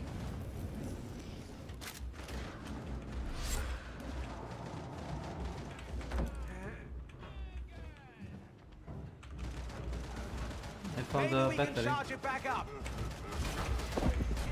Russia! Guys.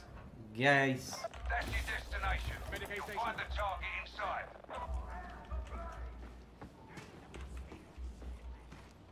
Grenade!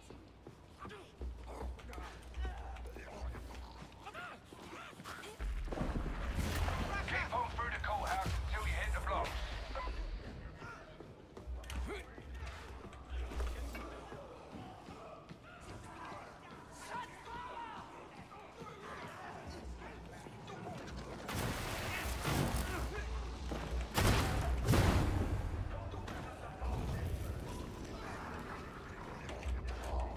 Sniper! Yes, I told them, hush!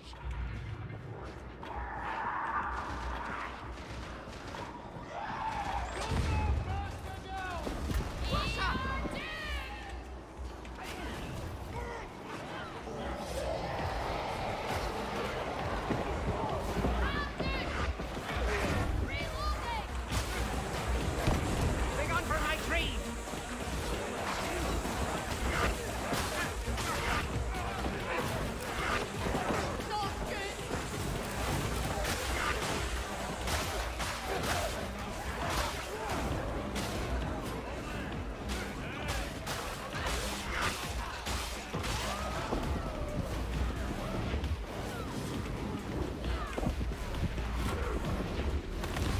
I'm down!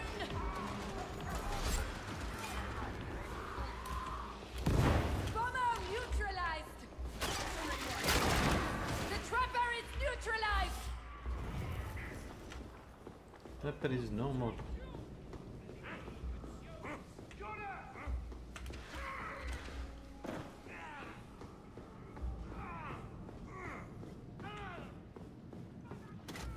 What's the code? To hell with it! Meds! Medipack!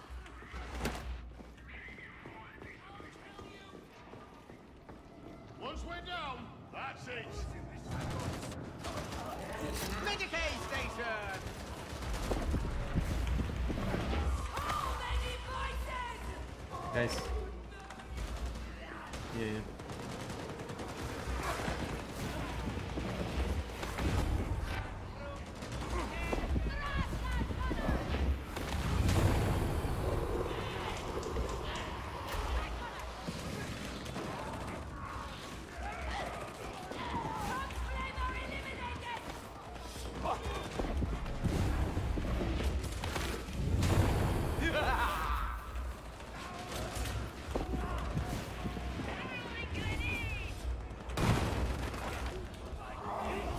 I am one with the war!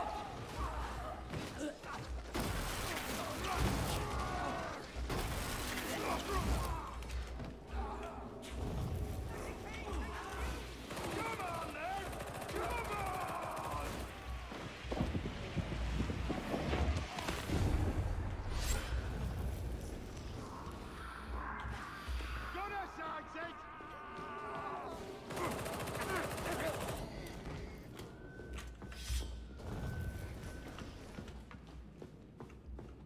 Whatever comes next, you'll do better as a group. You want me to drop a heal?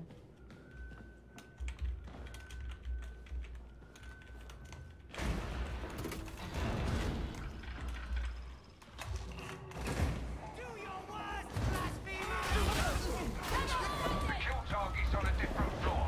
You can reach him via the panopticon elevator. A present from my beloved! Peter!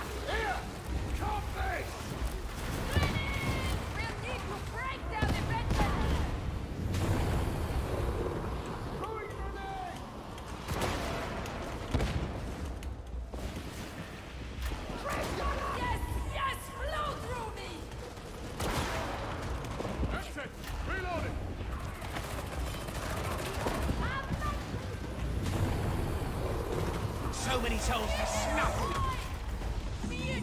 Fuck off, thank you.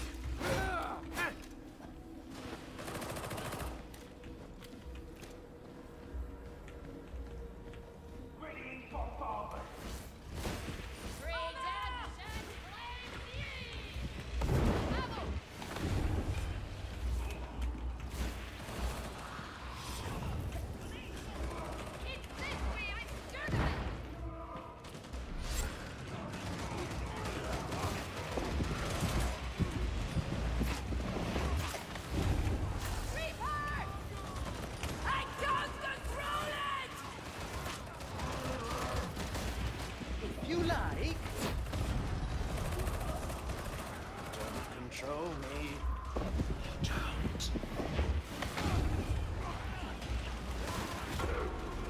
The voices. The voices. They're in cover. We'll have to get closer.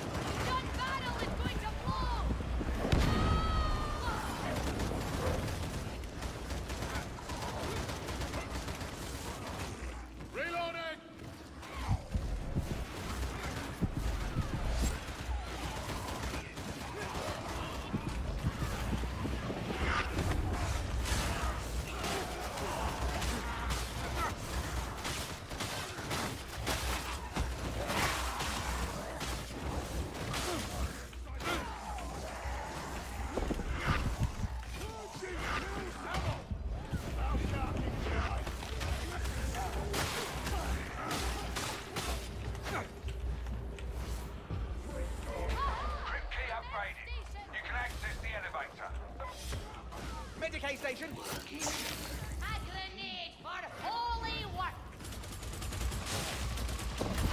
I'm gonna.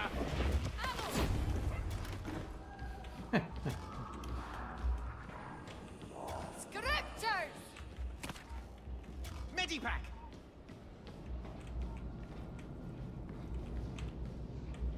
Yemin ederim.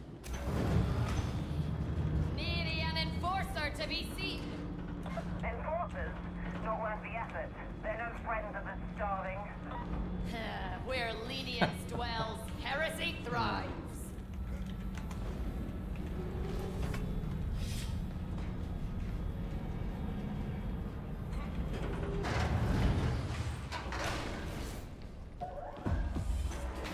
You come to play, have you?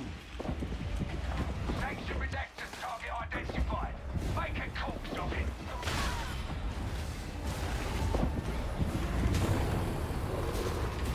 Fear me!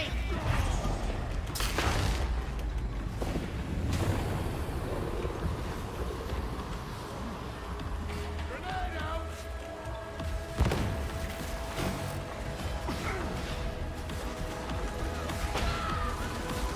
Where did you learn to do that, sibling?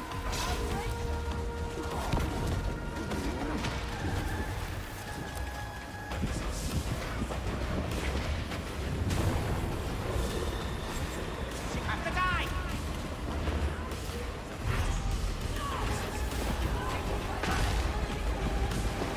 We hurt him! Hurt him!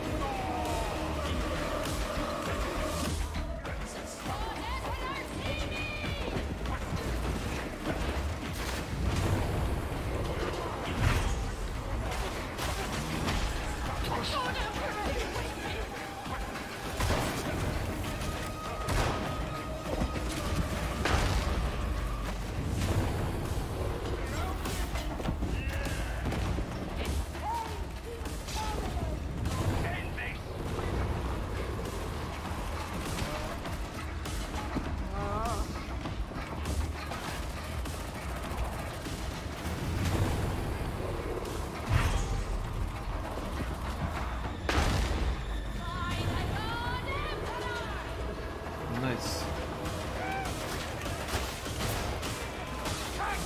Well done.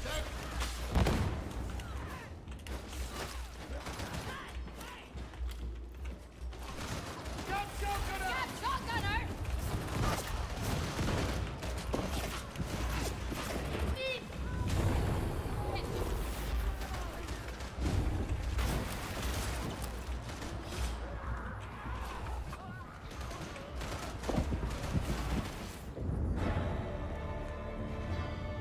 Može.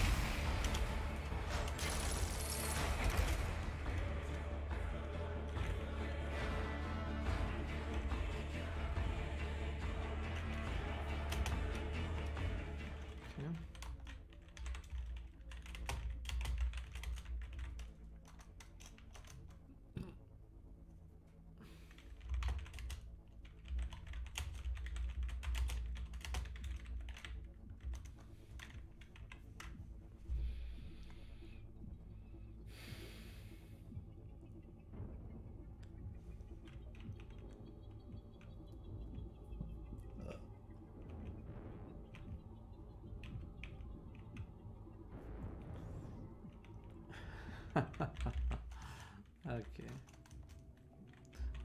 All good.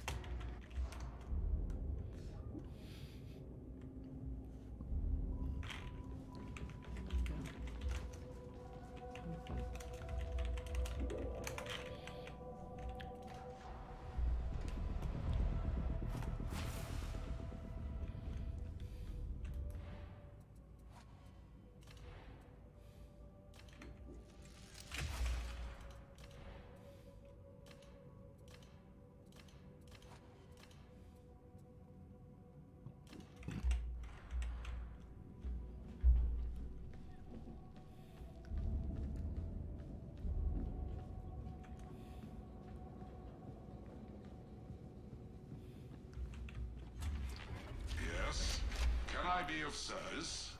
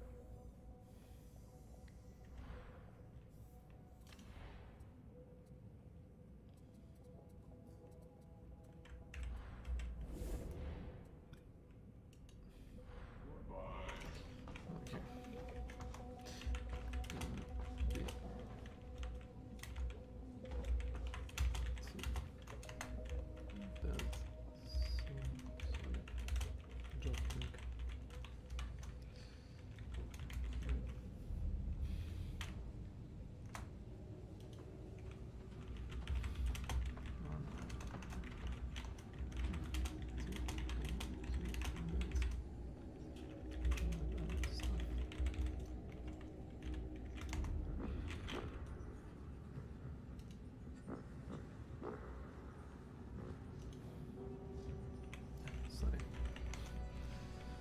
Waking. Like 4:30 a.m. Thanks.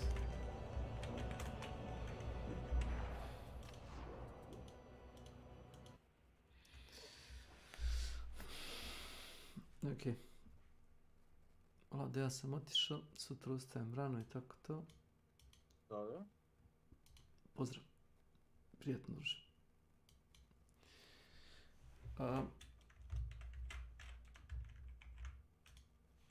gonna be heading to bed because I'm waking up early.